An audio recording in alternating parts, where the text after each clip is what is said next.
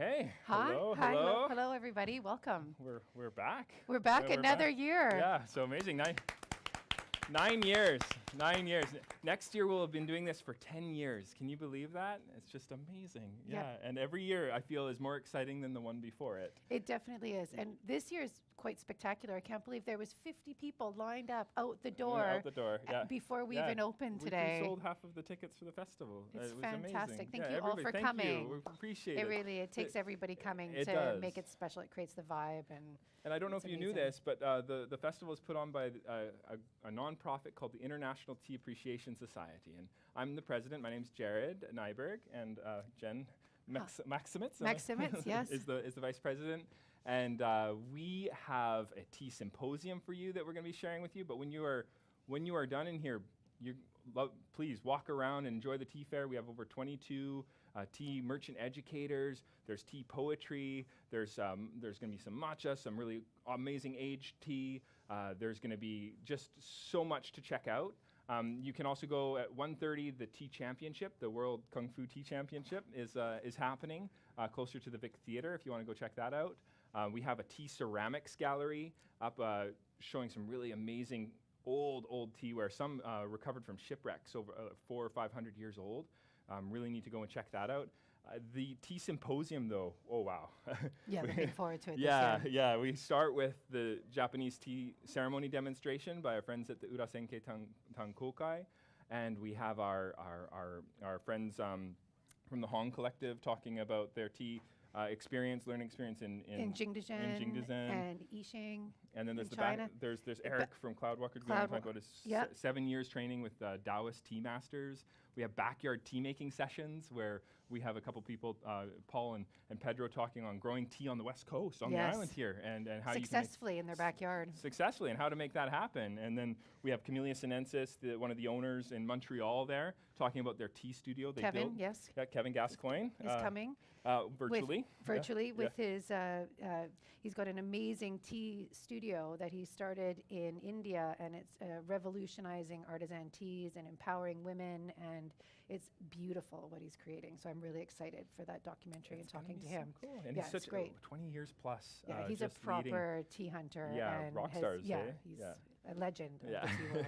And then the final talk is going to be a live feed from Yunnan, the biochemist who's responsible for helping to keep the Chaux pu'er fermentation stable. If you're into pu'er, this is like not to be the most epic talk. Chaux pu'er being those accelerated fermentations. I am so excited. so excited. It's going to be so great. But I wanted to, before everything gets going, I just wanted to say gratitude and thank you, and just acknowledge that we are holding our tea festival and our tea symposium and everything that we're doing here on the unceded territories of the Songhees and Esquimalt and Husaitnich nations and the Lekwungen-speaking peoples. The Lekwungen-speaking peoples represented by the Esquimalt and Songhees nations and the Husaitnich. So gratitude to them, and thank you to all of you for being here. So big hand for yourselves and for everybody involved. Yeah, thank you for coming. I'm going to leave the hosting thank you, Jared. to Jen here, and I wish you the best. Thank you, honey. Yeah, awesome. Jared also, I just want to acknowledge, he's the founder of the Tea Festival, him and his partner, May. Mew. Mew. Where is Mew here? Not here right now. Oh, no. Well, hopefully we'll see her later. Maybe, yeah. And he's been a real foundation holder of the Victoria tea scene. He is the co-founder of Jaga Silk, which is in Nootka Court here, and they're open every Friday to come and taste exquisite matchas. They mill them in-house. Oh, she's very sweet. And they get shipped fresh, like almost every month. No, but it's very rare that you get someone, and with his lovely partner, that takes so much pride and care in bringing beautiful teas to our small island here. So thank you. And check out Jen also on Salt Spring. Yeah. Okay, thank you. All right, thank you. She has a wonderful school called Tea Mistress. Thank you. So I would like to welcome, we're in for a real treat. Every year we love to start the Tea Symposium with the Urasenke School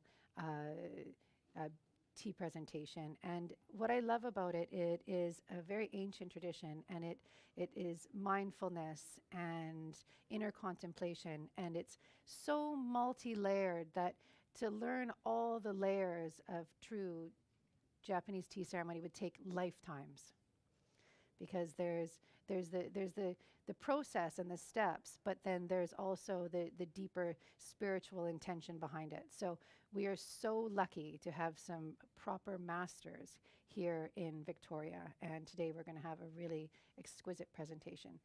So I would like to welcome.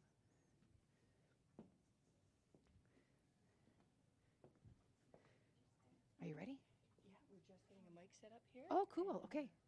Well, I'll talk a little bit more about the International Tea Appreciation Society. So we're a nonprofit. We're based here in Victoria. We're a group of volunteers. We're all tea heads. We all have different experiences, and we all come together in the appreciation of tea, and we throw this festival so people like yourselves can come and learn more and integrate tea into your life. And that's why we have the merchant educators. And that's why we call them merchant educators and not vendors, because all the people who are vending here today are also really steeped in the tea world and have something to share with their experience. So please, when you go around to the stands today, ask questions and be curious, because everybody has a lot to share.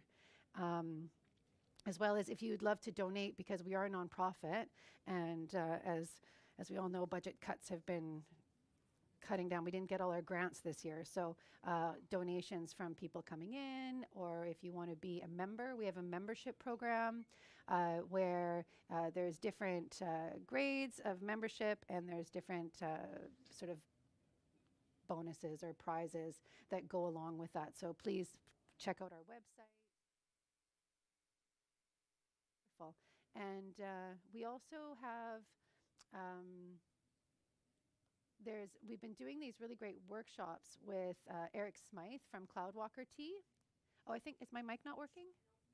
Yeah. Oh, no problem. Oh, hi. Were we back? Maybe it's just not coming out of, I can see it, maybe it's just not coming out of the microphone. Can everybody hear me okay? Cool. Oh, cool. So Erick Smithe, we'll be doing a talk later on today, but he has been doing these. Most people from Victoria here? Yeah, I'm seeing some nods. That's great. So Erick Smithe, he's the real deal. He lived in Asia for 7 years and speaks Mandarin fluently, writes it, really went deep, and which is exquisite and takes a lot of focus. And so he's been doing Gong Fu tea ceremony classes here in Nootka Court once a month. So if you go to the website, you can also check that out and come and participate in that. And he makes it really accessible, which I like. So, you know, you could come to one presentation, and by the end you could go home and make your own Gong Fu cha. So that's really wonderful. And that's kind of what we want to do with the International Tea Appreciation Society, is just get everybody drinking tea. It's so healthy for you, from your eyes to your toes to your hair. It's the empress of herbs for Chinese medicine, and we're ready. Please.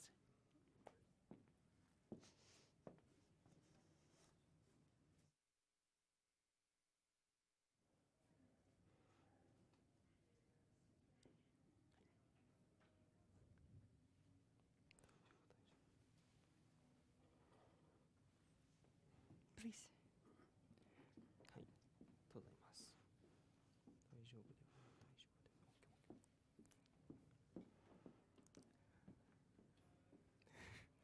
Welcome, everyone. Thank you so much for joining us here. We're pleased to be presenting Chado to you today at the Victoria Tea Festival Revival. I, too, would like to first start by acknowledging that we are gathered here today, and we also study our lessons on the unceded territories of the Lekwungen peoples, known today as the Esquimalt and Songhees First Nations. We are grateful for the opportunity to meet with you all today and to celebrate all things tea. My name is Natalie, and I am part of the Urasenke Tankokai Association of Victoria, and we are one of many associations studying the way of tea, or Chado, around the world. And our association here in Victoria was founded by an amazing woman, Mito Sensei, who shares her love of all things Chado with all of her students. Our Grand Tea Master, O Iemoto Sen Soshitsu, is our 16th Grand Tea Master in the Urasenke tradition. And we follow the spirit of Wa Ke Se Jaku. And in fact, our scroll today says Wa. And that stands for harmony, respect, purity, and tranquility. And that's the emotion we want to convey to you today. And we approach our tea with the thought of Ichigo Ichie, which is loosely translated, one chance, one meeting. And what it means is that this occasion, with everyone gathered here today, will never occur in exactly the same way again. So we appreciate you being here and being in the moment. And in the spirit of that, while photography is absolutely permitted, please refrain from using a flash and also be mindful of your fellow attendees.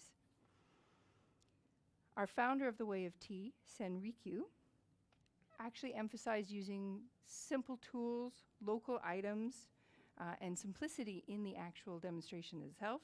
And that made tea, or Chado, more accessible to all folks in Japan, regardless of their rank or status. Prior to that, it was more of a noble or high-ranking endeavor. Traditionally, you may have seen, Chado is performed on tatami mats, and you kneel on the floor. And today, we're actually going to be demonstrating the ryurei style, or table style of tea. And this was developed in the Meiji era, when Japan was opening itself up and welcoming Westerners to the country. But with Western guests come Western clothing restrictions, as well as Western needs. And so the ryurei style was designed to allow all people to participate, regardless of their level of ability. And it definitely opened up Chado to more people to enjoy both as guests or even as students of the discipline. After the demonstration, we will have time for questions. And as well, we have a booth just outside where we will be demonstrating whisking techniques for anyone who would like to see that up close and personal. And my personal favorite, we will be selling some tea sweets as well, and we do hope you enjoy. Okay. Within Chado, there are many ways to serve tea in many different formalities.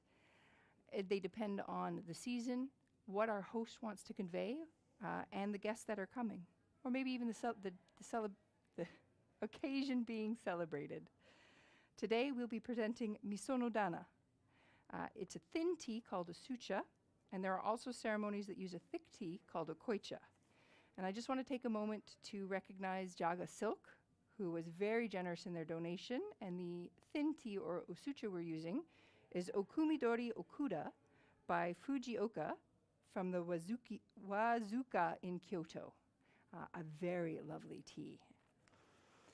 And without further ado, we are going to begin the ceremony. And to start, I'm going to introduce our Tankokai Association members who will be presenting to you today.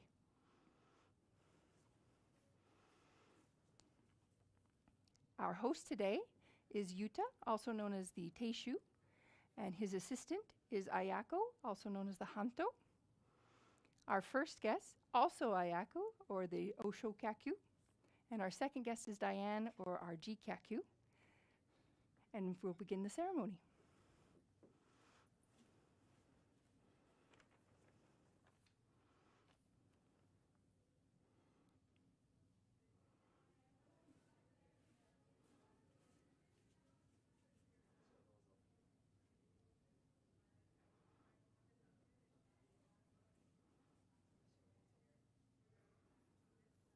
I'm not sure if anyone could hear him, but he said Okashio Dozo as he presents the sweets to our guests. While the ceremony is occurring, I will be describing some of the actions and translating for things as well. But again, if you have any questions after the ceremony, please don't hesitate to ask.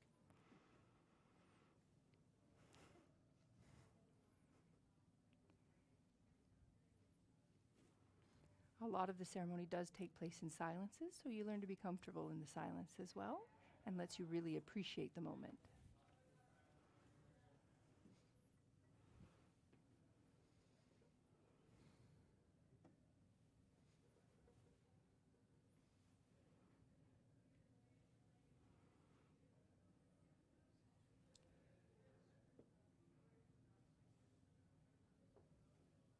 The first part of a tea ceremony begins with a ceremonial purification of the tea implements used. Now, this is different than cleaning. Of course, everything is meticulously cleaned beforehand, but the purification has many different benefits. One, it shows the respect and care our host has for our guests. And two, it really centers the host and focuses them in on this moment.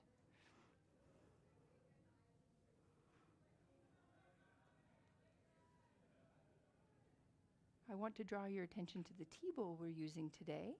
This is actually made by a local artist, Katie Fogg, and we chose it specifically because we love the colors. We feel they represent the West Coast, and especially in this season of the year where our oceans are a little bit more vigorous than they were during the summer.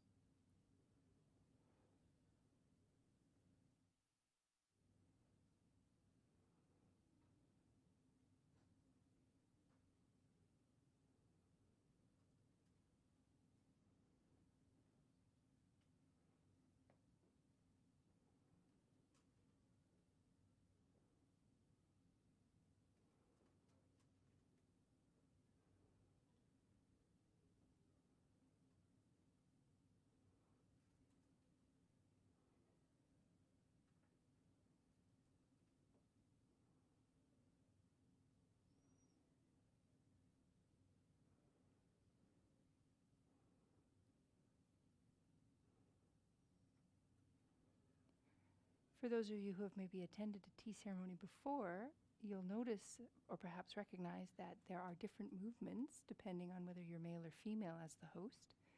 And so each tea ceremony really reflects the host themselves and what they do.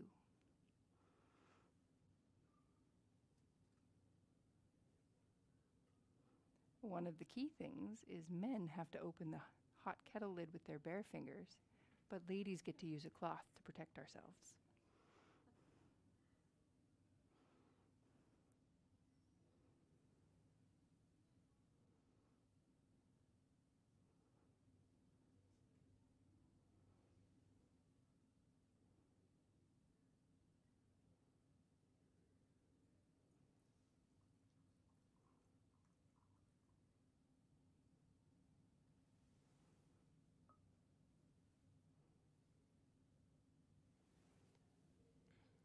What Yuta is doing now is warming the tea bowl and doing another purification step with the whisk.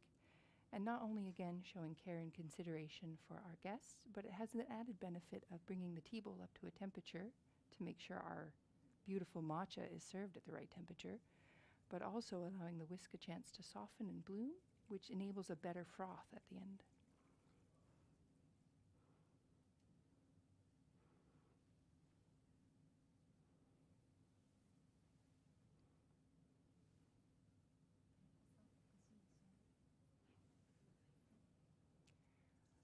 Our assistant has asked our first guest to begin enjoying their sweets. And for those of you who've maybe had a matcha before and thought, that's a little astringent, maybe not for me, matcha is actually the entire tea leaf stone ground. And it's prepared in a very special way. So it's quite different than a Western infusion of a tea bag into hot water. Because it is the entire tea leaf, which is it's actually covered from the sun for a few weeks before picking, which gives it an absolutely amazing bright green. And then it's picked at the height of fleshness and stone ground in these big stone mills. But it's an entire tea leaf, so it does taste a little bit astringent, and so it's designed to be eaten with a sweet just beforehand. That sweet shouldn't be heavily flavored. It should just be sweet, which allows you to have a bit of sweetness on your tongue, and it lets the true complexities of the flavor really shine through and cuts that astringency. So I do encourage you, if you didn't care for it before, try it just after having a sweet and see if you change your mind.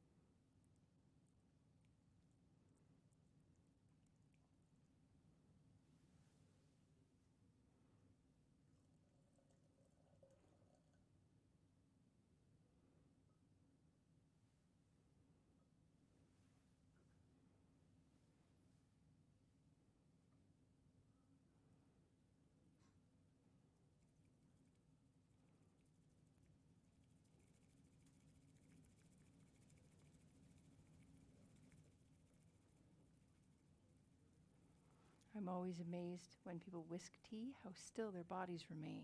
And yet they're really vigorously whisking that tea to get that beautiful suspension.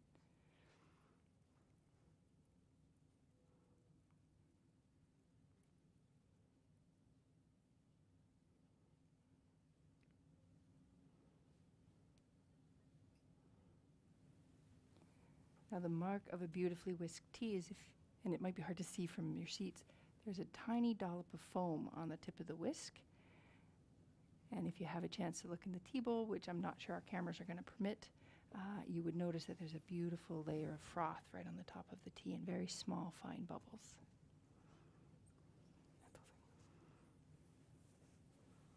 Now pay close attention to how the tea bowl is turned as it is transported around the tea room.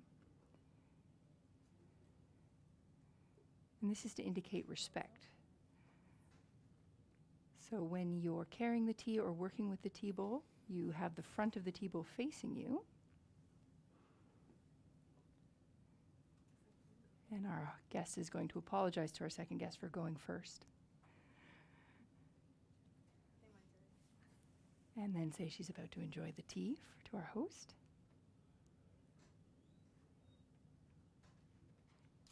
And you'll notice she turns the tea bowl, so now the rear of the tea or the back of the tea bowl faces her to show humility and humbleness in enjoying this tea with everyone today. What our host has just said is, I'm going to use a second bowl for our second guest. Traditionally, the first bowl would come back, we would make another tea, but the beauty of our tea ceremonies is they're constantly evolving to adapt to the new times, to account for demonstrations like this where we don't have maybe as much time as we normally would.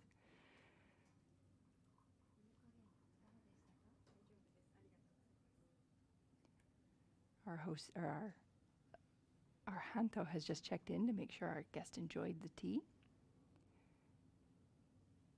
And you'll notice our guest has now turned the tea bowl back to herself, to the front, so that she could admire the tea bowl that our host has chosen for her today.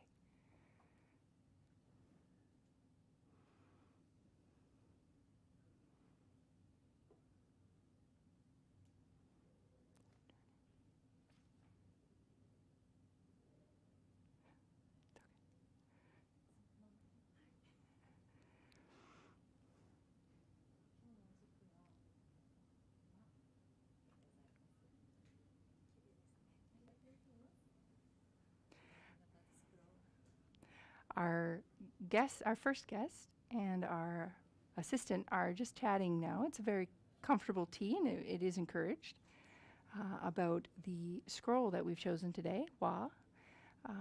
And often conversations will also involve what kind of flowers did we pick. And today you can see we have a lovely dogwood, and we've put some maple leaves around as well to embrace the spirit of fall.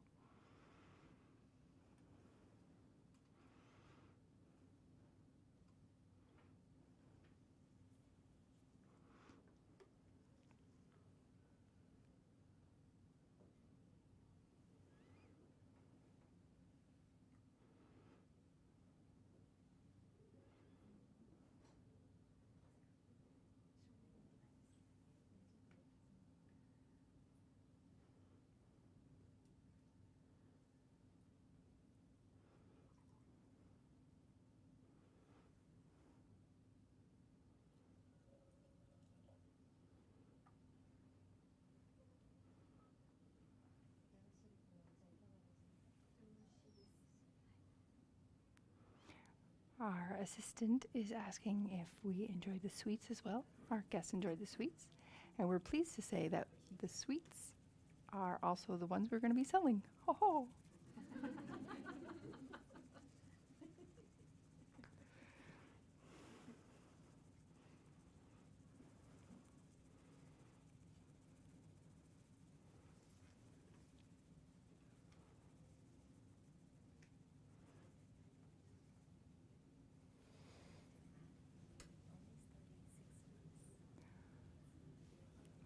Wow. Ayako is also Yuta sensei, and she's just let me know that Yuta has been studying for about 6 months That's very impressive to then be performing. And his movements are very beautiful.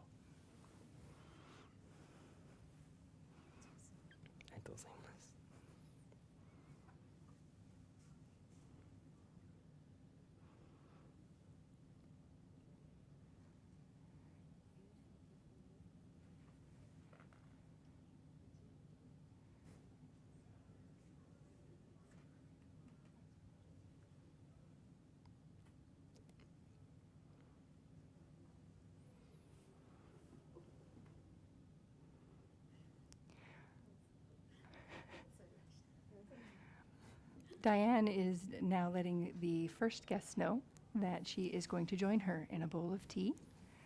And our first guest, Ayako, has said, please do so. Please join me.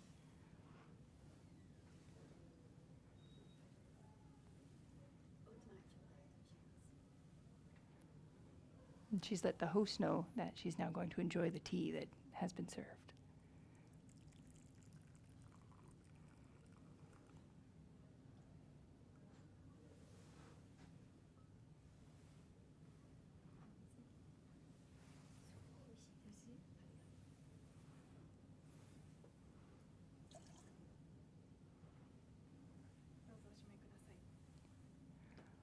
What Ayako, our first guest, has now said is that she is replete and the host may now finish the tea. If she had not said that phrase, that would have been a very subtle indicator that she would like another bowl of tea, and the host would have immediately begun making a new bowl of tea for her. But because she has said that, he will now commence closing the tea ceremony by cleaning the bowl and putting everything back to rights as how it started.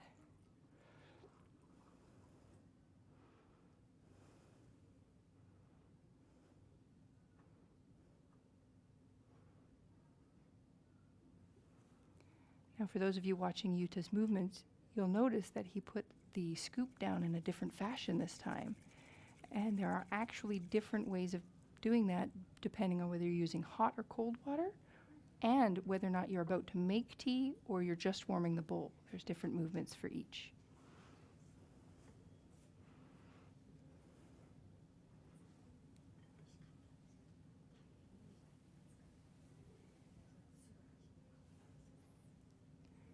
Our guest very much enjoyed her tea, and she's letting our assistant know that. In case you're worried, no, he's not pouring water on the floor. When he first came in, he was carrying a waste container that he very subtly put down on a shelf that you can't see.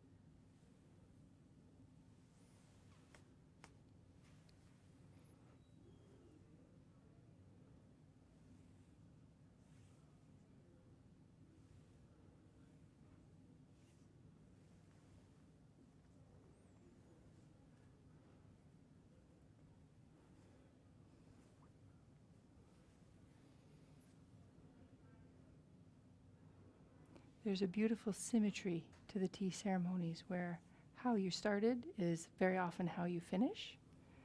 And so you'll see all the implements are going back to their original positions.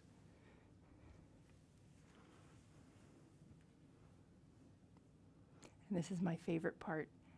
What he's doing now is Yuta is taking a scoop of cold water and transferring it to the hot water kettle or kama to indicate that there's always water ready for tea, should we ever have a guest who desires it.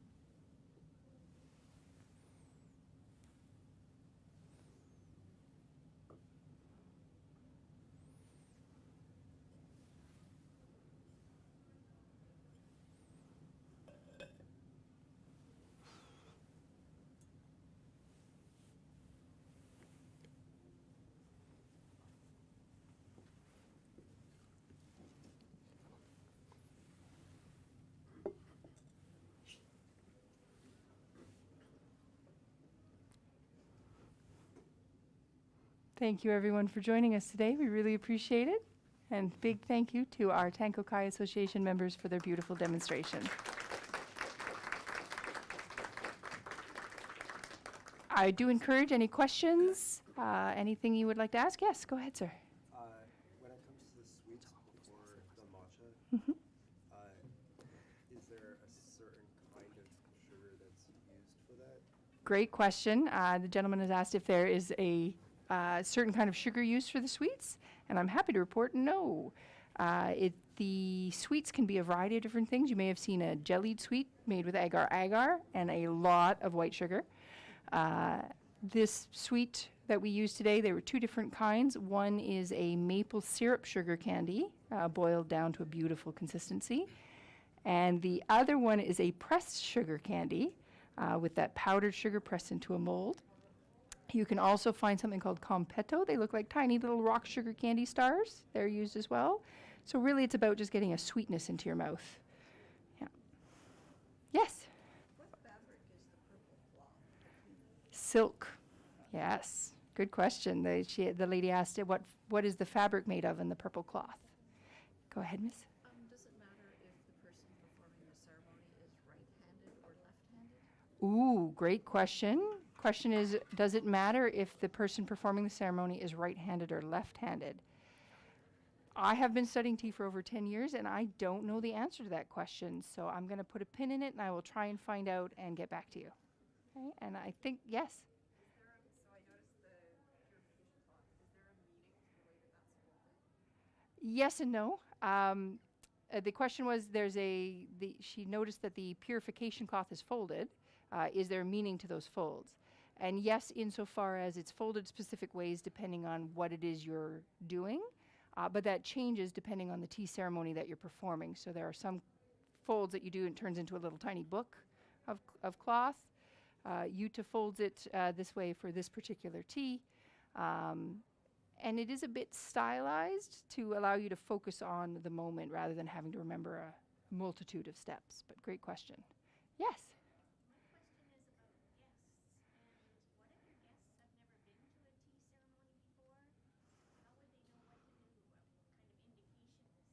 Oh, wonderful question. So the question was, if your guest has never been to a tea ceremony before, how do they know what to do? What do they do? Or are there any indications? And I'm really pleased you asked that because Sen Rikyu once said, at the end of the day, tea is about sharing a moment with your guest. And it's the comfort of the guest that is paramount, not all the accoutrements. So you can proactively give your guests a heads up beforehand. A lot of us, if you travel to Japan, may get surprised with a tea ceremony because a host would like to honor you with a tea ceremony. It's your comfort level, and you are allowed to talk. We were a little quiet here today, but you are allowed to be like, okay, now you can turn the bowl. Often we'll have an audience member as one of our guests, and we'll have a guest that's experienced to help them along. So it's very nice. I thought I saw another hand. I hope that answers your question, by the way. Yes, and then this gentleman. Mm-hmm. Purifying. Yeah. Thank you. So the question was, what is the meaning of the purification of the implements? So as we mentioned, everything is meticulously cleaned beforehand. The purification has several benefits. One, it allows us to show respect to the guests with care and consideration. We want to make sure everything is just right for you. But it also, I'm not going to translate this very accurately, but the purification allows the moment to go into the blood, into the body of the host, to focus in on this moment. You can't be thinking about your next steps or what are you going to do for dinner tonight or anything like that. You're in the moment and now, and you're treating this moment as Ichigo Ichie. Thank you. Yeah.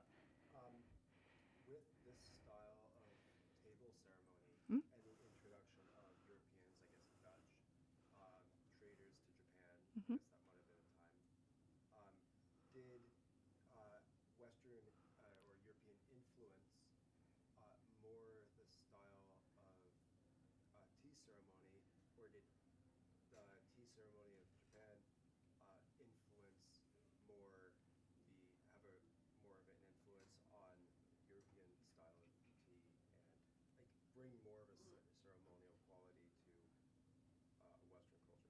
Excellent question. So the question, and if I'll paraphrase it here, was with the introduction of Western sensibilities into the Meiji era in Japan, did Japanese tea ceremony get influenced by the Western culture, or did the Japanese tea ceremony or tea behaviors influence a lot of the Western culture's tea?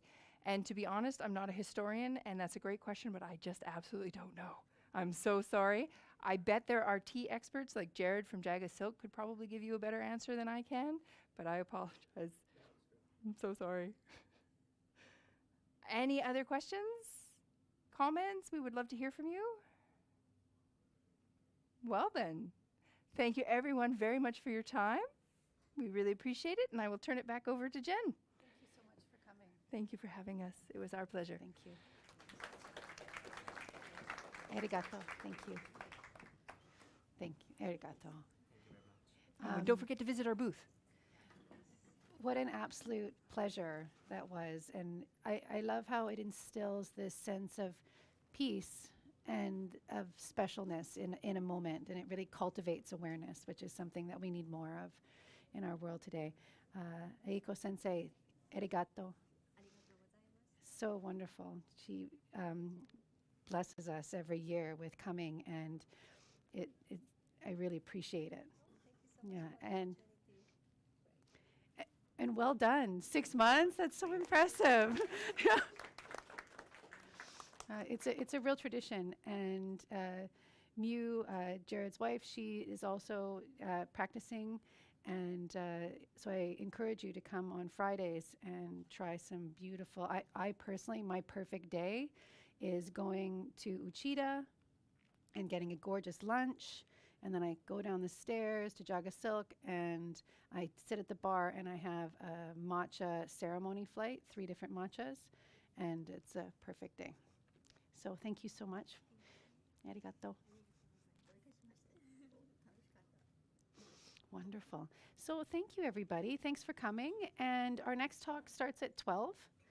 And we've got Erick Smithe from Cloudwalker Tea. And so I encourage you, how are we doing for time? 5 to 12. So yeah, it's going to be, we're going to have a quick switch over here. Thank you so much for coming. Should we...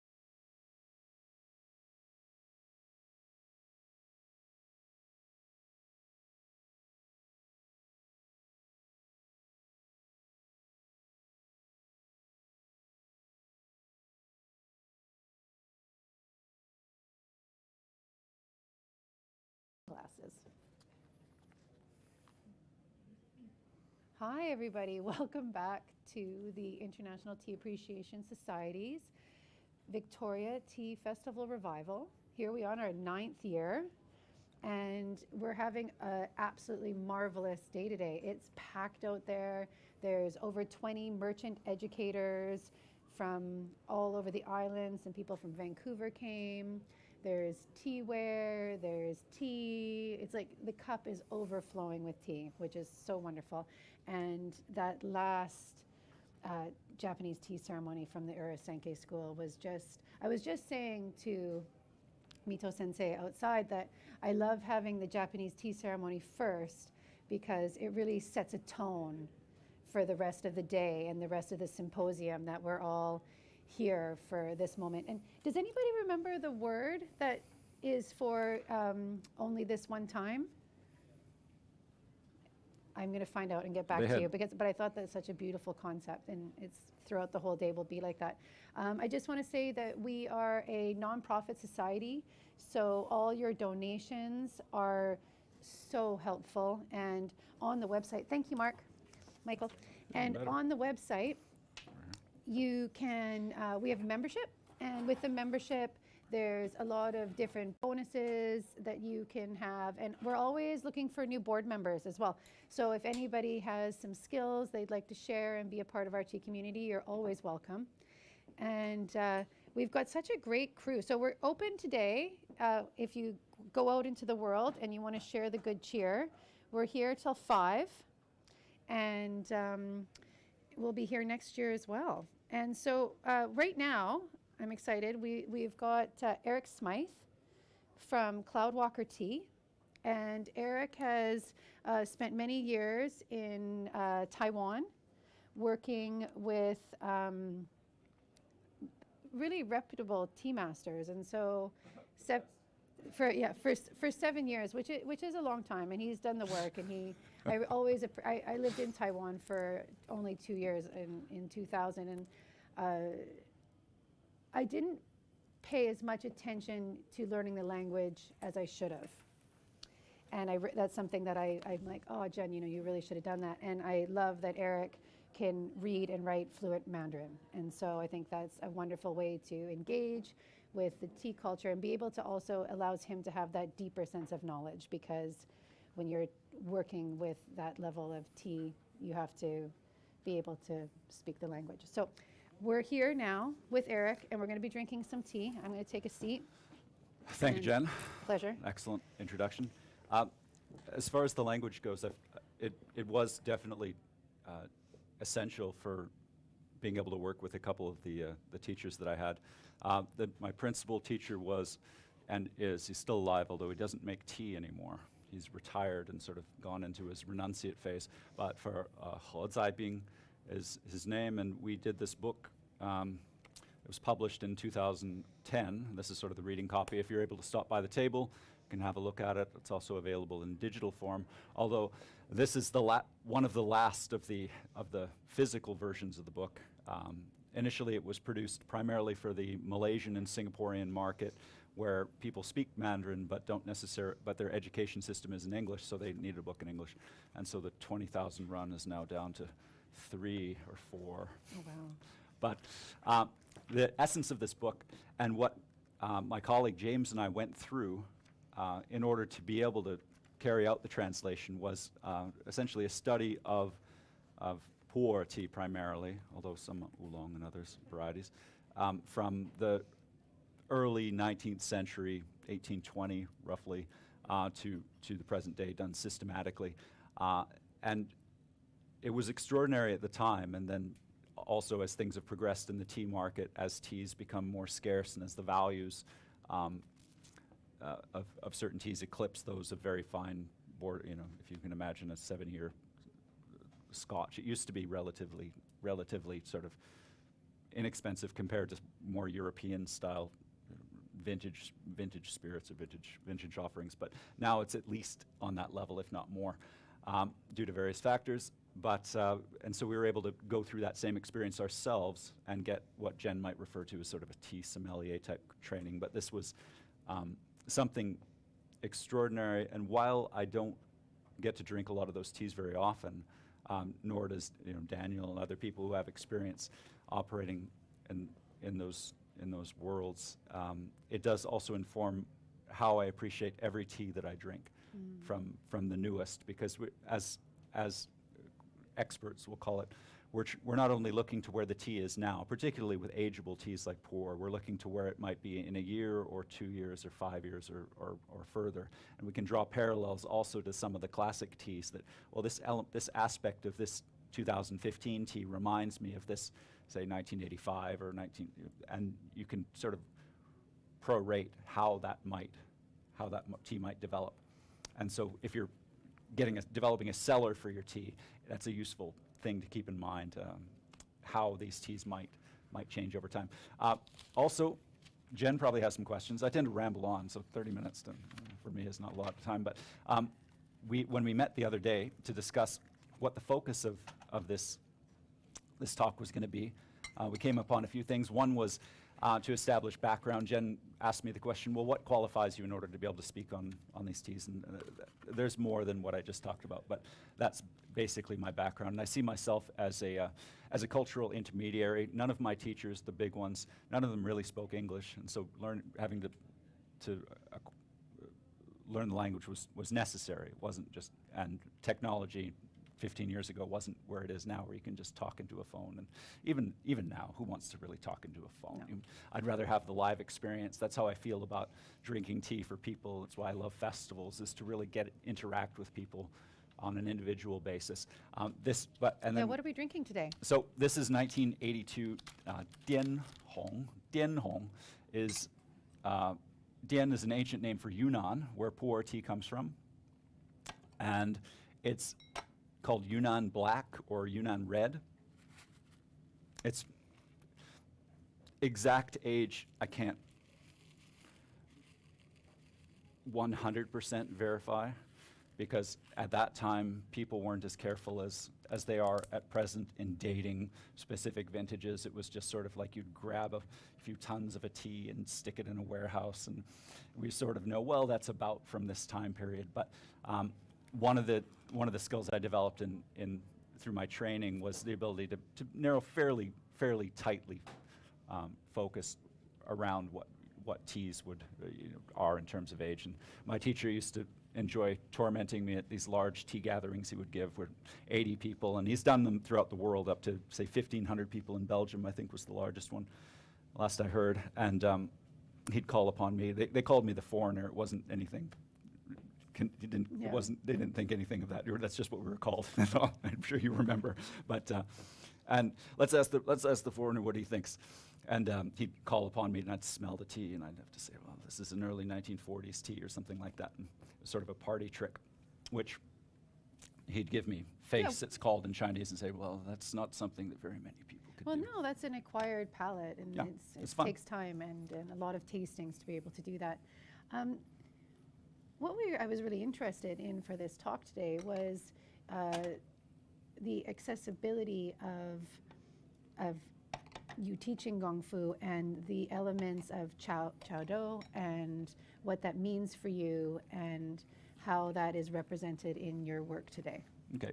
Well, for me, Chado, and this may differ slightly from certain Japanese interpretations, but for me, Chado is the state which we're able to enter into through this process of tea brewing. What's called Gong Fu Cha, or Kung Fu tea, can look differently. This is one of the classical ways of preparing, and it's what we're going to be using for our tea competition later, is using the gaiwan, which just means lidded bowl in Chinese. And other times you might see a small teapot, small cups. If you go to Daniel Liu's booth, you'll see a lot of that as a variation of Kung Fu tea. But for me, because of having studied a lot of the energetic aspects of traditional Chinese culture, including sort of Qigong and martial art and calligraphy, other practices which can be considered a Dao or a way, which is how it's translated, then you seek out that, I suppose in Japanese the word would be Sartori experience is the ideal. We don't always get there completely. That feeling of expansion of consciousness, expansion of awareness, and improvement, of course, of health and well-being and a lot of these other things. But if you're putting it sort of in a Maslow's hierarchy of importance, when you attain bliss, then things like improved liver function sort of like fall by the wayside in terms of priorities, perhaps. But it does all these things. These teas are tremendously good for you in various ways. Certain teas work better for certain individuals more than others.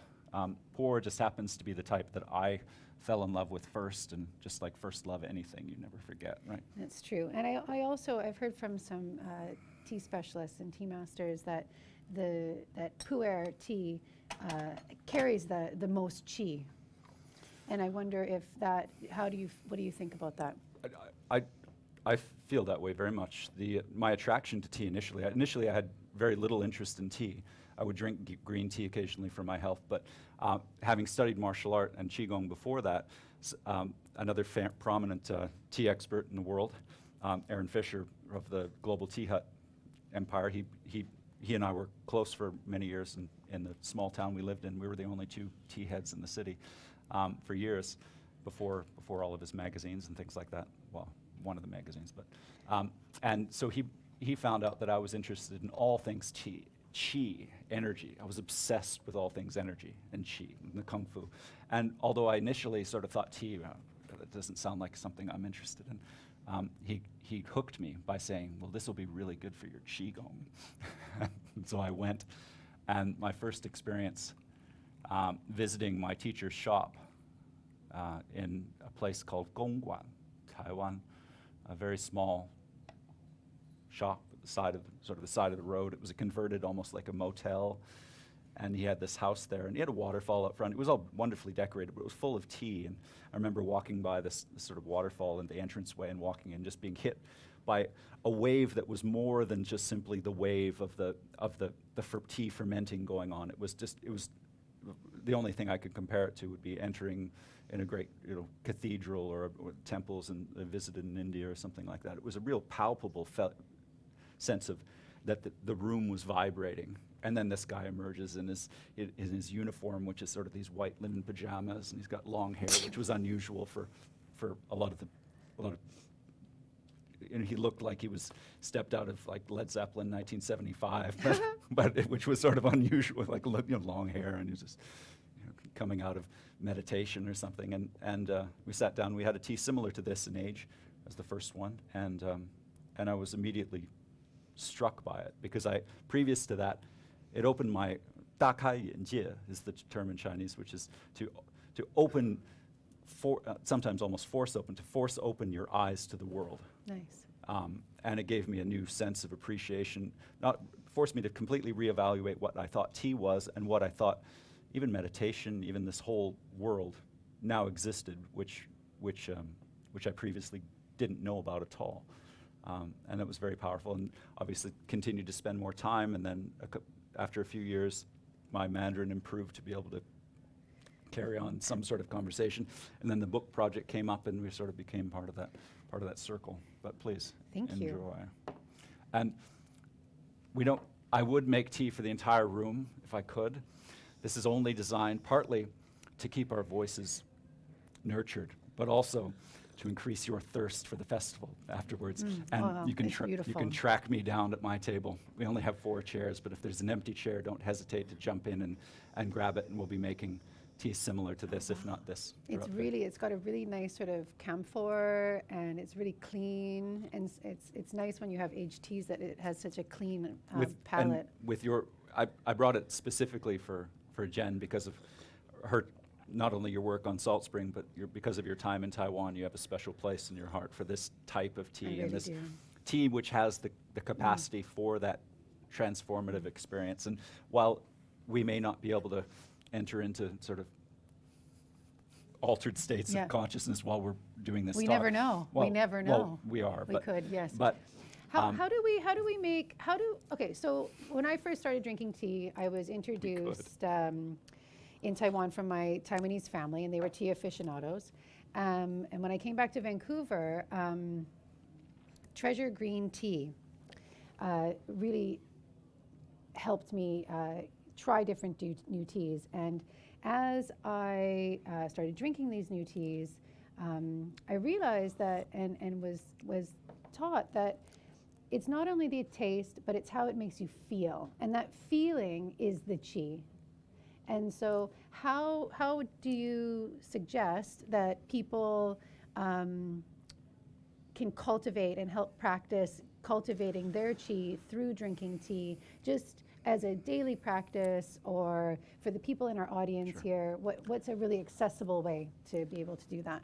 Sure. I should probably say first that not everyone subscribes to the view of qi as this sort of universal energy, similar to like the Force in Star Wars or something. Not everyone, and you don't have to. You can think of it in terms of biochemical, bioelectric rhythms. I see it as sort of qi as a bioelectric, biomagnetic force which operates through the body and through the world around us, and fosters sort of a sense of connectedness to our environment as opposed to a disassociation Totally. from it.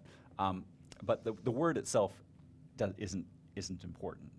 But it is that experience. It's a feeling, but it's a feeling which goes beyond the simple experience of flavor. One thing I like to do in tea sessions is to ask people to come up with some association that they might have from the flavor, and particularly with older teas, you'll get people coming up with wonderful things. Like they'll be drawn back to this experience of, at their grandmother's house 30 years prior, looking through an old album of people they've never met. I've been doing this for quite a long time, and it's always interesting what these very complex fragrances, and if you've researched tea, there's in terms of the flavonoids, the aromas of aged, particularly Chinese tea, are extremely complex, and so everything's in there, and which is why, in some ways, as experts, we avoid saying this is the flavor or this is the aroma of that tea, because sure, it's that, but it could be anything. And my experience of the tea and your experience of the tea will be different. Yes. Even the same, virtually the same cup. Yeah. We'll have a completely different And experience. as we were of it. talking when we were having tea the other day, It's coffee. Well, This is the last time I make that mistake. the- Whoa. That's not true. the intention behind the tea, how it's cultivated, and with artisan teas, and the region, and the care of the farmers, and the processing, all helps contribute to this cultivation of the qi in the tea. And Well, the tea, particularly pu'er tea, is considered a living tea, particularly the raw form, which is traditionally intended for aging. There's another form that came out in the 1970s, which is sort of an accelerated fermentation process, which we won't get into. But we say that the tea is active and living from the bud stage in the forests of Yunnan, and that quality of aliveness, and it's probiotic, prebiotics. It's living from a scientific perspective as well. Fermented. But it's being picked. The individual who picks it, who processes it, and pan fries it, presses it into cakes, who then they'll dry it, and the people who store it, the people who's how the care that's taken in the aging of the tea, and even the person you buy it from. All these factors are considered significant. And some of that you can adjust, by your own character. But traditionally, a lot of people like to know sort of where things come from, and who they're getting them from. well, it's like a farmer's market. Like I love to go to the farmer's market and meet the grower and see the care. And I think there's something to be really said about when people take pride in their work and they take care, and a large part of that is like to make something with tea, something artisan and tasteful, and putting that forward to you. It's almost like growing organic with. But and even though you may not have met the world that I operate mostly in is the collector market, and even though I wouldn't have necessarily met the farmer or the picker of the tea and I had any interaction there, it's, to borrow a phrase from the 60s lexicon, it's the vibe that you get from not only the product but the individuals, and you develop a lot of you I'm sure have, you develop a feeling about it. And the tea, my teacher in this book would say that the wrapper might lie on the tea. The words that are written to describe it might be inaccurate. The certifications for organic or this such and such may not be true, but the tea itself doesn't lie, and the energy, the vibratory resonance is what we would call it, and they speak very plainly about it. And I'm happy that having been back in North America for a period of time, there was a lot more resistance to that sort of attitude towards tea, just sort of that, in Vancouver particularly. How would your tea People are masters getting a lot and cooler now. well, it's at least everybody's getting into it, and that feels great because the more people who drink tea, the better it is. How would your tea masters that you were working with, what sort of techniques and processes did they use to develop your receptivity? Was it drinking more tea? Was there, what were the sort of techniques? It wasn't instruction in what a lot of people might consider to be instruction. It was more a very traditional model, much like if you were, I remember hearing stories about people learning sitar traditionally in India. It was basically sitting at the feet of the master for 12 years in order to acquire this skill. And it was much like that.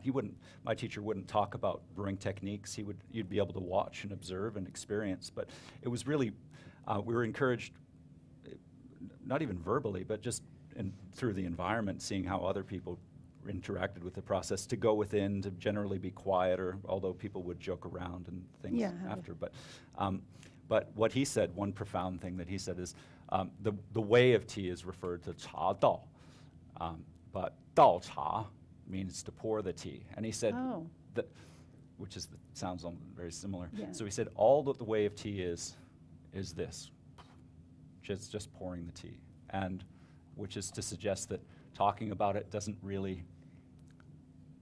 is never going to quite get you there. No, that's but true. You'll get there through the process of interacting with people that also have a strong appreciation for tea, but also by doing it yourself.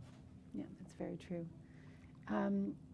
And since you've been back, well, actually, one thing I noticed I was reading your book, and I love how in the first chapter, and is this one of the tea master that you're working with, and where there was 100 sessions, and people came from all over Taiwan, and they would break out these exquisite cakes and bags of tea, and many of those are north of $1 million a cake now. Wow. And so And some are extinct. That's incredible. And so in this book, I wanted to learn more about what that process was. So you would be in the tea shop, and all these people would have this kind of a pilgrimage to the tea shop. Sure. Well, from a shameless sales point of view, I encourage you all to download the PDF version of this book if you're interested in exploring further the experience of these teas. And it's difficult to describe. People went about it in different ways. So to say that this is the book of my teacher, it is the book of my teacher, but it was essentially compiled by the experience of the 25 people roughly who regularly attended these sessions. And these were all most of them were college professors and sort of captains of industry type people, because they could just sort of take off on a Thursday afternoon at 1 o'clock and go drink tea for 7 hours, and no one would miss them. But it was trying to capture that, and so you'll get wonderful stories which seem unbelievable, would have seemed completely unbelievable before I had these types of experiences. But people would talk, my teacher would talk about just drink tea and just sort of let everything go.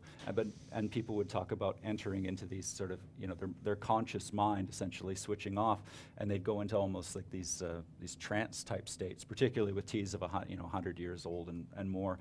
And you'll get stories of the world went blank, and I landed in a realm of 10 million Buddhas, and each from the navel of each Buddha was a lotus growing, out of it with 10,000 more Buddhas. And these were not people they weren't taking acid or anything. This wasn't Woodstock. This was somebody who, taught engineering at a top university in Taiwan. Well, there's really something about having a long tea session. There is this state that you It's get available. to. It really is, when you get the opportunity. And Erick is speaking of over $1 million teas, but it's accessible with I'm not drinking $1 million teas, and I've had some beautiful tea sessions, and I really encourage everybody to sit with friends and just sit and drink tea and taste the teas and try different teas and spend hours. Like, one of my favorite things to do is to sit with friends and drink tea for hours, and we talk and the conversation unravels. And I feel for me, that's so. Jared always laughs at me because, and my dad laughs at me too, because people ask me all the time when I'm teaching a tea class, they're like, Jen, how do you know when the tea's ready? And I say, I don't know, the tea just tells me, and I'll pour it. And I think that these are all things, and it never used to always be like that, but you know, I had my first cup of tea in 2000, whoosh, 2024 now, and there's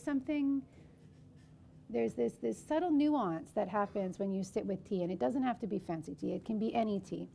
And I just like to recommend artisan teas that are made with care and love, and you can taste it. And I think that all builds towards this like inner listening that can happen with the tea. And obviously you've really cultivated that with aged teas, which are definitely, you know, of like that. I like what you're saying, and I accumulated. imagine we're approaching sort of, are we at the 5-minute mark yet? I don't know. But No, we've got a anyway, ways to go. This is Great. although this volume was heavily edited by a team of Taiwanese PhDs after we finished our translation to make it less poetic and more accurate, we'll call it. This part is mostly untouched. But I'll read just the short introduction, which I feel, it's 3 paragraphs, it won't take very long. And I feel it sums up his character and what you're talking about trusting one's intuition and inner knowing in brewing tea, and how accessing that part of yourself will allow you to not only appreciate teas better, it'll also help you to find better tea, to find better association within tea as a societal group. Yeah. So, this is him. We used to call him the dude before I learned how to, before I knew, now I call him teacher, or, you know, but anyway, he's quite a character if you ever get a chance.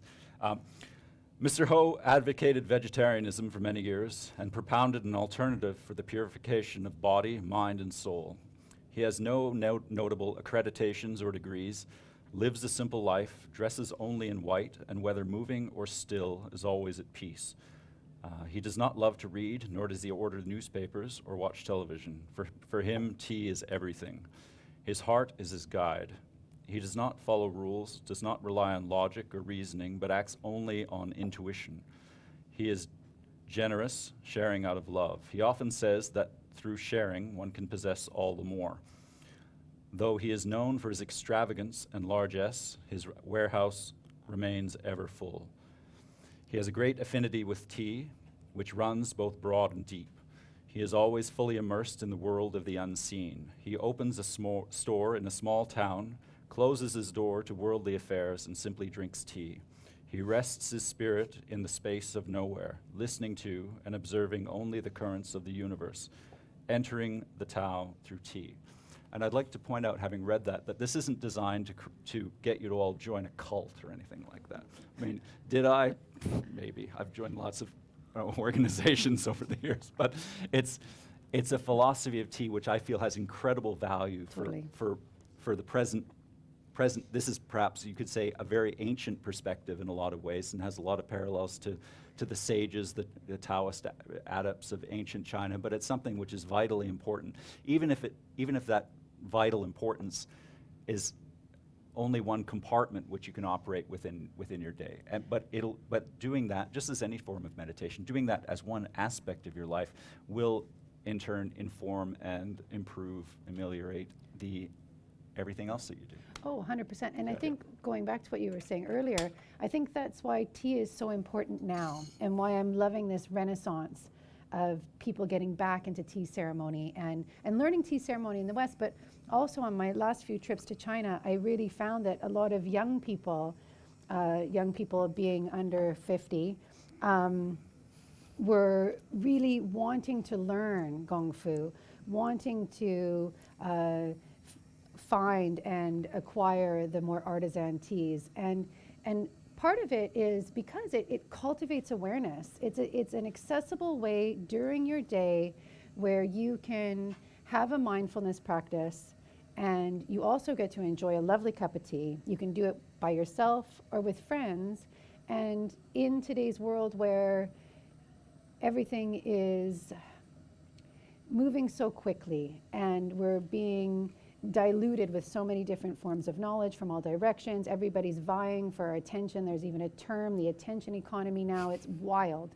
And so I find that for everyday life, for myself, pouring tea every day is helping to cultivate my awareness. And if I can do that simple thing where I'm going to have a cup of tea anyways, and if I can sit and have that as my moment where I come back into myself and have some quietness and use that as my meditation practice, then that's important. So I encourage everyone to try that at home.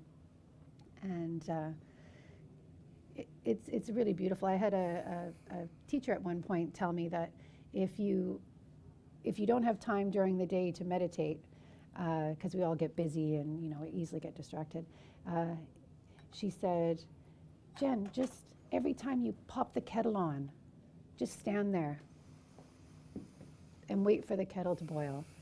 And I was like, oh.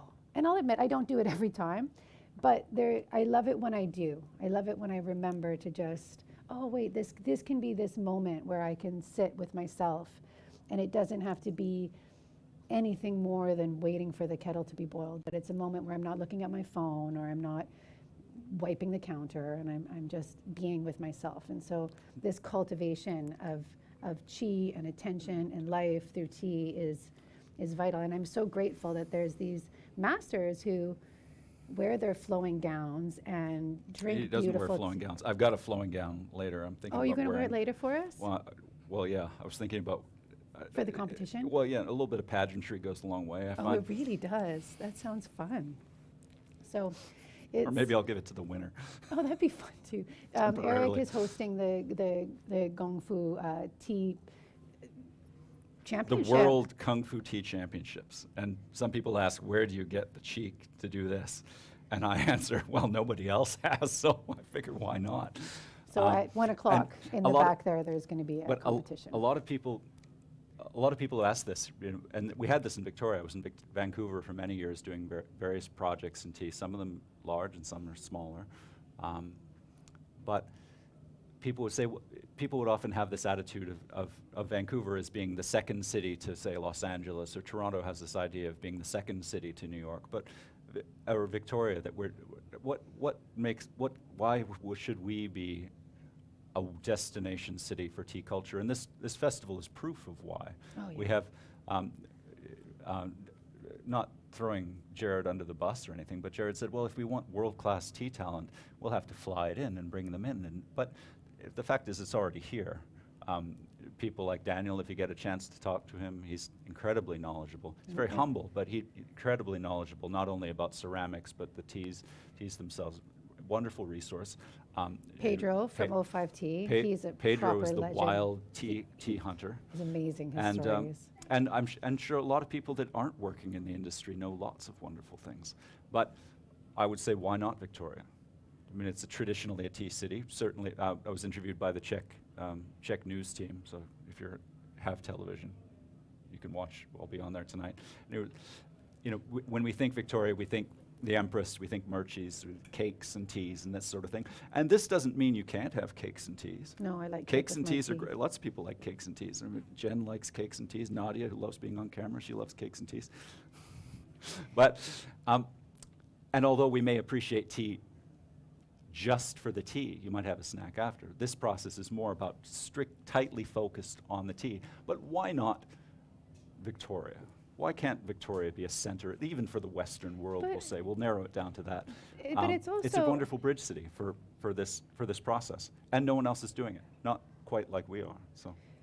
Yeah, well, and one thing I've really enjoyed over the years is watching tea culture blossom in all these different places. And everybody has their own interpretation of it and their own way of expressing it. And whenever I travel, so if it's either for tea hunting or for pleasure with my family, something I always do is I go on the internet and I Google Gong Fu Tea Paris or Gong Fu Tea Prague, and then there's these tea houses everywhere. That's the most amazing thing about tea is everywhere, and you can go there and sit and have tea, and there's like a kinship that happens, and you'll meet these lovely people, and there's this global tea community I feel is really special. And so I encourage everyone the next time you go traveling to try and find your local tea house and sit and meet some people there. And I always find the tea community to be very quirky and interesting, and everybody kind of beats to their own drum, which is really nice. And the Daoist perspective would be also that you don't necessarily have to travel to the mountains of China in order to attain the experience which is available on mountaintops drinking tea with monks. That can be a wonderful thing, and I've done things like that. But it's available right here, right where you are, is the message 100%. which is, I think, most important to keep in mind. Yes, and I think that Jaga Silk has been open for, I think, 20 years now, or 16 years, like quite a long time. They've been a real foundation for our Victoria tea family. So it's wonderful to come, and I'm so grateful that Jared and Mew opened this space for us to all come and enjoy. Do we have any questions from the audience about tea and cultivating qi, or aging teas, or what it was like to drink with tea ascetics? Yes. Is there a difference between like the cake form of it or like the loose leaf form? Sure. Cake tea will have gone through both anaerobic and aerobic fermentation, whereas the loose leaf form only goes through aerobic fermentation. Could you maybe unpack that a little bit more for us? No. That's a sciencey question. I'm the hearts and minds song and dance man of the tea industry. I pretend I've got big stacks of reports at home on all this stuff that I've read, but I pretend like I haven't. I find it much more effective. Okay. Because my approach, my true love of tea, although I appreciate there are many different perspectives within tea, my true love of tea comes from the experience of it. Yes. And while I think sometimes it's important to your question can be answered simply, or it can be answered in a very complicated way that would probably need another half an hour to get into.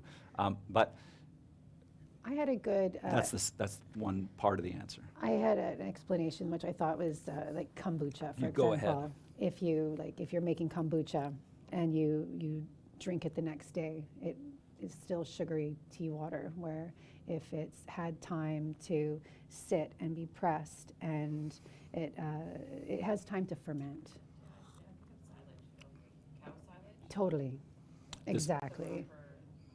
Yeah. This exactly. is just another aside. Traditionally, although it doesn't fully apply at present, traditionally the best material was used to make cakes. Secondary to that would be bricks, and third would be the bird's nest. Technically, the Chinese term is tuo, which means wad, but I guess people didn't like the term wad, so they call it bird's nest. And then loose leaf would be 4. However, sometimes materials stored on factory in order to be used at a later date, and that's a whole other category. If you want my technical answer. No, this is good. This is I why you're pretend here. I'd rather pretend like I don't know. This is why you're here. Yes, Yeah. please. Is there a time of day when it is perhaps most conducive to that kind of meditative experience? To have it 2 traditional times for tea drinking would be, you can do it first thing in the morning, but 2 traditional times would be, say, 10:30 a.m., and then beginning at 1:30 to 2 p.m., roughly through till 4, although some people drink tea all day long. But I'm not sure about Jen. I drink tea pretty much first thing. I have a series on Instagram called Teapots at Dawn, where I get up at 4 or 5 in the morning and go through sort of some basic brewing techniques and stories, war stories from the tea industry, Oh, and that's all sorts of fun. I'll have to check wild that and- out. Yeah, well, you should. Humble sage that I am. Yes. How do you know which teas you should wash or heat up and then, throw away the rinse, and then which ones you should? Okay, There is some debate in China about this. However, I defer to Daniel's opinion, which I agree with fully, is that within Kung Fu tea, you always rinse. I always rinse. Green tea people, like Longji, some green tea, Chinese green tea people will tell you that you shouldn't rinse the tea, and I'm not a green tea person, so I let them have their way. Other people will say, no, you should keep the rinse and drink it at the end, and it was called like hui hun cha. It was like, you know, the hair of the dog tea it's literally what it means. And drink that at the end in order to get an appreciation. This is all new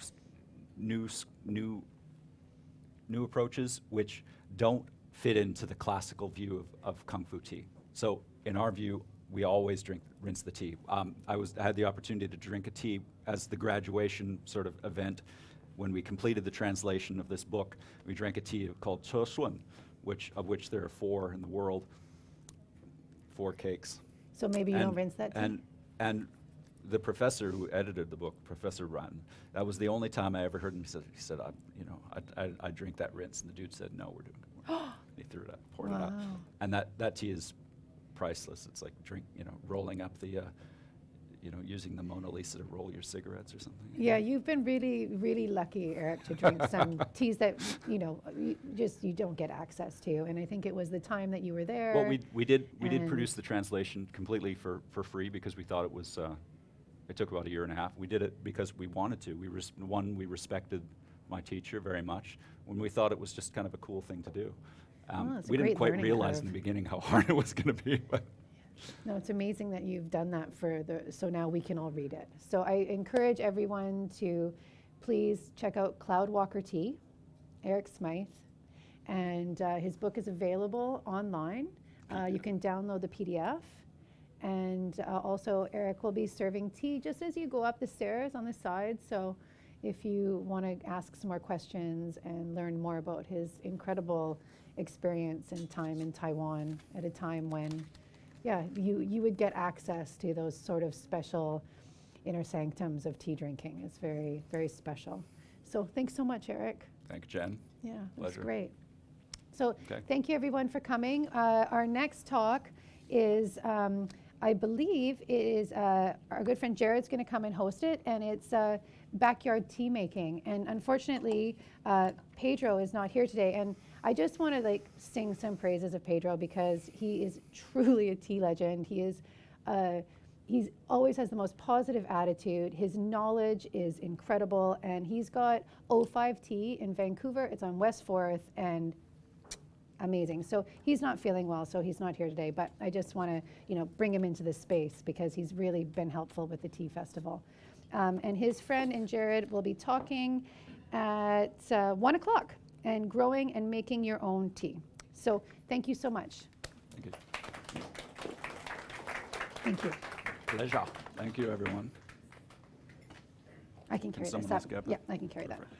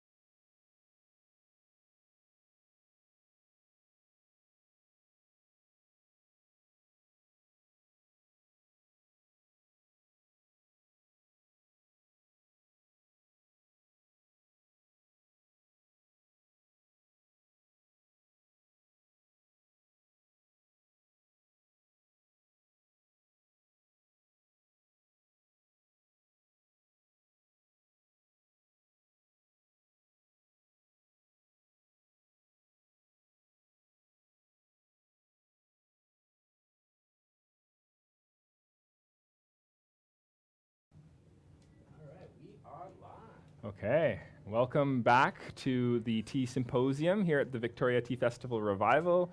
I am stepping in for Jen. My name is Jared. I helped to introduce the festival at the beginning here. I'm with the International Tea Appreciation Society.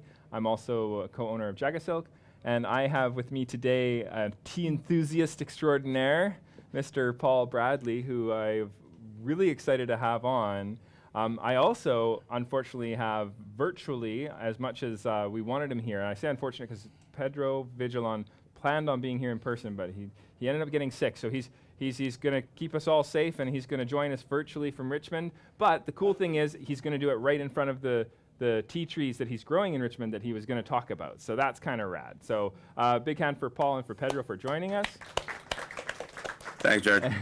And Pedro is actually the co-owner or the founder, one of the founders of O5 Tea, and I consider him a dear friend. We've traveled to Bhutan together. We often talk tea together. We bought tea mills together. Really great relationship with Pedro, so I'm stoked. And then Paul watched we did during the pandemic a 24-hour tea symposium because we couldn't have people here, and I was the co-host the entire time, and I was all like, wow. Paul actually watched the entire thing. I dozed off for about half an hour around 4 in the morning. But other than that. Well, I don't know where it is. Okay. That's not I was still on there, though. You were still on. Okay. Eyes closed for a little bit. Eyes closed for a little bit. I kind of feel like I did that at points. But we have a talk today on backyard tea making and the whole concept of growing tea in the on the island here, on the mainland, just in this climate. And just this idea, sorry, my earpiece. Are we okay there, Mark? My earpiece came off? Okay. Yeah, the climate here, a lot of people think you can't grow tea, and I think it's been proven by those large plants behind Pedro there, by, there's a farm called Westholm down up island a little bit. Yep. That's been growing some plants. We have some successes there, and we also have Paul here growing just as a hobbyist, and I want to do a talk about just what these guys are doing and how they're keeping their plants alive. So, yeah. I don't know if you wanted to add a few more words to your introductions. Pedro, did I cover everything, or are we doing? You did, man. Thank okay. you. Yeah. Not nothing to add. Okay, all right. We can talk about some live plants and some crafting here. You know, Paul was a big inspiration since I knew that guy was keeping some plants alive and handcrafting some delicious stuff. And now these things have grown a little bit more, as you can see around here. Yeah, pretty substantial. And how many plants are there, Pedro? Is that these 3? guys are 5 trees. 5 and there's a trees, bunch okay. of baby trees here on the back. And the approach has been, as you know, you've seen my family and all. And for good or evil, there's no one Chinese or Japanese or there is no tea tradition in my family. Sure. Just, Yeah. you know, Yeah, same here. probably my grandparents drank something else back in Mexico. Well, they drank definitely something else back in Mexico. But what they did give me was a lot of curiosity. So like you guys in Jagasilk, I travel a lot to Origin and hang out with a bunch of folks in Bhutan and Japan and Yunnan and what have you. And I try to learn as much as possible from those guys. What are they doing? And I think one of the best ways of learning is just trying to do it yourself. And that's what these trees have enabled me to do. Remember our friend Mig Mahamo, who showed us how to make fermented Bhutanese tea? Yeah, the oak ash fermentations. Yeah. Oak ash fermentation. So you can see these guys. They're not like hers, but they're oak ash fermented. That's so cool. Nice. Leaves from this, thanks to our friend Migma. Now, Yeah. I am glad that my Bhutanese grandfather, if I had one, is not watching because they don't look like one. I'm sure they But you know taste great. And what Pedro's talking about is there's an ancient style of tea making that involves using oak ash during the Kilgreen process. So when you're processing the tea leaves, and they're boiled, and then the oak ash makes it pretty alkaline. But then they're piled and let to dry in piles. It's kind of like a different tea. Wood way, like a Chinese pu'er fermentation. Yeah, like a sort pu'er of. fermentation. I actually really reminded me of that. Going to Bhutan and seeing this I felt like there was some you could really feel the ancient relationship between different tea-making countries. It goes back a very long time, especially the Jatu. This is the branch for whisking. It reminded me of, it must be the ancestor of the bamboo whisk and stuff. Yeah, so definitely. yeah, it was pretty cool. But they were also... There was something really cool about it. Yeah, so that there's that. There's this one that's inspired in Mimasaka. like Paul, I've had some batches of. It almost looks the same, right? But no, this is Mimasaka Bancha inspired. So Mimasaka Bancha inspired. And yeah, and you can watch an old tea festival episode where Pedro was actually boiling some bancha leaves, and we roasted it in the tea roaster. If I remember, yeah, that was in 2021. It was pretty cool. Yeah. And Paul brought some leaves too. What do we? I don't know if the camera can see that or anything, but Yeah, this is a white tea I produced this spring past from tea plants I have in Royston in the Comox Valley. okay, we good? Yeah. Okay. Awesome. Oh, pausing. Yeah. Yeah, it's pretty cool. So you process these as a white tea? Yeah, as a white tea, yeah. So I Okay. plucked 2 leaves in a bud and did some withering, very minimal processing for this one. I just really like the way that it's coming out. Very simple, but very beautiful, very clean. Quite citrusy as well. But yeah, I'm really just trying to see what the terroir where I live has. And Can I brew it while we're talking? yeah, most definitely. Okay. Yeah, I make pretty small batches. I have about 10 plants on the ground right now. I'm producing 50 to 100 grams at a time, so very minimal amounts. But it's super fun doing it, and it's really helps you appreciate the tea plant when you're producing everything by yourself, plucking the leaves, understanding the whole process of how you create tea. It's been super fun, and yeah, it just kind of like sparks curiosity, and then actually getting to work with the plant and experiencing it. It's just been amazing. Because these are plants you're growing right now. Yeah, These these are all from ones. seed. Yeah, these are all seed germinated from seeds I got from Japan. This is an Asamaka I got from a guy in South Carolina, Table Rock Tea. This one's about 3 years old now, or these ones were just germinated this spring. And that's really that's coming along. That's cool. And this is it does make you appreciate the labor behind every cup of tea. Because when I Yes, tried to most make matcha, I made probably like 60 grams, yeah. and I think all in all, I spent a good 8 to 10 hours just plucking that stuff and making the tencha and milling it, and it's insane. I believe it. And it was not really saying good matcha. There are some teas that actually come out okay, but my matcha was terrible. The matcha was terrible. It That's was not hard. good. That's No, always no. a bit of a process. Hey, I always tell people if I was ever going to process my own tea, I'd probably go down the crimson teas or the oolongs or the white teas, because white tea it's a hard wither, right? Using kind of like a passive environment, Exactly. and you're able to, I guess, have less technical equipment. It's still important to know what you're doing to a certain extent, but another extent you can kind of just. Yeah, I literally just use a tiny little dehydrator that I have in my house. It's literally about this big. Yeah. Okay. And then it's just all control and feeling it, smelling it, and seeing how it's progressing. And then when it gets to the point where I really enjoy the smell of it, and then I'll dry it a little harder. And then you get this beautiful tea right here. So. Oh, that's awesome. Yep. Oh, and sorry, you were going to say something there, Pedro? No, I was just gonna say that the other thing that's really fun to do when you have tea trees is sometimes just drinking the tea leaves straight as they are. Stuff a thermos with a bunch of show you guys. Sure. But put a bunch of these guys in a thermos and add boiling water. Oh, It's just the raw leaf. very nice drink. Yep. Interesting. Okay. Yeah. And you happen to have some charcoal, and you can put some bamboo, a trunk of bamboo, and stuff this with leaves and fresh spring water. It's also very delicious.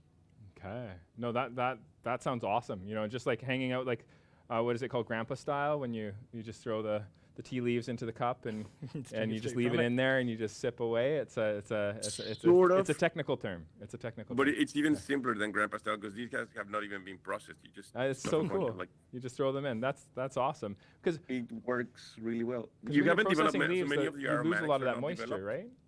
But it's tasty, yeah. It's tasty. Amazing. Okay, let's try some. We're gonna try some of Paul's tea without you here, Pedro. Cheers to you. Thinking of it. Yeah, thinking of you. Cheers to everybody. Yeah. Honey. Kind of something like almost like a rose. Yeah, very floral. I always find it turns very citrusy as well. Yeah. Well, that's really nice. You got some and good mouthfeel. Yeah. Yep. Yeah, I just find this simple process. It just creates a really clean, light tea. Good tea when when you finish drinking and you smell the empty cup and you just smell those tea oils and it's very exciting. That's very good. Yeah. That's very good. Cool. So I have some tea plants at my house that died. They survived until they were about 7 years old. So it was a kind of a What? Yeah, I was really sad. And how it happened is we transplanted them to different pots because they were getting too big for the pots they were in. And they didn't like it. we never put them into the ground, and the new pots didn't drain as well as the old pots, And they drowned. and they Yeah. died.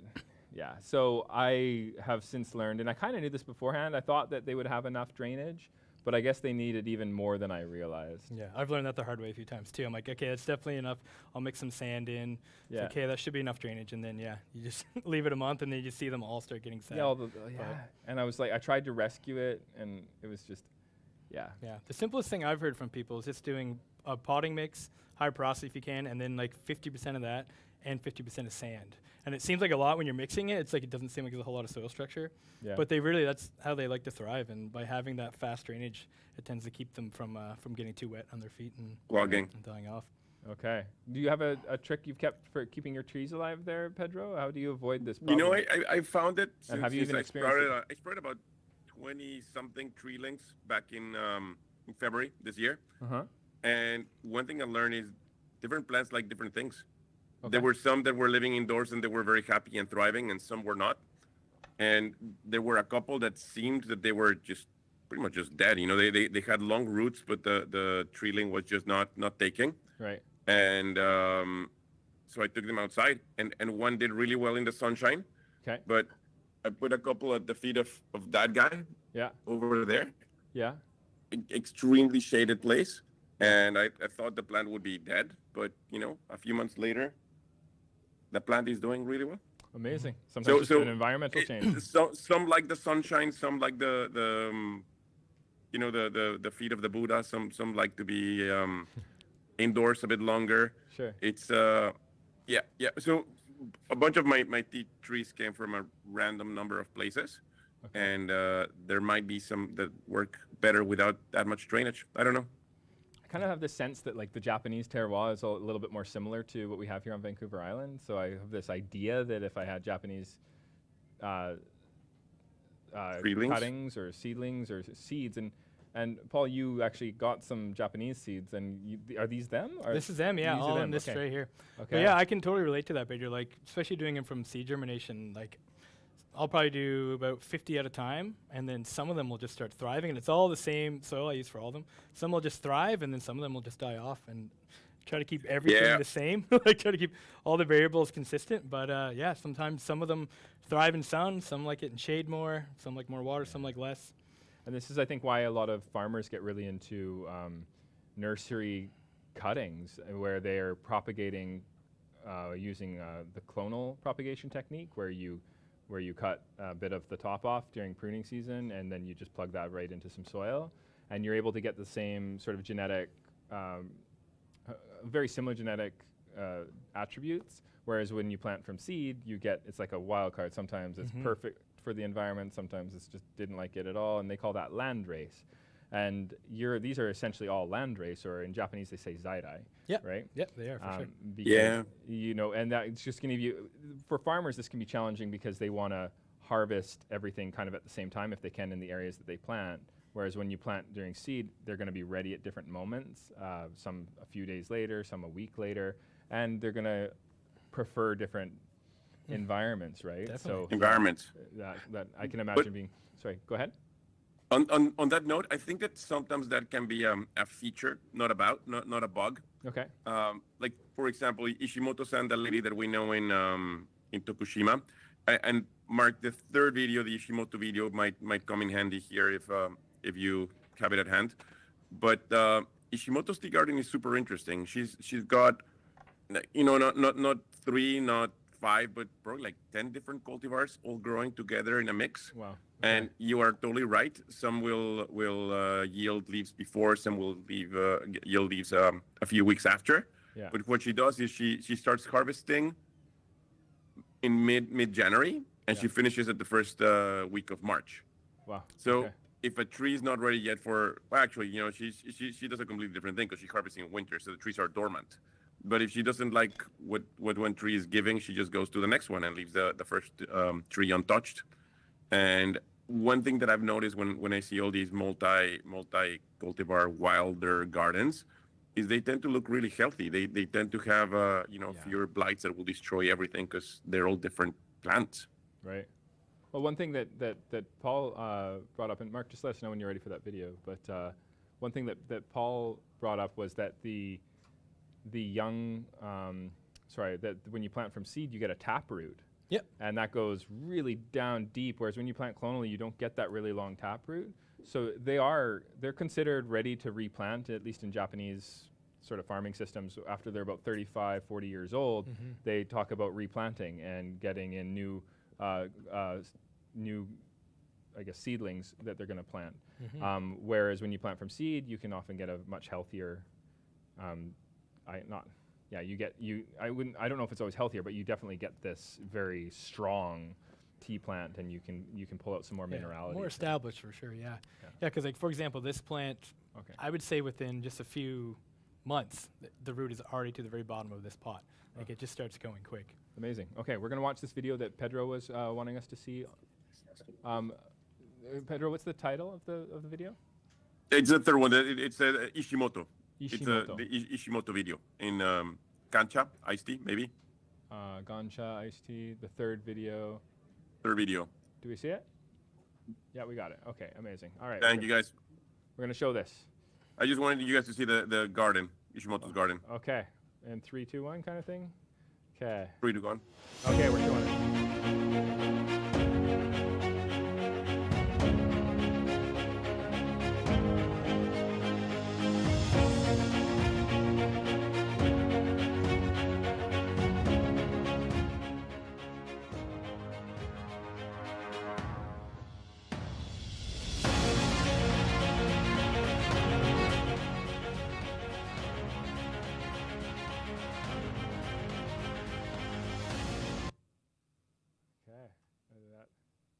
Is that it? That feels like it ended. Yep. Okay, amazing. Love the epic soundtrack. That's cool. Yeah. I think what it does is it gives you annoyingly inconsistent batches of tea because every tree is different. Yeah. But on the other hand, I haven't ever had a single bad batch from this lady, and it's really cool. Every time you open a tea box from her, it's a completely new experience. I feel that way about the Bhutanese teas. Whenever we get any tea from Bhutan, since everything is seed propagated, every batch feels like a bit of a new surprise. World. Yeah. Yeah. And there's also cooperative, so a bunch of different people will make it, at least in the early days. But it's kind of awesome. There you be. Yeah, I love that. I find it just keeps it so interesting. Every batch, even for myself, just doing small batches at home, every single batch I make is different. Every year it's a little different. The time of year that they flush out is different. And it just adds a lot of complexity to it, which I think is really beautiful. Yeah, fair. No, I want to definitely get into seed propagation. I'm also interested in these clonals. I wonder, have either of you clonally propagated before? Have you done the seedlings into the soil? I think Pedro mentioned he was just getting the hang of it there, eh? Yeah. This guy has been here for 2 months now. 2 months, so okay. They're not dead. Something's working. That's good. That's yeah, 2 months in this guy. I think they're gonna work out. That's nice. Did you have any now, tricks? I don't have enough space for all of these plants, so if any of you guys have some friends who need some plants, I will have some ready for propagation soon. Yeah, some are for you, man. I have a very little piece of land and more trees than what I can actually host. Sure. But it was a project of science. I just wanted to see what happens if we clone them. And I've failed for the last 12 years, but now these things have been alive for a couple of months. So maybe there's success coming. Fingers crossed. That's awesome. Okay. And Paul, you've had some experience trying to, you guys have had very different techniques for making the seeds sprout and actually start growing. Do you have any tips for people in the audience and for those that are watching for how you might, once you do get your hand on some seeds, how you might go about turning those into trees? Yeah, for sure. So the most important thing that I've realized over lots of years of trials and tribulations is sourcing good seeds is super important. I've gotten lots of seeds in where I've gotten no germination at all, but I've gotten some really good seeds in the last few years, and it's almost like 100% germination rate. And kind of the trick I do is I just use little trays like this. One thing I've learned, they really love high moisture. So typically what I'll do is I'll soak them for 24 to 48 hours. And then I'll do something where you'll put them in the sun and then you'll add more moisture and then it will dry out and you keep adding moisture to it. So it kind of expands the shell, a lot of contracting. And then I just pop them in here and I put a dome on top. I keep high moisture and within 2 weeks you start seeing them all crack open And as soon as the hard shells on the outside crack open, you'll see the green shoots start coming out. And yeah, that's just been working great for me. Using these domes, and also with the seeds here, as they want to get a taproot, as soon as they start cracking, I tend to move them. I actually left these ones in way too long, which is why they're in this tray, so they tend to get a really long root that goes 90 degrees. But as soon as you see them crack open, you repot them into something tall like this, and just gives them all that room to grow down and establish strong roots. Right, because of that taproot. If you put them in a more standard planting box, it's gonna not have the room it needs. Yeah, giving them room to grow. It's one thing I've learned about tea plants. They want to spread out and they want to grow. From everything I've learned, you can keep them alive in pots, but they really like being in soil. They like a lot of space to kind of stretch down and grow their roots out for sure. Interesting. Okay. And Pedro, you've had some success too. Do you have any tips for folks watching for how they might want to go about making their seeds a success? I had zero success for over a decade until I started talking to that guy. Okay. And There you he go. managed to spread. So I had 2 kilograms of seeds from Vietnam legally imported last year. Okay. 2 years Nice, ago. I like that. That's good. I gave them to a bunch of people. Yeah. 99.9% of the seeds failed. Okay. Probably they were not very fresh seeds, Sure. but Paul managed to sprout one. One, yeah. One of the And, 12 that I had. Wow. We Okay. yeah, out of 2 kilograms of seeds, one sprouted literally. Amazing. And I pretty much just did what he said, and Googled it, and the instructions were pretty much the same. So now I have a few treelings, but that's pretty much it. That works. Okay, then that's amazing. Well, I have a question then. I have a bunch of seeds that are from spring, and I've been meaning to plant them forever. I've even asked you questions, and I just keep on, not getting around to it. And I feel like I've lost my chance because they're too old, but they were literally from this spring. Yeah. So I think they'd be fine. I'd give them a shot. I still have some seeds from last year. Would you just would it be just like asking for failure to just like throw them into the ground? No, I mean, that works too. Even when the ones Pedro gave me, I kind of gave up on them and left them. And then like 2 or 3 weeks later, I just went back and looked, and I saw the one finally cracked open. Oh, wow. Okay. So it's like, yeah, I would say just get them in the ground, get them moist, and And see what see happens. Would you do it in the fall, or is that also? if you do it inside, I think it's fine, yeah. Okay, yeah. So because I guess a lot of us probably think tea, we think tropical, but that's why I'm always reminded that in Japan, the winters do get, they're not crazy, but they're cold. They're cold enough, and it You get depends on where 2 you meters are. of But snow in Toyama. You get a lot of snow, man. yeah, And usually what I've seen is tea trees over there, they yield seeds around November, December. okay, So that's, I think, the natural time for the trees to drop the seeds. fair. So maybe it is a good time to just throw them and see what Yeah, happens. Maybe definitely. they need that cold snap. I don't know. It's gonna be interesting. Yeah, and for example, Mandokoro, one of the places we like to go to, with 500 years of history growing tea, they can't grow clonals because the snow gets to 2 meters and crushes anything they plant. But they can grow landrace, the seeded propagation that's ancient and old, the zaidai, that survives. So I think that sometimes the seeds can just acclimatize to the environment that they're plugged into, and Yeah. that can make a huge difference. For sure. I can speak of that for sure. Like I've had my tea plants probably put this high out of the ground, going through minus 18 degrees where I lived there in Comox, then Wow. getting snowed on, 2 feet of snow, just completely flattened to the ground. You would never think there was a tea plant under it. But then I'll clear it away, and then the snow melts, and then within the spring they all start bouncing back up. And as soon as we get some nice, warm, consistent weather, all the leaves start flushing out again.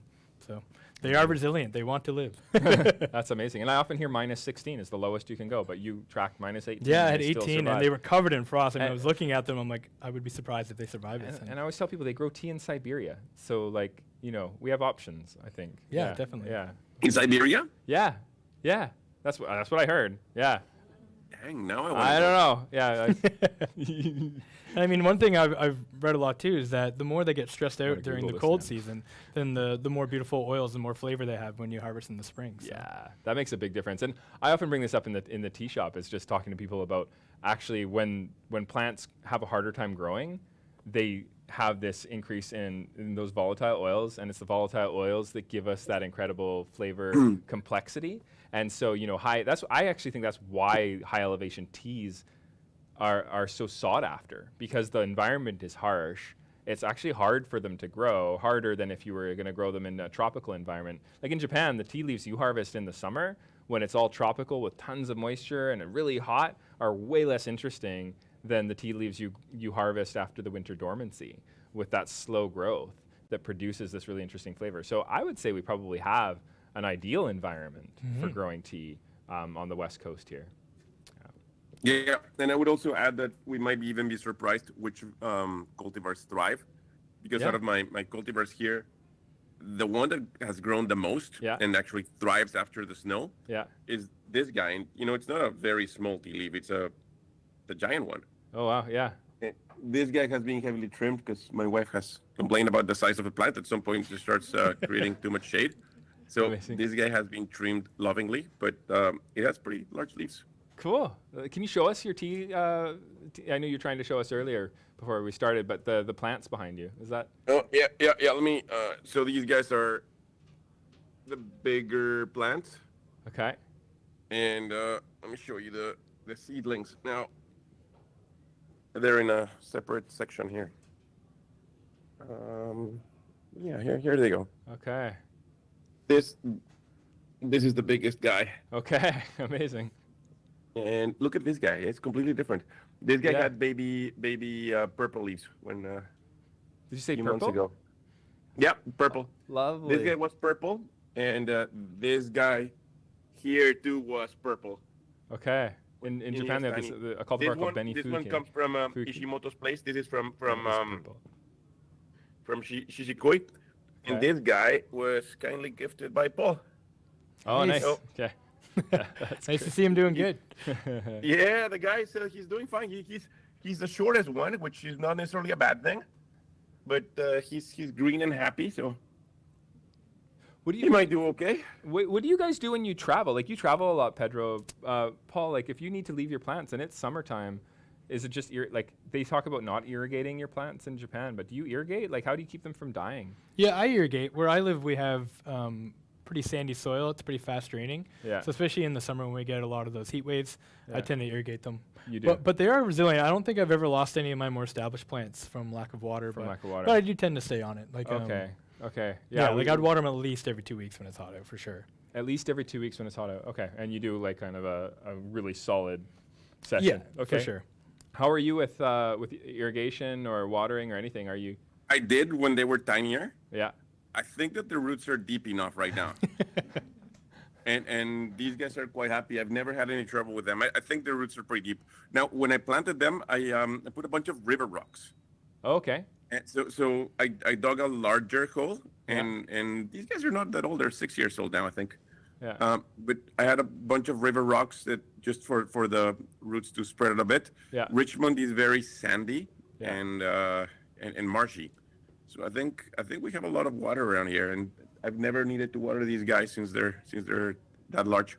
Okay. The little ones, the ones that are in pots, yes, they are being watered, and they are kept in pots for two reasons. Number one, I think they're too small right now for the winter. So if we have a big snowfall, those guys are going inside. I see. And number two, I don't have space for them. And those guys, they're the kind of trees that will grow to be 2 meters high. Yeah. So I've been giving them away to people who have space and who live more than 10 meters above sea level, so that in 300 years, somebody can drink that tea. Well, that's Hence exciting. one is going to Paul's place, because, maybe in 300 years, somebody will go to Comox and drink some of that. It'll be these Hopefully old so. trees Yes. and just contributing to that 300 years from now generation. That's amazing. Exactly. Yeah. So one will be Very good living up cause. at Comox. I've seen that place, and it is definitely more than 10 meters above sea level, so the tree will be safe. Yeah. Yeah, we're about 60 where I am, I think. 60, So. okay. Perfect. Have you ever experimented with growing on a slope? Are you okay with the flat? Like, you often see, they talk about growing tea on a slope for that better drainage, because drainage seems to be so key for keeping the plants alive. But you talked about the river rock solution. Paul, do you do anything to help with drainage, or is it just the nature of the area where you're at when they go in the ground? Are you doing something similar? Yeah, I'm actually really fortunate where I am because we have kind of the perfect soil conditions for growing tea plants. So it's slightly acidic soil, and it's also really fast draining, quite sandy where we are, Okay. which is also quite unique for where we are too. So I'm super fortunate to have that on the farm we're in. But no, generally for me, I just put them in the ground the way they are, and they just seem to love it there. And I check the pH, and it kind of balances out perfectly for them too. So. Okay. Have you ever planted them in an area that the pH is off and that has affected things? Yeah, actually, so one of the things I've actually kind of been struggling with is trying to nail all the pH for when they're in pots. Okay. Because I've had a lot die this summer, and I've even had up to like a dozen die at a time, pretty much at the exact same time. And so I bought a pH meter. I've been checking it a lot. And one thing I noticed is that the soil was way more acidic than I realized it was, because I know they like slightly acidic soil. So I was adding a little bit of soil acidifier to it to make sure it was acidic, and I think in that process I put way too much. So I was checking the pH, and generally from what I've read, you want it like 5.5, 6, somewhere around there. But some of the ones I was checking were as low as 4, even like a little lower. Yeah, nothing can survive. Yeah, and so that's what I realized. That's actually lower pH than my kombucha. Yeah, there you go. So Yeah. yeah, so again, trial and tribulations is one thing I've learned. But again, when I put them in the ground, I check the pH of the soil. It's pretty much dialed in right where they are. So Okay. I'm really grateful to have that for sure. So you can just kind of make sure that you're in that 5.5 to 6 rate. And I imagine, again, that would change depending on cultivar because, depending if you're in a high elevation or a low elevation or all these things, like It all plays a part. It all plays a part. I had a cultivar called Sochi at one point. It sounded Russian to me. So I was excited. And that was actually the one that died after being 7 years old. So it made it through a lot of winters. Yeah. And it was just changing the pot that made all the difference. I think, how are we for time, Mark? 5 minutes? Okay, 7 minutes. Did we have any questions from the audience for Paul and Pedro? Yes? We saw your stall upstairs and you had the little seed balls. Mm-hmm. Is that the same seeds that you've grown these with? They are, I'm yeah. going to repeat the question. So the seed balls that you had, that Paul had up at the area upstairs, the question is, are they the same as the ones that are been used to sprout these sprouts here? Yep, they are the same ones. Yeah, yeah. I always keep a few just to show people how they are, but they're the exact same ones I used for this from the same batch that I got them as well. Okay. Yeah, and I've even actually had some of my plants on the farm have actually produced seeds as well, which has been super cool. I have one so far that's done the full cycle of being grown on the farm I live on and then also produced into a tea plant. So I haven't put it in the ground yet, but I'm super excited to get that one in, and then hopefully that will produce some seeds in the near future, and let's continue that circle of life. And it'll get stronger and stronger in the environment that it's in. Awesome. Okay. Anybody else? Yes? Are tea plants ever grafted? Are tea plants ever grafted? Yeah, they are. I can answer this question. There's actually, we have one at our tea shop called Jingguanyin, where they've grafted Tiguanyin onto Huangjingui rootstock. It's a more contemporary technique. I haven't heard much about it happening traditionally. Maybe, Pedro, you've heard of it more than this, but or Paul, have either of you experimented with grafting? Never. I haven't. I've not myself either. experimented. I've heard about it, but I've never experimented. Okay, so yes, it does exist, and there is sometimes when they want to, like in apples or something, where they want to keep the pre-existing rootstock so that they can harvest sooner, but they want to change the cultivar. There has been some successful experiments. Yeah. Any other questions? Sure. The larger plant, is that the same species as the small ones here? Is the larger plant the same? I'm just saying for the YouTube audience, that's why. But is the larger plant the same as these ones here? Was that your question? Yeah, it's actually different. This is a Assamica variety that I got from a farmer in South Carolina called Table Rock Tea. He's been a big producer of tea in the U.S., and so I've been following him for a while, and he always puts up a little pre-order every fall. So again, if you're looking to get good seeds, I've used his, and they germinate great. And so yeah, this is the Assamica variety, where these are the Camellia sinensis variety. What's the name of the company again? Table Rock Tea. Table Rock Tea. Okay, awesome. And That Pedro- guy, by the way, has some really good instructions on how to sprout them. Oh, cool. And a okay. really good I book as consider well. that guy and Paul my sources of information for sprouting. Paul and Table Rock Tea. Okay, amazing. Nice. Pedro, do you know any of the cultivars behind you, or roughly any stories for them, or? No. Okay. All right. No idea, yeah, we're man. just rocking and rolling. One of them, that guy's supposed to be Sochi, the little guy in the corner. Okay. But this giant one is also supposed to be Sochi, and it's clearly not. Okay. So I think they might have been mislabeled. Because let me just show you how different the leaves are. They had exactly the same label, Yeah. and Wow. Okay. Yeah, Right. that's pretty wildly different. so no, they're not. I do know that they make some really different tea. Fair. I know about the ones that are growing from seed. I know where those guys came from. They're either from Tokushima Yeah. or from Yunnan, from Huajuliangzi, and from Banjiang. Okay. So Japan and China, essentially. Yeah, Yeah. yeah, and these bigger ones, not the slightest idea, because they were clearly mislabeled. there is one though that came with a label that says something like blushing beauty, Right. and it is purple-ish. And then I read that some of these purple plants, they're like butterfly pea flowers that change colors. Okay. So the lady that gave me that plant said it doesn't make delicious tea, and actually it does. It makes some really nice green tea. Okay. And what's really interesting is, just like butterfly pea flowers, it changes color. Oh, wow. Okay. If you make green tea, like just kamairi with the young leaves, it's reddish, and if you add lemon, it doesn't taste great, but it becomes purple. Oh, yeah, I mean, it becomes pink. Are you sure it's Camellia sinensis or a lookalike? Well, it looks very much like a camellia. The fruits, the flower is very much like a camellia. And it came with a label that said Camellia sinensis, blushing beauty. Okay. I think we're learning also that there might be some, you know, we might not know if what we're being sold is accurate, if the leaves look that different, right? But, you know, it's just, who knows? I think it's like this with all plants, really, unfortunately. Being a botanist really does help, but I'm not. And I think that it's also just fun to just, you know, work with what you got and to experience some really fun stuff like that. That sounds really great. Tea that changes the liquid color. That's kind of, that's apparently though. Apparently it happens with some of the Taiwanese cultivars. And there's one, I don't know if you've heard of Son Rouge in Japan. Yeah. Son Rouge is apparently a newer Japanese cultivar that came from Camellia Taiwanese. Yeah, I was just going and to talk about the same thing Taiwanese, happens. It's purplish and it changes color. Used a lot in pu'er too, Taiwanese, right? Like this is in certain regions, anyways.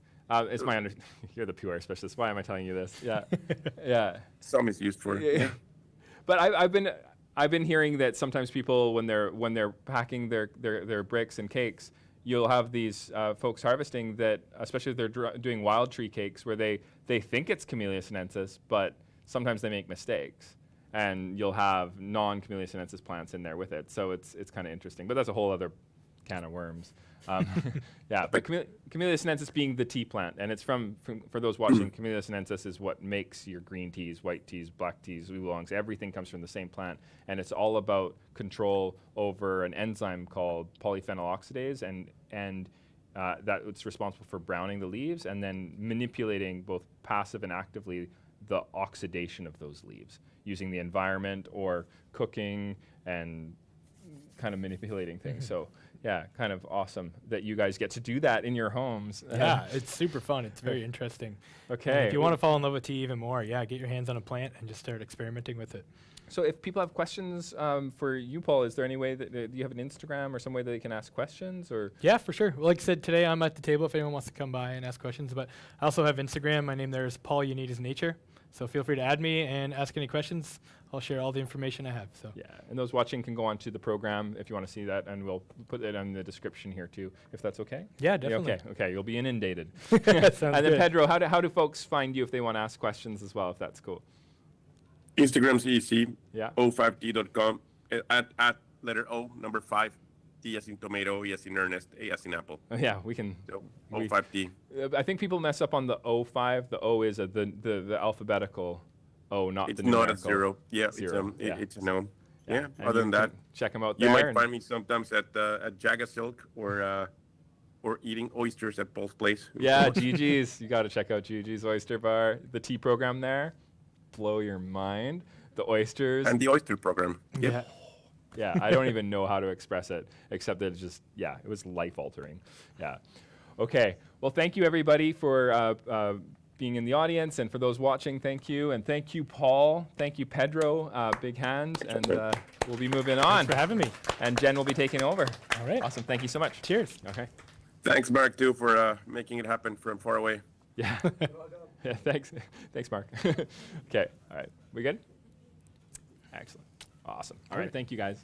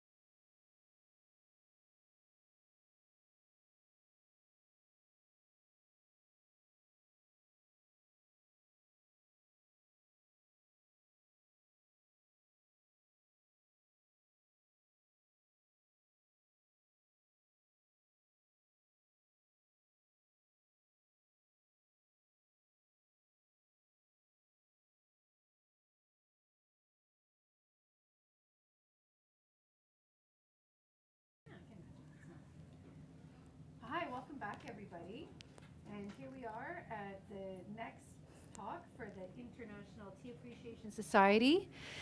This is the 9th Tea Festival here in Victoria, and we're very honored to be here. And I would just like to mention that we're a nonprofit organization, and all your donations really help make this festival happen. Everybody's volunteer-based, and we love to bring tea to the world and share it with everyone so they can bring it into their lives. And so if you go to the International Tea Appreciation Society's website, you'll find a donate button there. And we also this year just started a membership. And so there's different levels of membership, and you can choose one that feels right for you, and there's lots of perks. And yeah, we always enjoy more people joining the tea family. I'm very excited. Our next guest, Wei, is coming from the Hong Collective in Vancouver.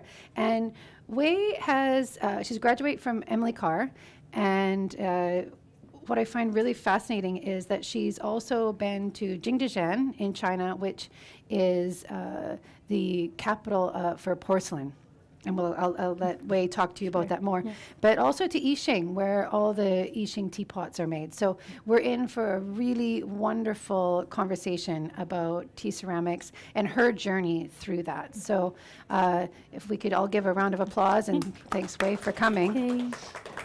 Hi, everyone. Thank you for that. And first of all, I would like to thank you for the association to have me here. I feel so honored to share my passion with ceramic and also with tea, and share my journey with the tea lovers and the fellow artists here.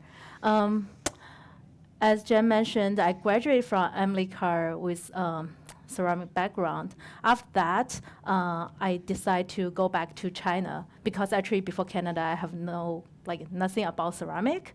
And then I heard Jingdezhen is like you said, it's the capital of the porcelain. I said, okay, I need to go back to further my practice. Can we have the next slide?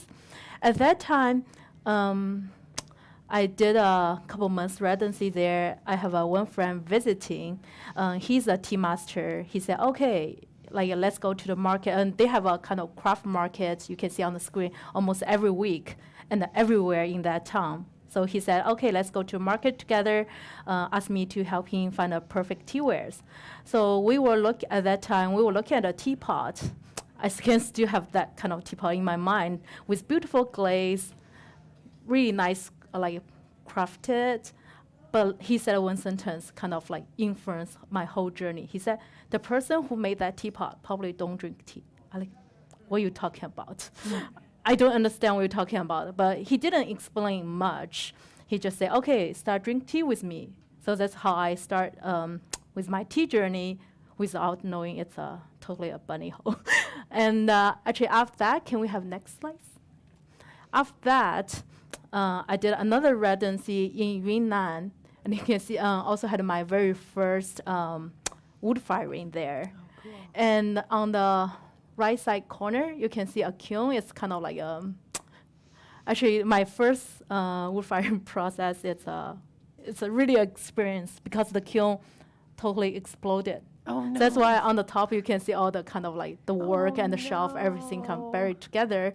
And because the kiln got exploded, we have to wait. The temperature is already about 1,000 degrees, so we have to wait a couple days to let it cool and try to figure out what happened. So during that time, I already booked my time off, so got nothing to do. So I just wandering around in the village, and then it's in Yunnan, so it's drink more tea. Oh, just I don't know. Later on, you will find all those things. It's kind of the destiny in the life. It's bring them all together. Okay, so after that, because when you start drinking tea, then you're using tea wares, and also it takes me to the next place. It's the Yixing, where I'm famous for its teapot. I say, okay, I'm gonna start to learn how to make teapots, different tea wares. At that time, my master said almost similar thing. He says, if you want to make a good tea wares, good teapots, you need to drink tea. Mm-hmm. So actually in our studio, right next to the your working station, it will be a tea station. So while you're waiting for the clay to dry properly, you will drink the tea, or when you take a break, or you have like studio visitors, we just drink tea. At that time, it just become really part of the life. So when I'm back to Vancouver, I said, okay, I want that in my studio as well. In my very first studio, all my friends, when they visit, they were kind of like complain. They say, oh, we love your studio and we like the tea, but the thing is it's all shared with the same table. So when they back home, they will have those like little bit of clay dust as a souvenir for the visit. Then later on, when I moved to a slightly bigger space, I finally have a tea station with my kind of next to my working station. And I find it's really beneficial. Not only it's kind of like can have a really your own time. Maybe sometimes I just drink tea for 15, 20 minutes, but really calms you down and get recharged back to work again. So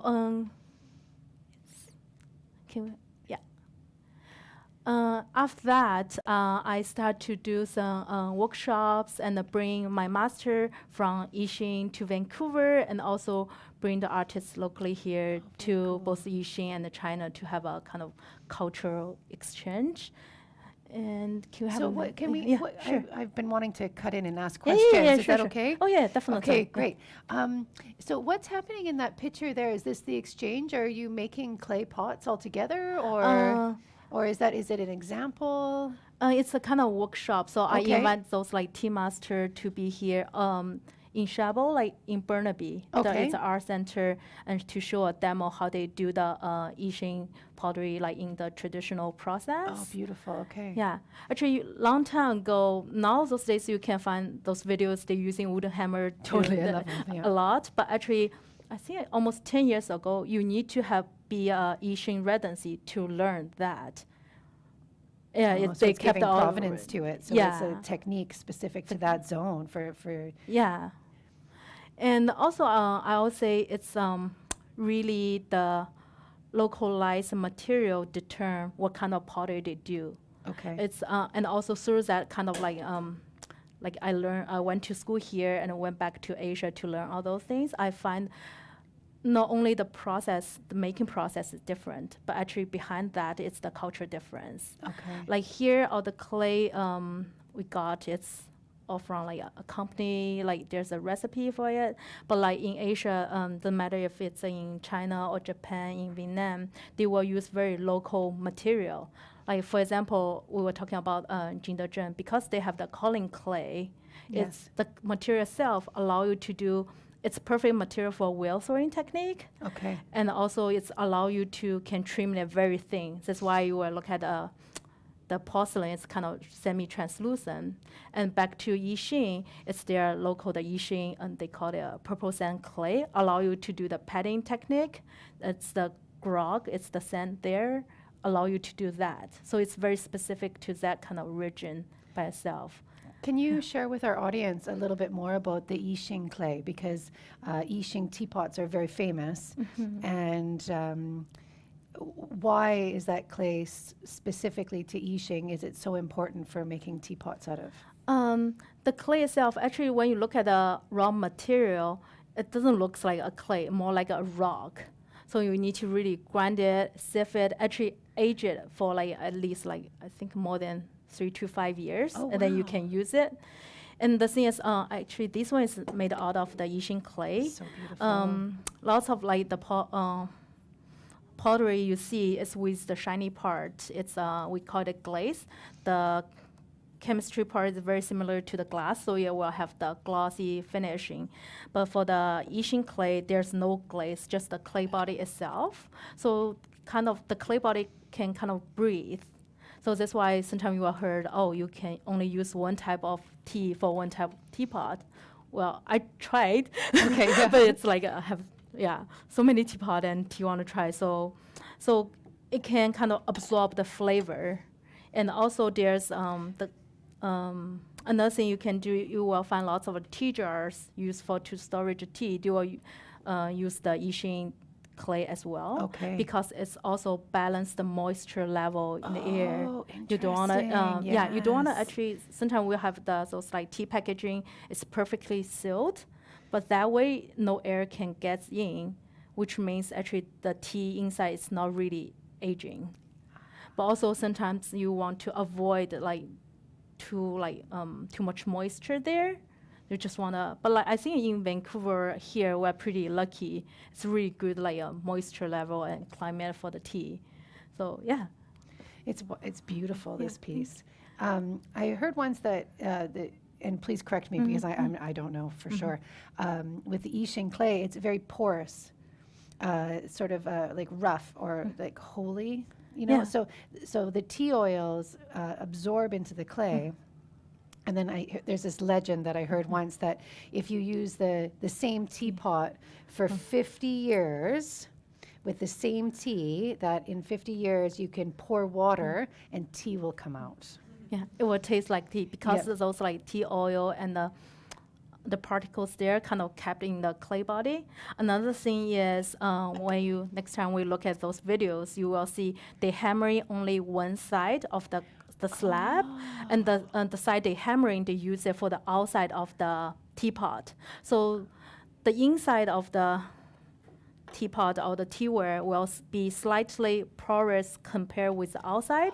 So we'll still kind of breathe. At the same time, it try to, because the outside first it will be more smooth. Yes. And also at the same time, it will capture the aroma inside the teapot.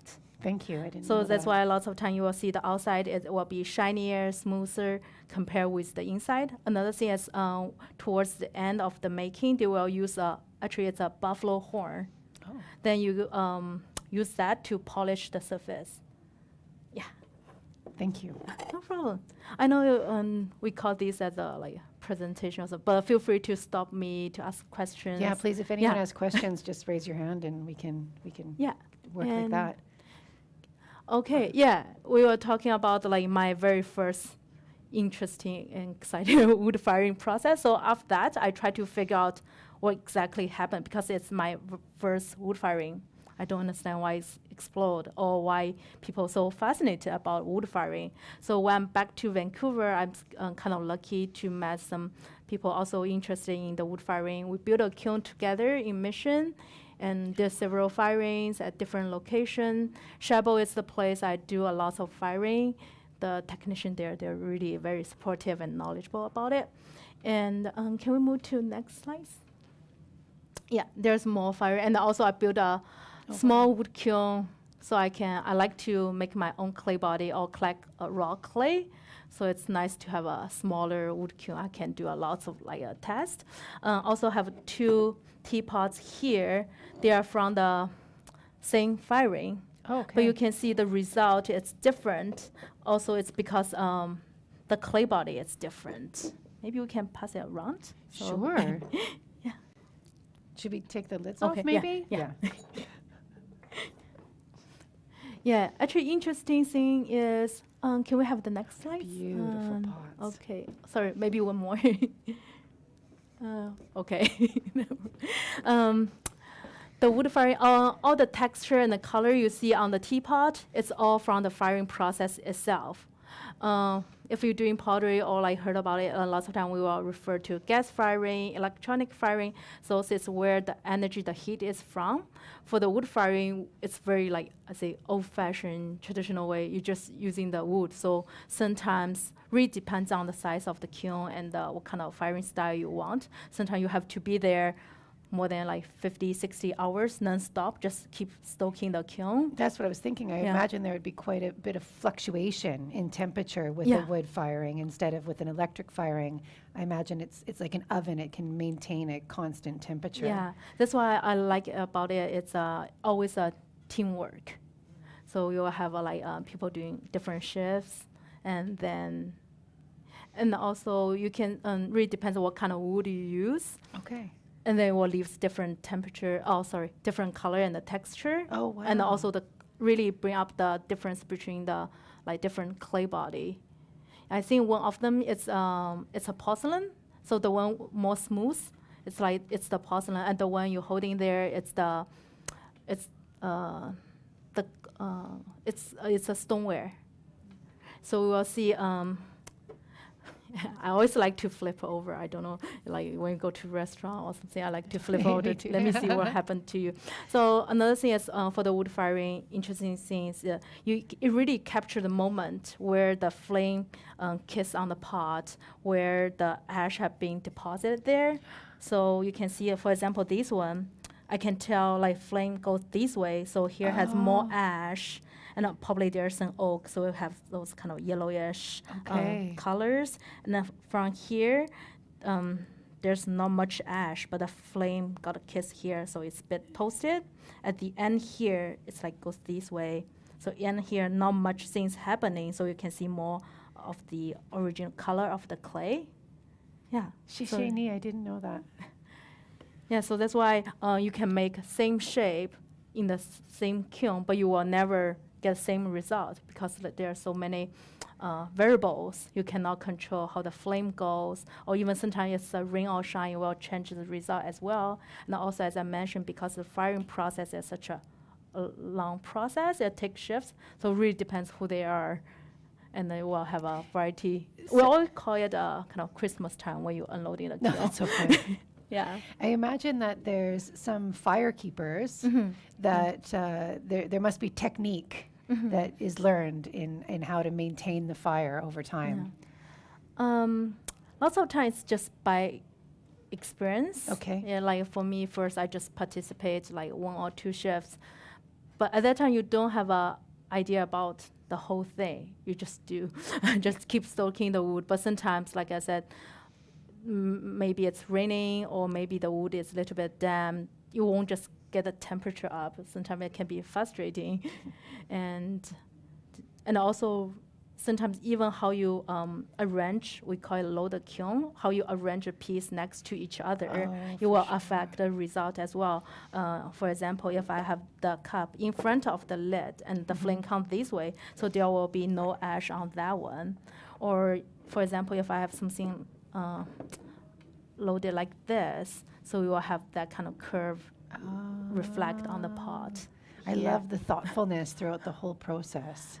Yeah, and also actually making pottery, later on I'll talk about, I start to bring my tea wares, kind of travel around using the local water and sharing tea with people. And can we have the next one? Thanks.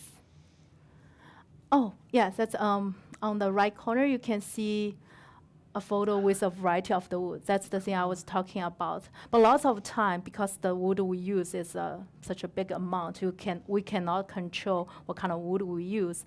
But for that, it's a kind of small test. You can see each wood had their own kind of colors. Each of them have their own character. That's what I'm about to say. It's like when I'm traveling, and then I just noticed, to us, the water, the clay, and the tree, the woods, I always call them like the quiet elements. Before the wood firing, all the trees to me, they probably the same. It's like when you're kids and you draw the tree, they all look the same. And now then you can see they really have their own character. And for the water, it's same. Especially I think for tea lovers, when I travel to the east side, I feel so lucky to be here in BC. We have really good water source. It's really like changing the taste of the tea. And all those quiet elements, I find it's unconsciously affect us. Totally. It's also like sometimes I use the tea wares or like the wood firing as a metaphor. We have doing, you get up, take a shower, brush your teeth, everything looks like the same, but every day actually it's different. And also we affect by people around us. Those things, it's like the flame kind of quietly, not really quiet, but kind of travel through. It's like time travels through us, have an effect on us, and also like how we kind of, I should say, connect with other people next to each other. Yes. It's kind of we share the energy, share with the time. And also that moment, the thing I like about the wood firing is that moment, very sentimental moment, just captured there forever. For the ceramic, the material itself, unlike other material, it won't dissolve. It might break, but it's kind of here on this planet forever. it's like we creating it's a human-made fossil to capture the moment. It's like I don't know, it's hard to describe. Something very short just about that present, that moment, but also it's kind of like lasts forever. The longevity Yeah. of it. Thank you. I really Yeah. love how you express that. Yeah. Okay. Oh yeah, that's how I travel around. Use different water source, and also in the next slides you will see Okay, me. let's pause on this Yeah. slide. I like Oh, this slide. okay. I like this slide. Yeah. So this is you traveling around different places in BC. This mostly looks Yeah. like, and you sit and have tea in nature, and you try different waters and Yeah. appreciate the moment. Yeah, and also can share tea with strangers. Oh, It's kinda wonderful! useful. Yeah, I love doing that too. Yeah, and also you can see I have that what you call the water filtering systems. You just Okay. use the whatever water is there. Oh, Sometimes no I way. just drink the water by itself. You can really taste the difference as well. And I like to, sometimes you can see, that's the tea where I always travel with. Even like on my way here this morning, I was having tea with my tea camp friends. Yeah. Also highly recommend their tea, my favorite. Then I try to stay with the same tea where, same tea I always drink, then use them as try to minimize the variables. And then and- using just the local water to test out, and actually, you will be so surprised. Where's your most favorite recent place? I'm sure there's many favorites, but what is one place where you were out in nature that you noticed was the tea became very bright because of the beautiful water? The recent one I would say, Joffrey. Oh, where's Yeah. Joffrey? Joffrey, the glacier. They have a glacier at the Oh. very top. Okay. Yeah, the water. I was surprising because we always think it's a kind of tourist place. Okay. Yeah, but the water, the glacier water, is really good. Oh, Yeah. fantastic. Other than that, I would say my second favorite actually is my home. I always feel so lucky that just the tap water we have here is just really good. It is really Yeah. good. Okay. Yeah, that will be next. You can see me, it's like collecting different clay, the wild clay. Sometimes I will do some tests on them. It's but lots of them it's a lower temperature clay, but the thing is I just still doing them. Because as an immigrant, I feel now I really feel Vancouver as a second hometown. I think by just get to more familiar with those kind of quiet elements, Yes. really make me get connected and grounded with this land. I really feel it's a hometown for me now. Good. Yeah. Yeah. Happy Oh, you're okay. And then some of my work there for my this. gosh, it's gorgeous. Thank you. And for this project, I call it beloved one, because all the lead you found there, it's all found objects. Once you have a jar without lead, you can still use it. But the lead by itself is kind of a little bit useless. Totally. So, but they are really nicely crafted. So I just collect them to make a jar for that lead. And some of them it's got rustic on them. I just make some make my own clay body or some glaze just to emphasize and to have some echo on the clay, not the clay body, the jar itself to reflect, to echoing the character on the lid. Yeah, those ones as well. And also on the left side, you can see a tiny bit of white parts. It's I was mentioned every time when I unload a kiln, it's like a Christmas time. But sometimes it can be good surprise or unexpected surprise. Okay. For that one, in particular, actually it's a broken piece from, I don't know, it's from someone else or it's from the shelving. So you can see there's actually drip. So with that kind of a broken piece, Like kind of stuck on my pot. fused to But it. I think just that thing make it more unique and lovely. I kept that one for myself for a long time. And also the one on the right side, you can really see the influence when I'm talking about if you have piece next to each other, really creates that kind of curve on the pot. Thank you. I Yeah. didn't realize that that's where it came from. I just always assumed that was just how the glaze was put on. Oh, because for those ones, there are no glaze at all. It's the, we call it landed ash becomes glaze. No So there, for these two, there's no glaze at all. It's the ash, it's the wood first, it burned to charcoal, and the charcoal then burned to the ash. And the ash is so like, so light, Yes. so it will travel with the flame. And then it becomes very sticky when it's kissing the pot. Yes. Well, stuck there. And when the temperature, usually it's over 1200 degree, Yes. it start melting. So that's why on those ones, you can see those kind of melting movement. So it's Totally. like- I just yeah. assumed it was glaze, so there's no glaze. No That's glaze at all. Spectacular. That's why it's also emphasize the uniqueness or the character of the clay body itself. Itself. For example, like so this one, amazing. it feels very little bit rough. Yes. Because the mineral or the mineral there, you know, here when they really get busted, they have a bigger spot, and here they will be more quiet one. And same, I can flip them. Look at this one. I can imagine the flame goes this way. Here you got more ash, Yes. little bit more, and got the drip here. And on the side, there's more flame, not much ash, so it's more red. At the very back, here it's the original color of the clay body. Wait, that's spectacular. And another thing is, like in the previous slides, there's making like tea wares. Sometimes I give it to my friend as a gift. They say, "Oh, we really kind of cherish it. We put it there, worship it." I said, "Like, no, just using it." I'll use this one as a sample. I have this one from my matcha sensei, and I just really like this one. You can see the spot there. Actually, this one has a glaze on it. Okay, I was going to But say. these, yeah, but this one, those spots indicate how the person who made it, how they hold the pot to do the glaze. So I like always tend to do this. But since I really like this one, I actually never use it. And that the time I using it, I realized there's another kind of design behind it. Is, for the traditional like Japanese tea, for the tea bowl, there's a front, and then when you hold the tea, you will turn in an angle, so you will drink from a kind of 45-degree angle. And here you can see all the rim is kind of thick all the way around, but here where you're supposed to drink it, they did a cut. Thoughtful. Yeah, but like if you don't use it, I have it for years now using it. I didn't realize that at all. I just keep touching So it, like beautiful yeah. then.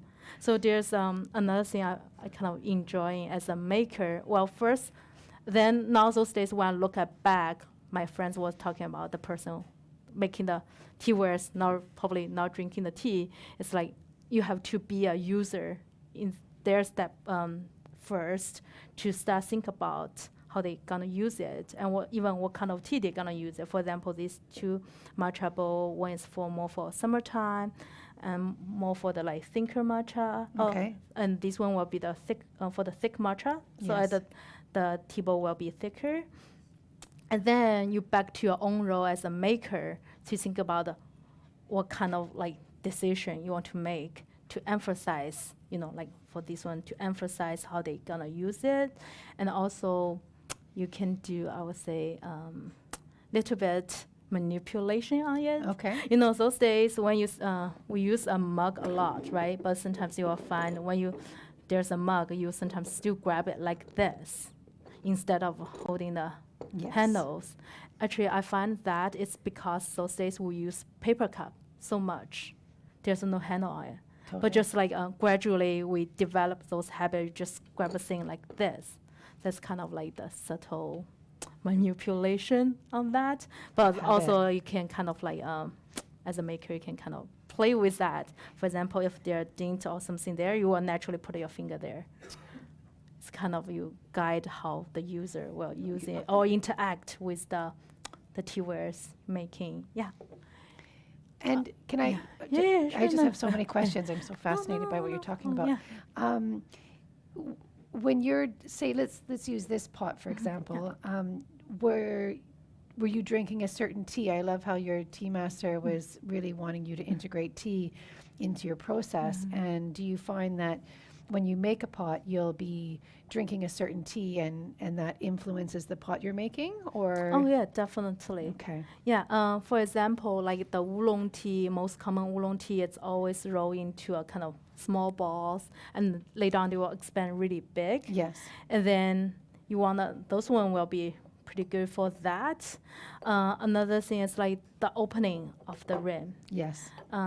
Those days I like to use even like bigger rim, or I'll make a bigger rim. It's easy to clean. To clean it out, totally. Yeah. Another thing, I don't have it today, but it's like when you look at the inside, there's a filter. Yes. But if you get a chance to see the Japanese teapot, the outside looking might be similar, but when you look at the inside of the filter, it will be more or finer holes there. Okay. Because the tea leaf they use, the centra, is a smaller. leaves. Yeah. Interesting. And also, because we were talking about, for example, the Yixing clay body will absorb the smell or the tea oil there. So if you drink green tea, you probably don't want to use Yixing teapot because you want that kind of freshness. And lots of time people using glassware for green tea is because not only it kept the fresh taste, but at the same time you were able to see the tea leaves. Lots of time for the green tea, you will use just the tip, and it will Yes. floating in the water, so you want to see that. As a maker, I always get people will ask me, "Oh, which tea is the best?" Yes. But I would say there's no good or bad. Always like which ones fit the best. Really depends on what tea you want to drink. For example, I was talking about the green tea using the glass. Not only you can enjoy the tea buds, another thing is actually the glass itself release the temperature faster Okay. than other material. Then usually for the green tea you want a lower temperature, Totally. so it will be good for that. For the Yixing teapot, lots of time people use it for like a pour tea. You will find they will have a little bit darker color, big leaf, not Yes. really nice looking, so you just want to keep it there. But at the same time, the Yixing clay body will really rounded the texture of the tea liquor. Okay. Yeah. Thank you. Welcome. Yeah, yeah. Can I ask about the clays? Yeah. Which clays do you, like, that's available here Mm-hmm. are good, or do you use for your tea wares? And then my other question is around the wild clays. Do you collect, like, gather wild clays around, like, BC and Lower Mainland? Yeah. Great question. I'll just repeat the question for our audience online. Audience member just asked what teas Wei uses here in her home studio, and also if those clays were the wild clays that she finds, are they from BC? Yeah, like where you find them. Where- How did you start looking at the wild clay BC to use? Where and how did you start looking at the wild Okay. clays? The commercial ones and then the wild ones. Okay. First, for the commercial one, for me, my making process is kind of like backwards. What I mean is like even before I'm making it, I already have idea what kind of work or how it gonna should look like. So I'll decide what kind of firing I want to do, and then is there like a high temperature firing or medium temperature firing? So it's also determine what kind of clay you can use for that, and also what kind of like feeling I want to bring to the work. Do I want to be very kind of delicate? I will go for porcelain, or I want it to be have a more organic feeling. I will go for stoneware, even adding some the grog myself. And then for the natural clay, actually I don't kind of like go someplace specifically hunting for the clay. Usually I just like when hiking or camping around, I will just keep an eye open to collect them, but I will put them in a little bit like a yogurt jar. When I'm back to studio, I will do some tests for them. Yeah, but lots of time it's more like it's a low temperature. It's you can see in the picture. It's the one actually the clay I showed you in the photo is I got here on Vancouver Island. Okay. Yeah. After firing, it looks a little bit gray, but after firing, it's really like a dark red color, and also it's a lower temperature. You can use it for the temperature is lower than the Yixing clay, but I think it will be perfect material actually if you want to make a for planter.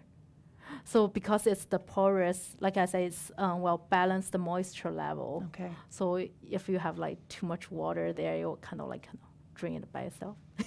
So actually the root of the plant can breathe as well, so you can have a healthy plant that way. Oh, good idea. Yeah. And also sometimes I don't make that much, but I saw people collecting wild clay to make a jewelry. But I will make a small piece as just a test sample for myself. Yeah, all mini sculpture thing, just as a memory of that trip.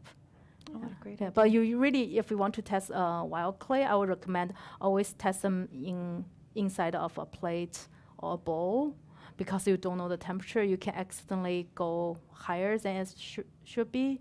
I did a couple of times, so I'm really glad it was inside a bowl. So the whole clay totally melted. Looks like a lava or like a glaze itself. Like you have a bowl in Yeah, you want to the have. glaze and then you put Yes. the separate one in it. Yeah. Yeah, just in case if it's very low temperature, it won't ruin your shelf. Yeah. Oh, that's a top tip. Yeah. Okay. Yeah. Yeah. Any question? Because the rest of the slides is my other works. You can also see I not only gather wild clay, but also Oh, so some random things, sculptural pieces. random things in our life, and I go to thrift store. Even sometimes make me feel sad when I go there. You will see lots of ceramic wares. Totally. As I said, it's it will be forever on this planet, and we already have way more than what we need. Sometimes it's just what we want.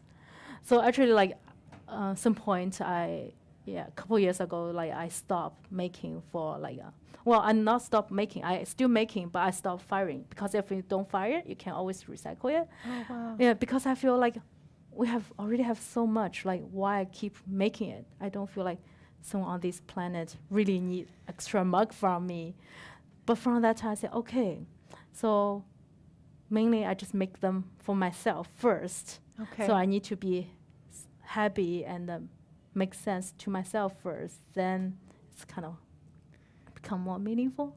I don't know. that totally that completely makes sense, because if you're finding joy and purpose in making them for yourself, then that can be put out into the world for other people to appreciate as well. Definitely. Yeah. And I really hope you keep on making beautiful ceramics and pottery, because they're exquisite. And I think also the more people learn about the process, I've learned so much today from you, Wei, and I have a greater appreciation of the work now. And so as we all cultivate appreciation and understanding of how things are made, we cherish it more. Oh, yeah. And so that whole commodification and mass produced and mass consumption can be, stripped away, because why do I need 10 plates when I can have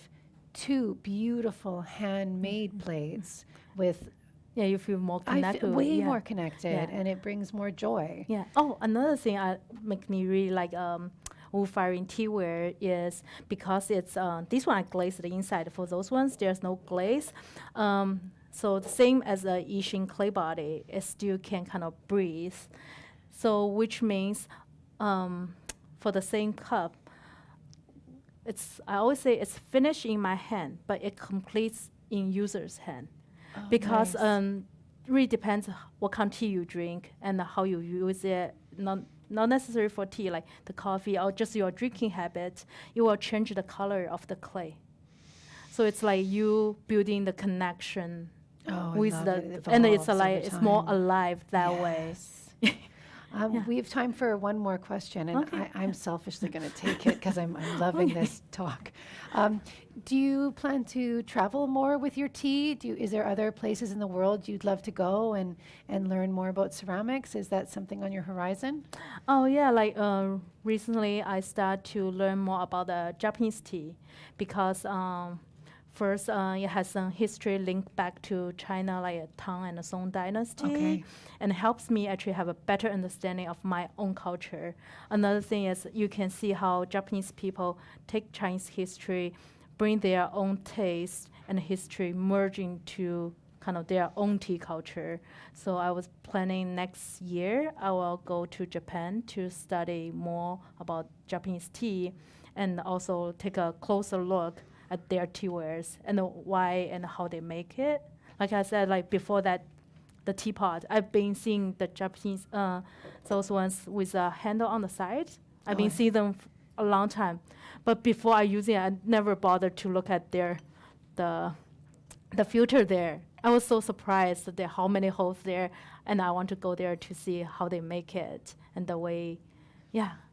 So on that note about, so I have one of those little Japanese teapots, Yeah. and it's red clayware, and I'm just wondering if you know anything about how the Japanese red clay is different from the Yixing. Actually, the place, when you look at the teapot, it's probably very similar with the Yixing clay because there's no glaze. I think they kind of learn from Yixing, but they use their own local clay. So the clay itself won't allow them to do the hammering thing. So even though they use, the finishing is very similar, but the technique they use is a wheel throwing. And yeah, I want to learn more about that. Yeah, because both the sencha they drink is the green tea, and also Yixing is also there's a tea farm around them. It's first harvest will be the green tea, then second one will be the black tea. So they drink a lot of green tea as well. I think there might be some connection and influence back and forth. Yeah. Oh, thank you, Shishini. I'm so excited to see your creative arc because I love how you're traveling around the world and learning from masters and then being able to take all these different techniques that are all resonating to your own culture and make your own. I think it's really beautiful. So thank you so much. Yeah. And thank you for coming today. Yeah, thank you It for was having wonderful. me. Yeah, and I will be upstairs. If you have more questions, feel free to come And talk more. Wei is also with the Hong Collective. So they have an Instagram page, and is that the best way to get a hold of you for our friends online? Okay, yeah. Great. Thank you so much, everyone. Thank you. Hey.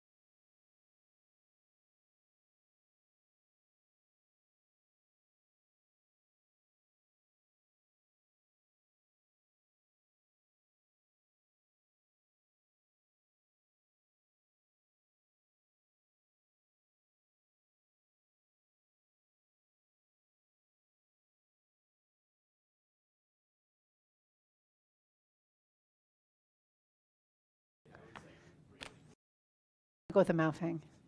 It's one of my favorites. Good idea. Yeah, Good we idea. good? Okay, hi everybody, welcome back.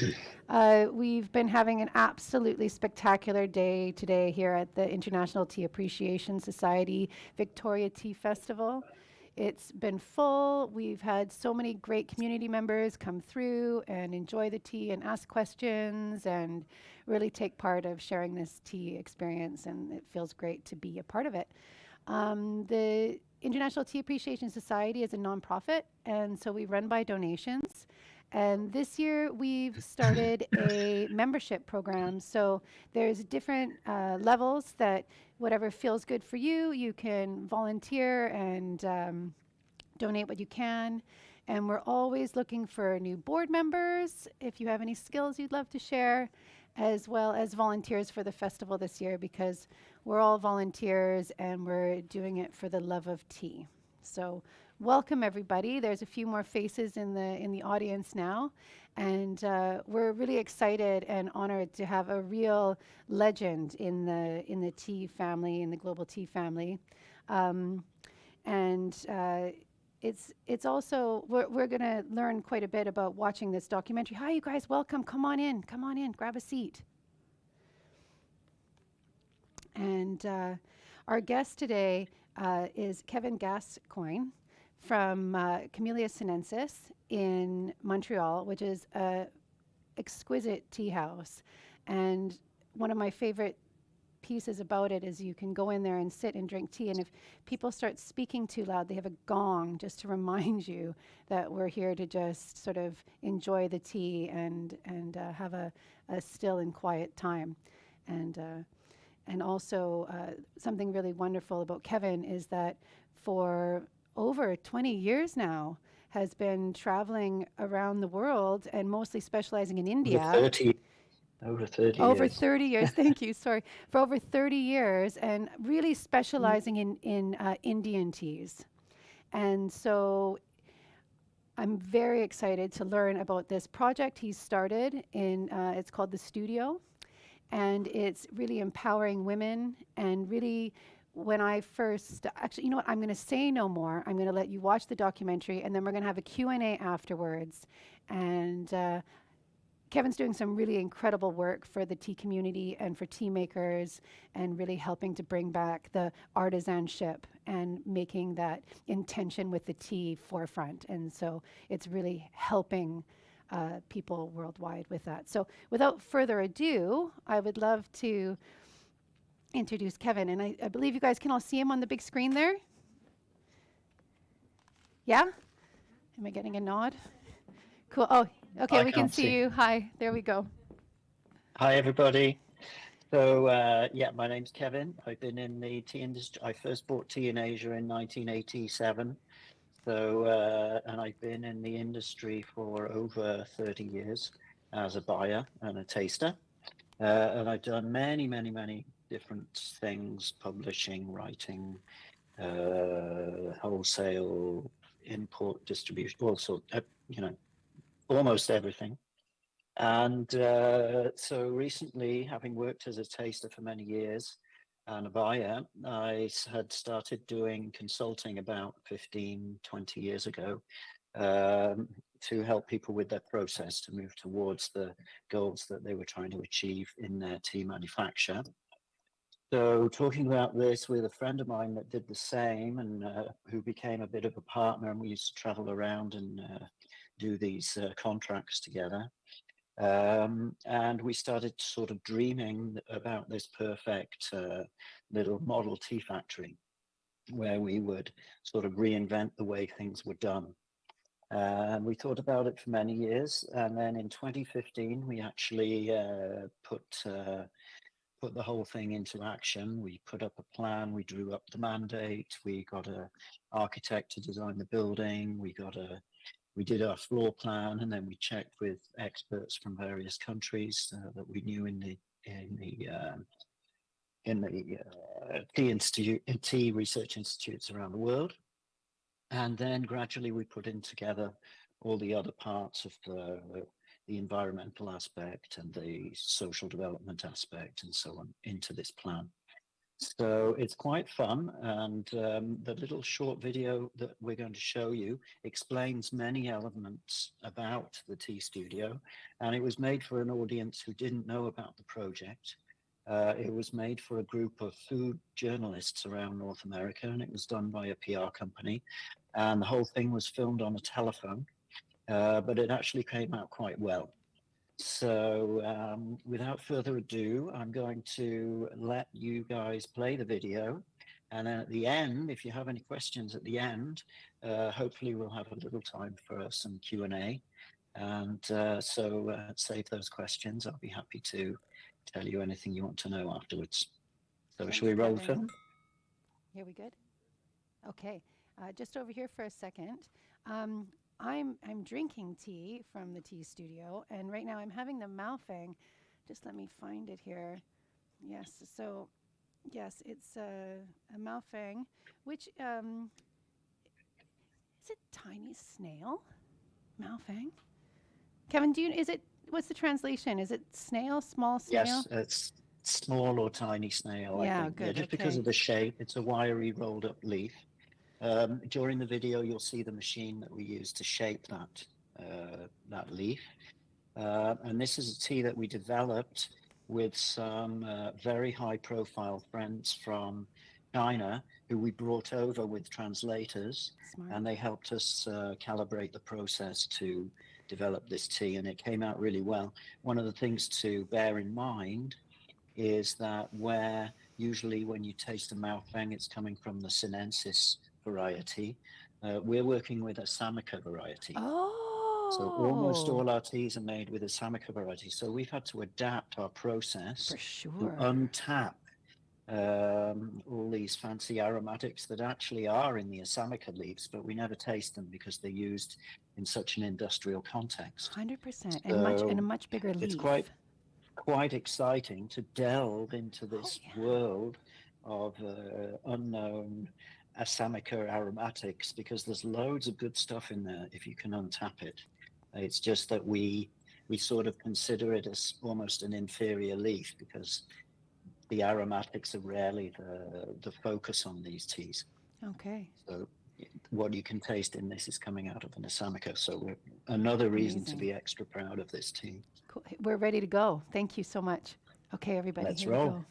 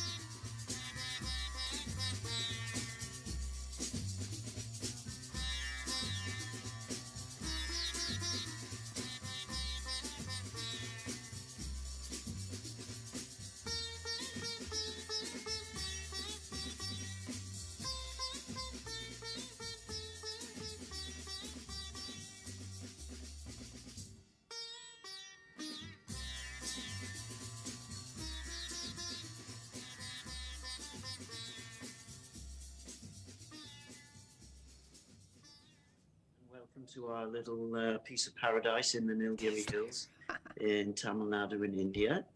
This is the tea studio. You just missed, we had a delivery of 170 kilos of leaf has just come in. One of the small farmers in the area just bought this leaf for us. Smells fantastic. So this will be used for the manufacture tomorrow. So I'm going to just show you around some of these machines that we have in here. These are all Chinese machines, and they're used to make leaf that looks kind of handmade. So this first machine here is what we use to make green tea. we need to deactivate the enzymes when we make green tea. So this is what we use: heat. We apply a dry heat, sterilize the leaf, and it remains green. If we don't do that, we can then move on to the next part of the process, which is the rolling tables, which are just down there. This is some leaf we've been working on today. You can see these beautiful 1 leaf and a bud, 2 leaf and a bud. It's a very nice pluck. It took us a long time to get the farmers in the area to do this beautiful pluck. But now we've got quite a few that are giving us really nice leaf. And so, yeah, so we're sort of in business with that. We've been operating now for almost 6 years. We sort of started working on this project 2015. We opened the machines in 2017. And this year we made 5.5 tons of tea. We make to order. We're involved with another tea company, and the 2 tea companies order the tea they need, and then they sell it in their own markets. So one of those companies is obviously Camellia sinensis. So these little machines that we use are usually used to make the Chinese styles of tea that you probably know if you shop in at Camellia sinensis. This machine would usually be used to make amji baicha. It's called a carving machine. It moves to and fro, has a hot bed, and it forms a leaf that looks a bit like a pine needle. So we have a few of these machines because we use these ones quite a lot. Here we have our little rolling machines where we put the leaf in here. The bed, the top moves around. The bed has these little wings to break up the leaf and to open the exterior membrane of the cell. That way, if we haven't already put the leaf through the hot machine at the beginning, then we can get some nice oxidation and make some black tea. Here we have some leaf oxidizing on the side here. You can maybe see how dark that is. And it smells very different. It smells really sweet. So if you've enjoyed our Nilgiri kuno, this already got a bit of that lovely smell in there. These machines here, at the moment, we just turned this machine off so it wasn't making a noise while we were talking. But this machine, if you've tried our bamboo tea, this one is about to go in the machine to be roasted to make the kukicha that we have in the shop. Here's some that just came out. You can see it's nice and brown. Delicious tea, really sweet. And this would usually be used to make a long gin. It's come out of the machine already. You can see this. This will just take a little bit of sorting and then we'll be able to pack it up and then send it home. For the shops, here we have the machine that we use to make our Maofeng green tea. So if you've had the lovely green tea that we've been selling a lot, we make it in this machine. It's hand turned with some hot air coming out of here. We turn the leaf until it forms into the beautiful Maofeng that we have. And over here we have our dryer. This is our little dryer. It's known as an aroma machine. So the leaves are put onto these. It's still warm in here. We just turned it off. This rotates, and there's also a convection of air. So we get quite a low temperature, but a very, very even dry, and everything tastes delicious. And because there isn't a vent sucking the air out of here, the aroma remains in the leaf. Sometimes with the big industrial dryers, we often say that half of it goes up the chimney. So it's a way of retaining that lovely flavor. Here we have our pans. So these would do the same action as a human pressing the leaf onto the hot metal of this pan, like this. But this is the mechanized version. So these machines can be very carefully calibrated. We can adjust them very, very minutely to make exactly the style of leaf that we want. It's still perhaps just a little bit below the sensitivity of a human hand. With a human hand in a pan, you can feel, you have more sensitivity to feel every single leaf as you press it into the metal. But we can get probably about 80% of that sensitivity. And it is a factory where we're touching the leaf a lot. So there's a lot of artisanal process and artisanal sensitivity to the process, where we are making the decisions whether the leaf is spongy enough, elastic enough, dry enough, reduced enough. And because the ladies that all work here are tasting the tea on a regular basis, they begin to associate the decisions they're making with the leaf and what the tea tastes like in the final product. So right next to me, I have our head of operations here. This is Muskan. Hi, guys. Hi. Is our head of operations. She runs the big team here. How many are on the team now? So there are 9 of us in total. We've got a team maker, we've got Yes. the accountant, and we've got 7 girls who basically hands off the teas. Right. That is their main role. Yes, yes.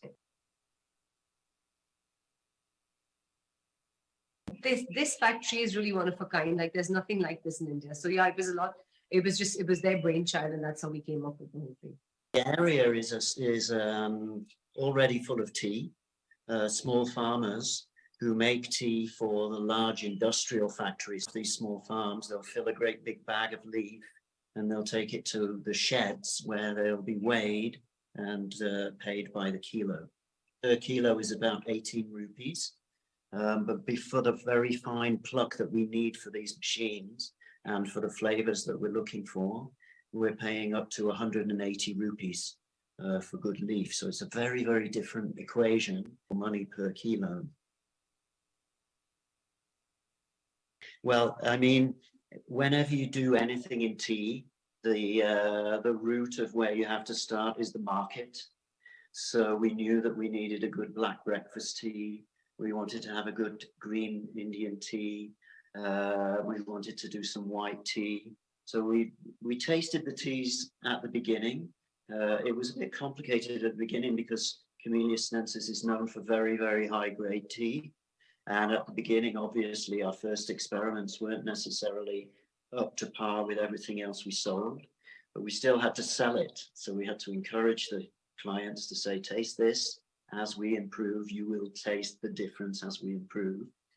Now we're super proud of the teas. We sell them with great pleasure. And so we found parts of the market. We found a market for the white teas that we make. We made 2 beautiful white teas. The green tea, somebody mentioned they were drinking the maple tea. So that is one of our black teas with maple from Quebec. And so it depends what the market wanted. So we tasted the teas and we found these spaces in the market because it all depends on what you can sell in the end. Quite a few different things. For instance, the situation I just mentioned taught us a lot of humility because we've always been really proud of the teas that we source from these masters that have been making them forever. So when it came down to us making them in the beginning, we had to it put an extra perspective on how complicated that really is. Now we're really, like I'm saying, we're really proud. There are a few things that it's starting to make me realize is that the mandate that we put together when we designed this place with Indikana, who is our partner here in India, when we started designing this, we started putting all the different pieces into it, the improvements in the social structure of the place that would give opportunity to local women, the environmental factors. We use liquid petroleum gas, which has no emissions, and electricity. We're fitting solar panels this year. All these different things make us realize that it is actually possible to form a new model that will hopefully eventually be an example. Already we've got a lot of people. We had a tea company in here today coming to taste the teas, coming to see how we're doing things, because it's very innovative. It's really a modern way of doing things. We've got no waste at the end of the process. All the tea is being made to order. But one of the most beautiful things is that the people working here all of a sudden have this attachment to the place, attachment to their work, pride in their work. And when we first came here, we didn't really see that. It was people just working hard in the field, filling a bag with any old stuff and taking it to the shed and selling it by the kilo. Almost 12 months, more than up in the Himalayas where we just came from, where they have a long dormant period. But we don't get a lot of leaf in January, do we? Just a little. So yeah, we have months that are very, very quiet. So those are months that we can use for cleaning and other, maintenance on the machines and so on. But we do have a much, much longer season than other regions that are more subtropical or in higher areas. Japanese cultivars, no. One part because there are none in the region, we would have to grow our own. But the Assamica leaf that we use in this area is very similar to the one that grows in the Yunnan. So we maybe if you've been in the shop, you've tasted the maucha that we made. Maucha is the first process of leaf that you use to then press into a brick.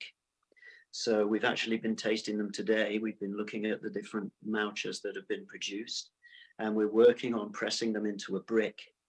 So actually, if you follow me, I'll show you this little device that we've been developing. So in the Yunnan, the teas, the pu'er bricks would be pressed with a stone like this.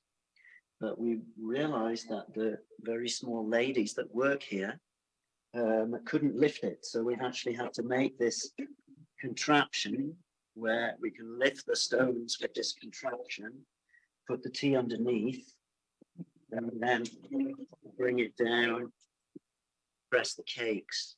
So we're working on this. We haven't made a perfect cake yet. We were looking at the forms of the cake.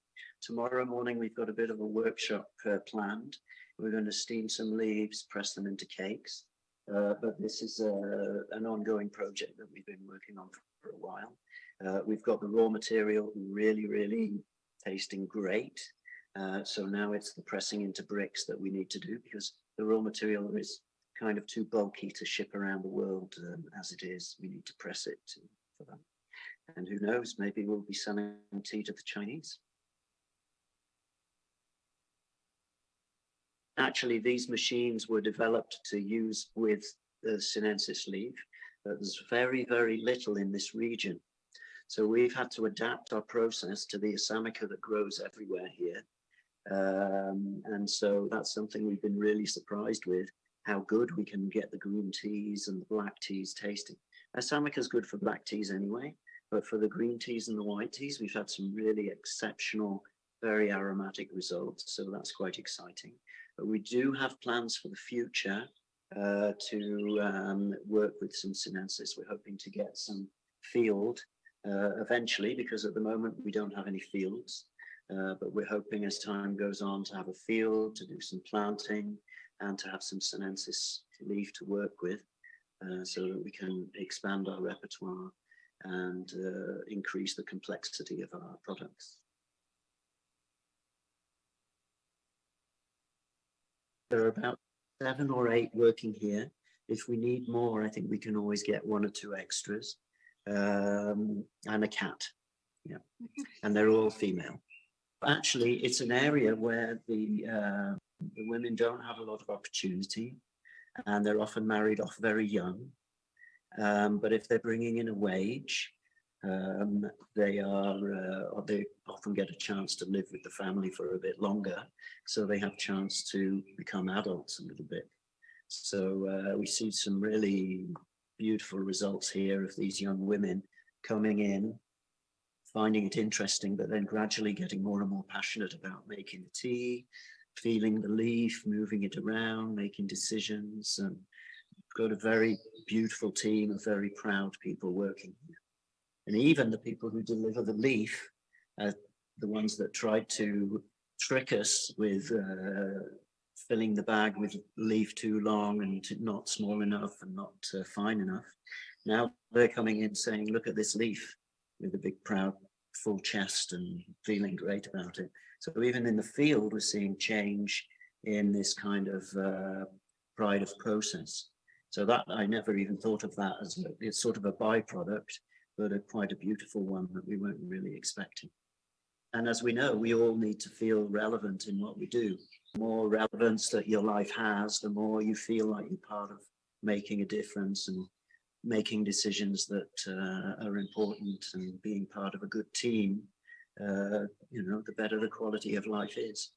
So we're happy to be part of that and have this great team working with us. Quite difficult at the beginning to find anybody to work with. We sort of landed in the valley a bit like an architectural little spaceship. So nobody really knew what we were doing here at first. Gradually, we got to know some of the villagers. Vedagi, who's our chief tea maker, she helped us a lot with contacts. And then gradually, through knowing people and getting to know other people, almost everybody has tea people in their family. And then gradually we had one guy started to bring us the right leaf and he got well paid for it, and the word went around. And then another guy said, well, I can do that too. And slowly, we've got all the leaf we need, to the point now we had somebody come in today wanting to sell us leaf, but we don't even need the leaf. We've got enough growers now. And like I was saying at the beginning, we just got 170 kilos of leaf in the whittling trough here, all ready to make lots of tea tomorrow. So we're quite nicely set for leaf at this point. She used to be a school teacher in the village.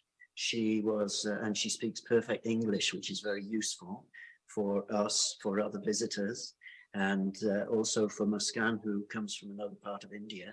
So they communicate in English because they speak the local language here, which is Barga. Surprisingly small investment originally. And so the way it works for us as two tea companies, because we own the factory, we buy the leaf when we need it, we pay cost of production for the leaf. So instead of buying off a factory who is making a profit on it, and then other people who make a profit in the chain, we're just taking it straight out of the factory at the price it costs to make it. So that way, that little extra piece goes back onto the investment that we originally put in. And because we're a tea company, we sell as much of the teas from here as we can. If anybody is ever in India, we do offer a day here. You can come and make the tea and go home with a couple of bags of tea.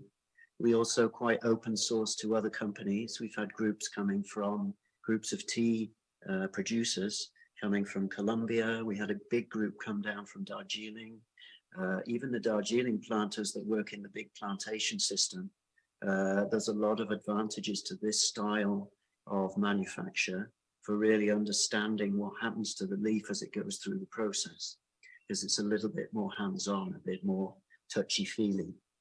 So yeah, if anybody's ever in India, let us know. Come and make some tea with us. We really set it up so that it could be sort of used as a schoolroom as well. So that was part of the plan as well.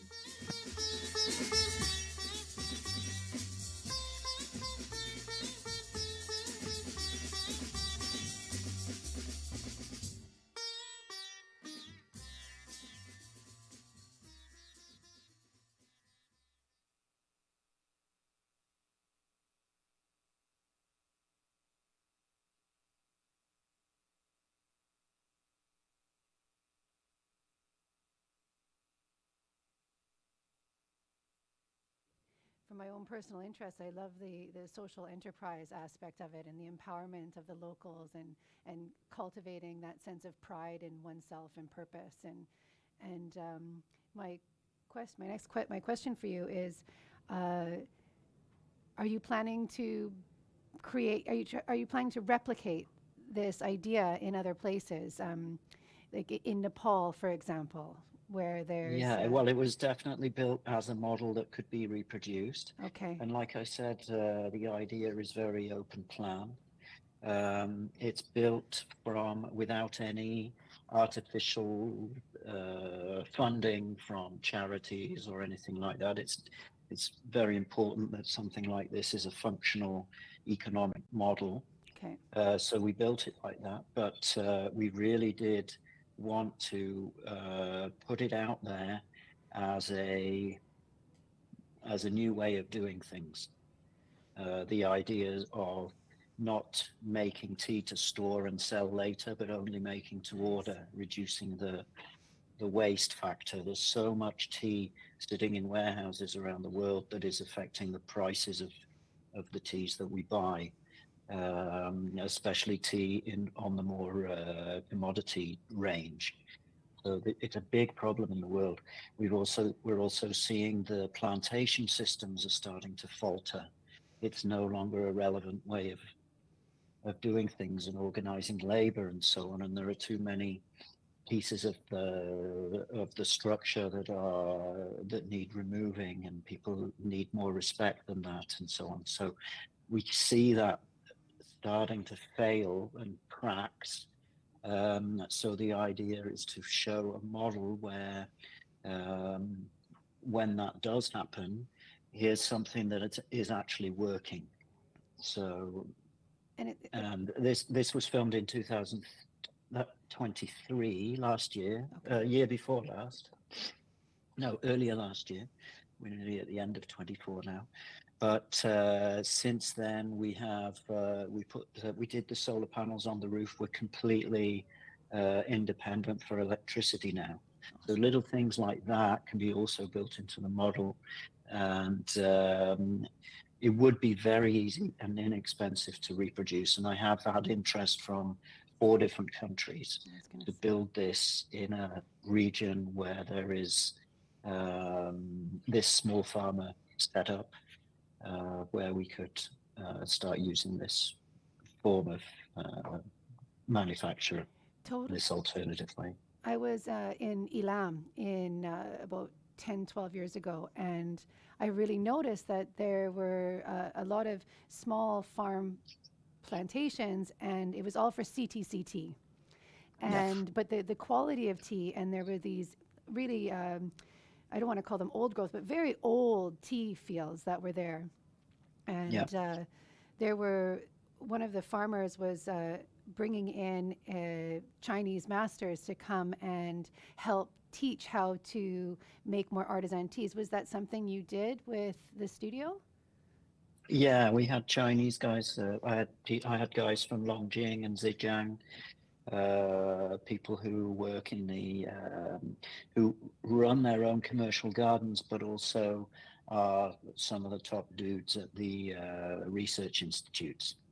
And they came over and they just plowed straight in and showed us how to calibrate the machines. They showed the tea makers what they should and shouldn't be doing, and it totally changed the game for us.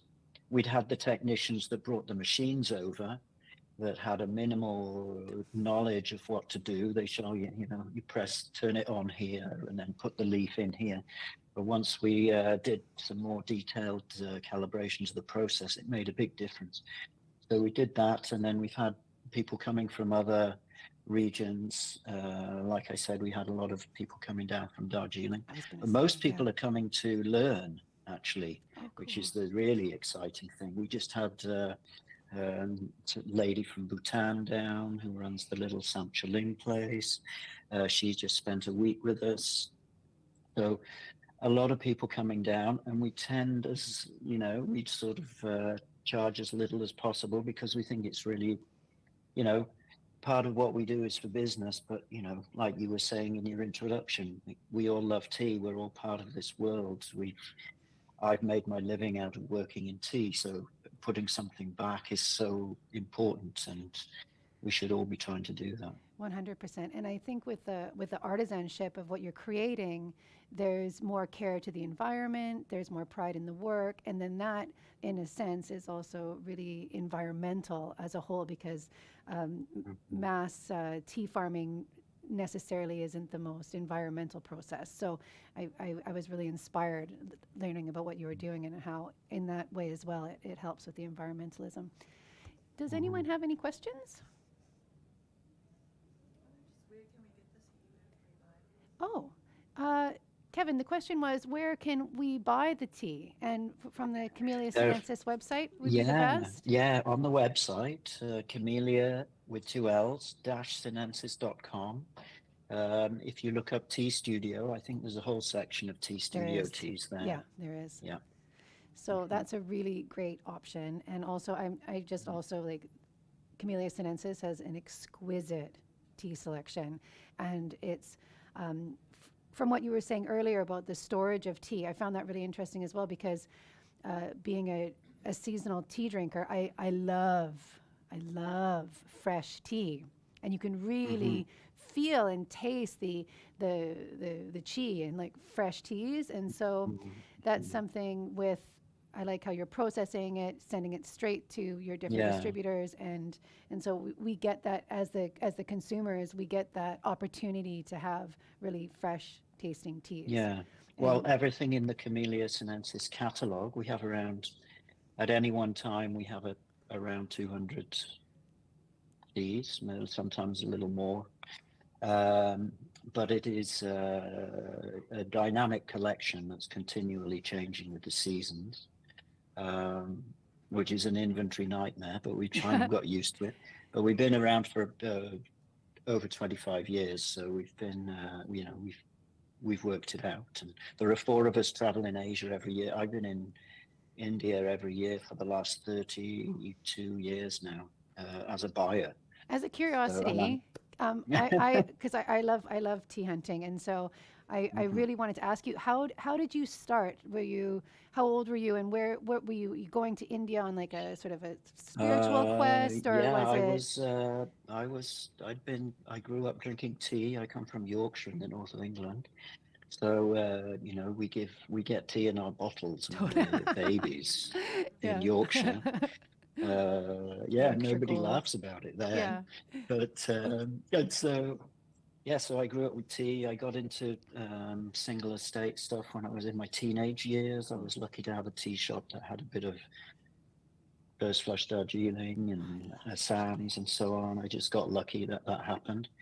And backpacking in India when I was 19. Cool. Tasted tea, and then I got kind of became a hobby, and then I got really obsessive about it, and then I was spending too much money on it, and eventually I had to start a company to pay for my habit, and you know, and then I got lucky to meet up with some business partners 25 years ago who were a little more focused on not just drinking tea but also working out how to sell it. So there are 4 of us in the company, 4 owners. And I like that. So in the Camellia Sinensis company, different people specialize in different regions. And so that it really allows the people that are working there to develop relationship with the farmers. And when you develop relationships, it's a reciprocity with the people that live there, and then a care, and it develops, and then you get sent really lovely teas. And if you go every year, you get to see the nuances of the weather and how it affected the crop that year and why, and you can have those conversations. And it's a really special process that I personally really enjoy doing. And so it's really lovely to have you here. We have about 2 minutes. Does anyone else have a question? Another question, maybe? Yeah. What's the difference between black tea and white tea? I've never had white tea before, so I don't know. Oh, okay, Kevin. What's the difference between black tea and white tea? Okay, first, the major difference that we usually see with a white tea is that it's made of the buds and not the leaves. So if you're using a bud, you're using the potential of a leaf that's done no leaf activity yet, hasn't opened up, hasn't done any photosynthesis, has a very low level of chlorophyll, and so on and so on. As the leaves open up and start doing their leaf business, they start to get leathery and more firm. And then further down, the more mature leaves, as you go further down the stem, they get too bitter to use. So somewhere between the bud and the fourth, fifth leaf are the leaves that we use. But if we're using the bud, it's just potential at that point. So it has a lot of sugars in it, and we don't have a lot of that leafiness. The next thing is that it is just withered, so it's just dried usually in the sun. But if there's no sun, it's just dried at quite a low temperature until it's completely without moisture, or down to about 3%. So whereas a black tea, we're really playing with the 3 factors of oxidation, which are oxygen, obviously, humidity in the leaf, so we've got juices in the leaf, and then we're dealing with the natural enzymes that are in the leaf that would eventually break it down and decompose it. So they start turning it brown, like when you cut an apple in half and it starts to go brown. And then you taste the apple that's gone brown and it tastes a bit different. So that's the effect of oxidation, and we use it in a controlled system when we make black tea. But we're really dealing with a bit more leafy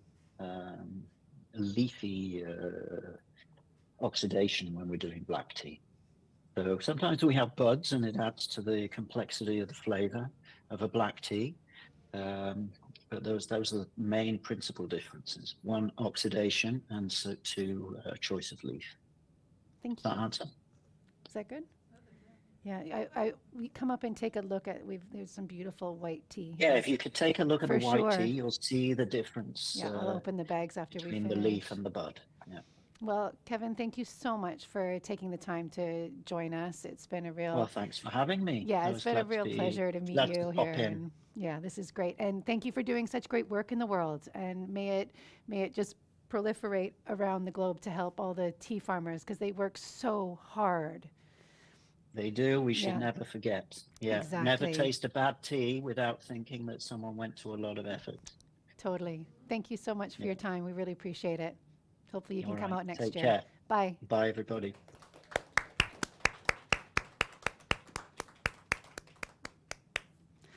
All right, everybody. That was awesome. He's a legend, like a proper tea legend, that guy. So that was really exciting for me and for the tea festival. And yeah, so thanks for coming and watching the documentary and seeing it. I find it really inspiring that people are wanting to build on this artisanship. And for me, the main takeaway from watching this was that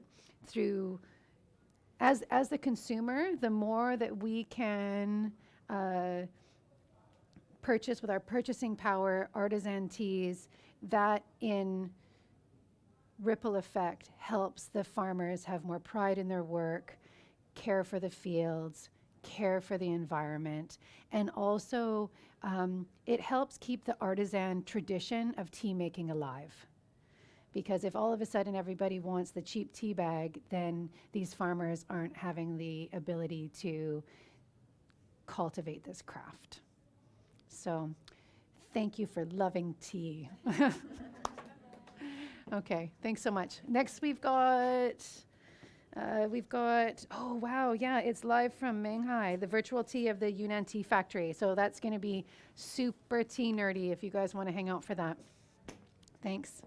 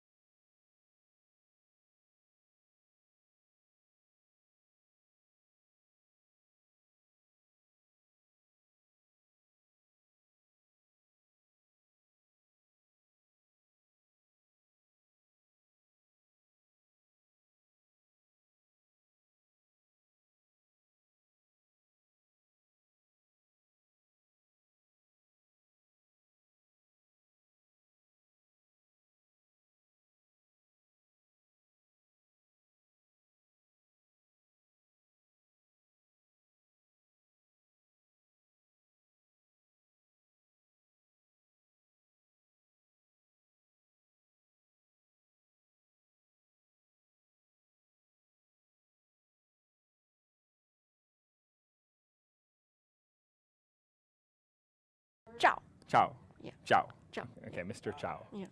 Okay, we're live. Okay. Hello, and welcome to the final talk today at the Victoria Tea Festival Revivals Tea Symposium. So big hand. Thank you for staying so late. This is so great. When we were planning this talk, I was so insanely excited because I cannot explain how cool this is. We have Mr. Zhao. Yes. Okay, and he's joining us, coordinated by Kira of Kira's Tea Cellar. So thank you so much. But he is the biochemist who works at Menghai with Menghai. For Menghai only. Menghai only, and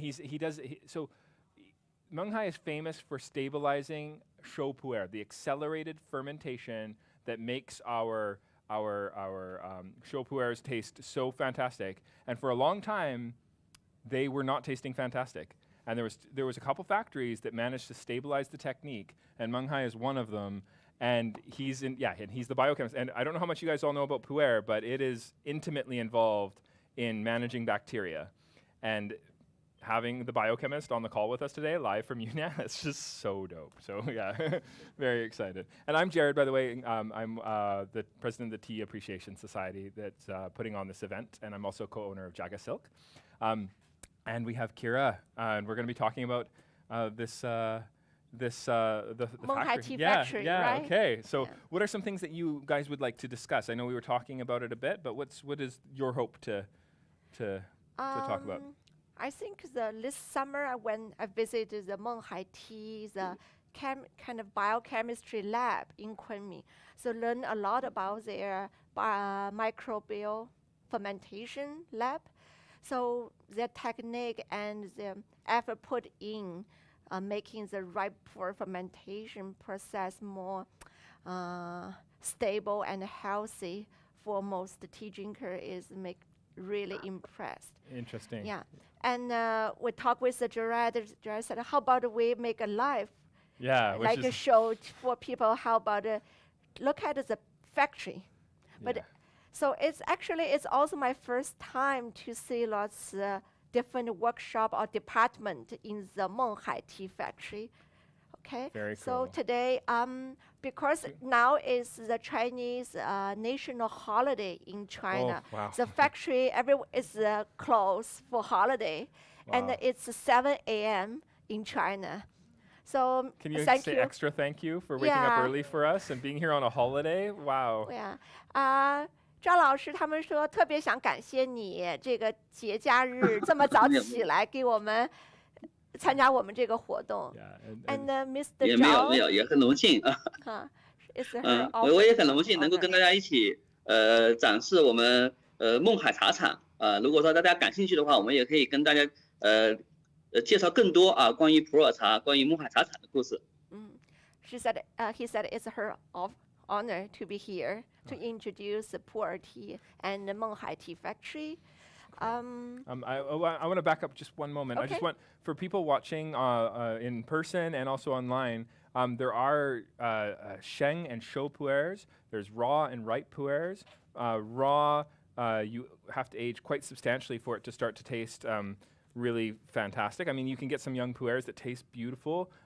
Sometimes I've had some 2015s that are actually really nice, or even, but you're going to find that the more that you age those raw pu'ers, the better they're going to taste. And this is true to some extent for the ripe pu'ers. We translate ripe, but it's more like it's a piling technique that's responsible for kind of accelerating that fermentation. And they're considered two very different types of pu'er tea. And pu'er is a geographic denotation. If it's not from this particular area, you can't call it pu'er. So you can't say, like, for example, green tea. Whenever I'm looking for a good tea book, if it says, green tea, oolong, black tea, and then it says pu'er, I think always that's incorrect because pu'er it's part. You could say it's part of the genre of dark tea, what we have to call it in North America, or you could say true black tea. It's in Chinese, Japanese, in Taiwan, they're going to refer to it as this genre as black tea, not to be confused with what we call black tea. So there's always more dark tea. Yeah, we have to say dark tea. Yeah, dark tea, post-fermented. But the character is black, right? Yeah, Yeah. but in Chinese, when we say black, means it's red. Yeah, we have to say red, right? So what Yeah. we call black tea, they Dark- call red tea. Yeah. So anyway, I always have to explain this. So it can get a little bit confusing, but also just knowing that this is one of the few teas in all of these genres that involves bacterial culture. Yeah. So like with sourdough or Wine, yogurt, cheese. we're involving a culture, and you don't see this. They're often called like fermented, but other teas, it's a process of enzymatic oxidation, which is different from fermentation. This is actually fermented, okay? So that's why it's so exciting, and that's why it's so wild too. And getting a little bit of control over that, biochemist sure It's comes in important, handy. yeah. So amazing. Okay, maybe we could see a little bit of the outside. Video? Yeah. So Mr. Zhao make a special video because it's dark in Yunnan now. It's hard to really give us a live show. He make a special video for us. So the first part of the video is we see a little bit of history about the Menghai Tea Factory and the little bit of relationship between Menghai Tea Factory and the brand Daoist. Okay. So the video is made in Chinese Mandarin. You can have a general idea, and after the video, I will translate some of the core idea from this video. Okay. Sounds Yeah. good. Okay. We're ready for it when you are, Mark. If this Yeah. is. This is Xishuangbanna, Menghai in Yunnan province. It's where the Menghai Tea Factory located. 大家好，我是大义茶道院的赵宝全。那么今天呢，就由我跟大家一起走进 So 孟 it's 海茶 Mr. 厂。 Zhao. 我们现在所处的位置呢， Yes. 就是孟海茶厂的大门。茶厂呢，建于1940年，到现在呢已经有 Factory is 84年的 left 历 in 史了。那么接下来呢， 1940s. 将由 Has 我跟大家一起 84我 years 们跟随镜头来看一看孟海茶厂，来了解一下大义普洱茶是如何加工出来的，好吗？大家跟着我一起来到孟海茶厂。 It's quite hot there. 2004年。 孟海茶厂进行了股份制改革， This 为了 is 能够 the 让更多的茶 Daoist 友 Tea 了解 Museum. 孟海茶 Collect 厂， all the 熟悉 pu'er 大 tea 义茶 made 的发 in 展历 Menghai 史， Tea 在孟 Factory. 海茶厂省检市的基础之上， Daoist 建 sells 立 the 了 Menghai 大义馆。我们能够看到更多 So I will 孟海 talk 茶 about 厂 the Daoist 从 and Menghai 1940 relationship. 年建成以来一路的发展历程。接下来呢，让我们走进大义馆的足迹厅，来看一看孟海茶厂的整个发展历程。 走进大义馆的足迹厅，我们可以了解孟海茶厂这84年来 Yeah, 所 that's 经历 the 的风风雨 area 雨。 where 我 the 们可以从 pu'er 足 tea 迹馆 was 的图片以及文字 harvested. 可以看得到孟海茶厂近84年发展历程的一个变化。我们可以将孟海茶厂的发展呢分为3个阶段，分别是1940 During 年到 1940 to 1951年。第二个阶段 1951, 呢是 Menghai 1951 Tea 年到 Factory was 2004 created 年。 by 第3 Chinese 个阶段呢 government. 就是 And the 2004 tea 年到 factory 今 is 天。我 operated 们 by 现在说 the 一说孟海茶厂的第一个阶段的发展。孟海茶厂呢创建于1940年，当时呢中国正处在一个战争动乱的年代。 That time 为了 is 组 lots 织 of 抗战， war, 筹措 and 资 the 金，由 people 民国 create 政 this 府出资， factory 在 to 云南 increase 新 the 建了 lots 佛海实 income, 验茶厂， the money 也 to 就是 support 孟海茶 economic. 厂的前身。所以孟海茶厂也就是在这样的一个战火纷飞的年代创建起来的。我们的第一代孟海茶人在范和军先生的带领下，从全国各地来到云南西双版纳佛海县，在完全没有基础的情况下，一步一步创建的佛海实验茶厂。 That time the 1949 tea 年 factory 新中国 called 成立 Fohai. ，1950年 And 云南 after 解 they 放 changed name ，1951 to 年新 Menghai 中国的云 because 南 the 省人民 location, 政 the 府 city 正式 changed name 接 to 管了 Menghai. 佛海 The 实验 city is 茶 not 厂， called 也 Fohai 迎来了 anymore. 孟海茶厂发展的第2个时期。1953年，佛海县正式 So 更 after 名为孟海县 1953,，佛海实 Fohai 验茶厂 Tea 也 County, 更名为了 the city, 孟海 the 茶 town 厂。在这 become 段 Menghai 时间 town. 里，孟海茶 Yeah, 厂 so they 也确 changed 实 the 为 name, 当时 become 经济 Menghai 发 Tea 展 Factory. 做出了重要的一个贡献，也是我们现在耳熟能详的7542、 So 7572 from 两款普洱1970, 茶 like a 生茶熟茶的标杆， 53也是 to 在这个时候 I 产 will 生的。 see. 2004年，孟海茶厂经历2004, 了 they 一 make 场重 some 大的变化， 7, 由原来的国有企业 7542, 变更为了民 7572, 营 this 股 kind 份 of 制 a 企业， standard 也 pour. 迎来了孟海茶厂发展的 And the 第 third 3个辉煌时 generation 期。 is 进 third 入 time 到 is after 21世纪， 2004. 孟海茶厂 The 将 tea, 大义茶 the 的 tea 发展 factory household was reformed. Okay. And it's managed by kind of a private company. Yeah. And Wu Yuanzhi is the manager. And actually, Mr. Wu Yuanzhi was died in Vancouver. Oh, wow. Okay. 2021. We can pause it. Okay. Okay. So about the history about the Menghai Tea Factory and the relationship with the Dayi, because the factory, the company now we call Dayi Tea Group. So lots of people have a little bit confused what's the relationship between them. Yeah. So I want to give a little bit introduction. 赵老师，我给他们讲一下那个大益这个商标和这个勐海茶厂以及大益集团这些关系。好，我给他们稍微讲一下下。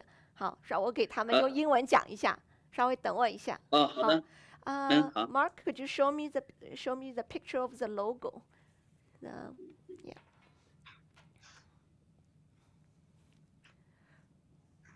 是我这边来讲吗？我来讲好了，我就直接用英文讲好了。好。好的好的。一会儿我问他们有什么问题，可以来问您。好。Okay. So people are usually very familiar with this Pu'er Tea logo, right? The trading mark. So in 1951, the Chinese tea company collected this tea logo. We call it 8 Zhong. It's the 中国, the kind of middle. It's the 8 Zhong Cha trading mark from a newspaper competition. Okay. So because that time all the Menghai Tea Factory, Fengqing Tea Factory, Kunming, and the Xiaguan, all the main 4 tea factory located in Yunnan province, all managed by China Tea Company. So the China Tea Company is managed by the government. So the government require all the tea factory only use this trading mark. Oh, interesting. So no matter the tea produced by each factory, they all use this mark. Oh, wow. Okay. So they might write down have from different factory, but this logo, 8 Zhong tea logo, able to be used by all the tea factory. Okay.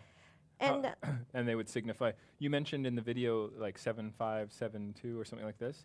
How would you know the digits of the? Is it on the back of the cake? Is that how that time is not that it's clearly recorded. Okay. Yeah, so usually by the lots of history and material recorded in the factory. You can find the inventory information to find out. This is a show from this time, or is this Sheng? Raw. That time is only raw. This is raw. Yeah. Okay, so this is raw pu'er, and I guess you're going to so talk about. So after 1985, the government gave all the factories the right to produce and manage its own tea production.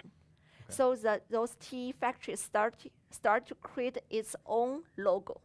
Okay. So Dayi is a tea logo created by Menghai Tea Factory in 1989. Okay. And I'm sorry to cut you off, but the benefit of the tea logo is to just help with communicating the uniqueness of the factory? Yeah. Okay. So if you can you show me the second picture of the logo? Yeah. So you will see the first middle is the E. So the first, like this one, 大义的义 in Chinese character, this is the logo for Menghai Tea Factory only. And the second one has a bird and has a little bit of cedar tree behind. This is the logo for Xiaguan Tea Factory. Okay. And the last one is Feng Pai. It's a kind of Feng is a letter. It's only for Fengqing Tea Factory. Oh, interesting. So each tea factory has its own trading mark logo. Makes sense. So lots of people thought the Dayi brand was created after 2004 when the Menghai Tea Factory shareholder was reformed. Actually not. This logo was created in 1989. Oh, interesting. Long time ago when the government gave the managed right back to the factory. Okay. They have its own logo. Which is interesting because Menghai is so famous. So learning a little bit about this back history is quite fascinating. Yeah, so it's help people to, when you collect some old tea, you can use this history to tell it's real tea from Menghai or not from Menghai. Because after when they have the Dayi logo, they don't use the Zhongcha very often. Have And they as always been famous for their show puer? Show puer is a little bit. We'll talk about that. Okay, Yeah. okay, Okay. So, any question about the logo and the history? And in 2004, Menghai Tea Factory experienced a kind of shareholding reform and established Daoist Group. Okay. So it's managed by a company for marketing, for selling, but the factory is mainly focused on producing and the How does Dr. Or Mr. Zhao feel about the quality of the fermentations at this time? Just to include him on the conversation, I'm actually really interested.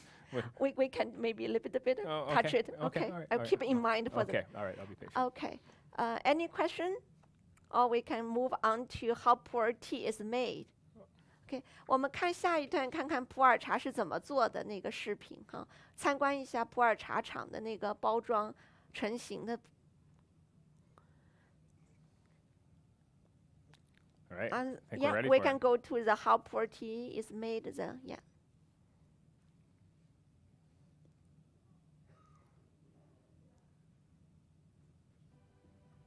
So this is this video was made a few days ago. Wow, for the festival. Yeah, just for us. That's pretty cool.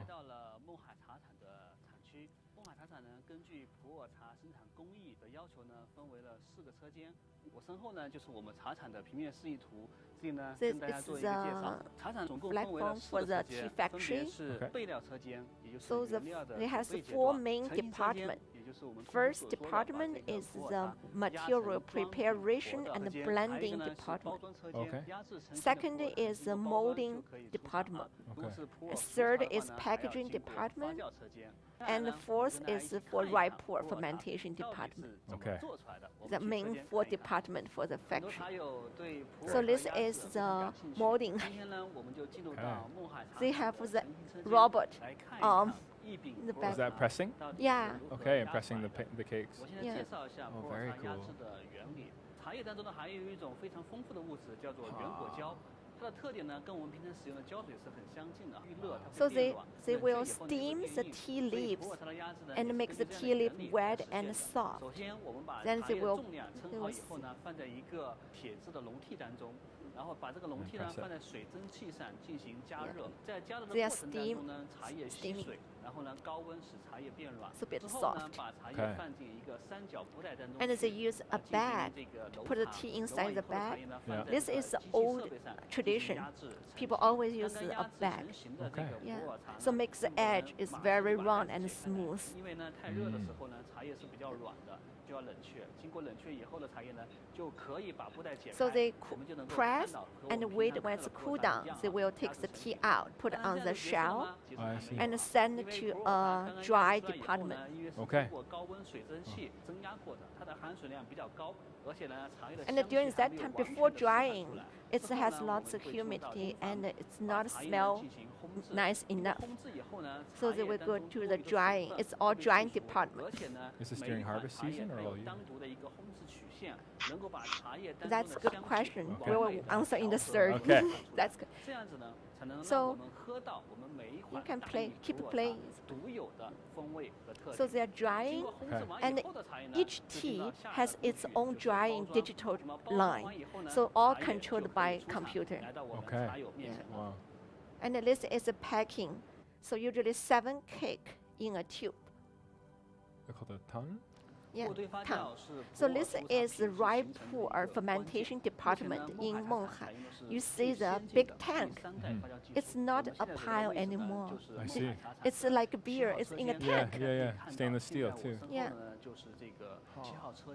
That's the pu'er tea rye pour fermentation department. Looks anaerobic. Not in a pool and the pu'er tea on the floor or pile. So it's well controlled and much clean. Yeah, that would improve cleanliness. Okay. Do you know if there's oxygen in the tank? You can ask. Okay, all right. Okay. 好。 Okay. 赵老师，我们这边有我们主持人那个 Gerard 先生有问题问你，你稍微等一下，让他问了，我可以翻译给你听哈。好的。Okay, what's your question? Well, a few questions that came to mind. One was, Was he really happy with the quality of the fermentation back in the when Shopuer first started? Okay. And how, if not, how is he much happier now and why? OK， 他想问你，从熟普洱诞生的时候，这个熟普洱的发酵质量，你是否满意？和现在的这个发酵工艺比，因为他刚才看到了是在那个一个罐装里面发酵，和现在比，他觉得这个，你觉得他这个技术改进哪方面变得更好了？其实呢，可以这么说吧，就是现在的发酵工艺来说，因为我是学这个微生物学专业的，所以我对这个发酵呢是比较能够理解的。就是现在的这个罐式发酵的话呢，跟传统的这个发酵工艺相比的话呢，主要体现在3方面的一个优势，或者说是我认为这3方面是比较好的。一个呢就是稳定性，就是说罐式发酵能够保证每一批的这个发出来的产品，不同时期的，就是不同时间的，然后呢，这个不同批次的这个产品的品质是一致的、稳定的，不会出现春天发的和秋天发的这个品质口感不一样，这样的一个情况，这样子呢，为后期的这个产品的这个生产呢，是提供了一个非常有效的和必要的一个保证的，这是一方面，就是产品的一个稳定性，或者说品质的稳定性。好，谢谢。我翻译一个一个翻，我怕忘了，待会儿。That's a lot. Yeah. 我可能讲有点快。我一条一条翻译好。So the first compared to the 1970s when the old Raipur 卧堆 technique, fermentation technique. The new technique is a digital controlled in the kind of a tank fermentation process. The new one we call 3rd generation pour fermentation technique. The new one actually makes the tea more stable. So in second one, 卧堆 is could be affected by the season. So the spring one is different from the fall one. I see. So the Raipur in the new technique, they are more stable. They are not affected by outside environment change. Okay. Do we? I guess there was more that you want to translate, but so 第二个优点呢？第二个优点呢，其实就是安全的保证，也就是安全性的一个作用。因为传统发酵呢属于开放式发酵。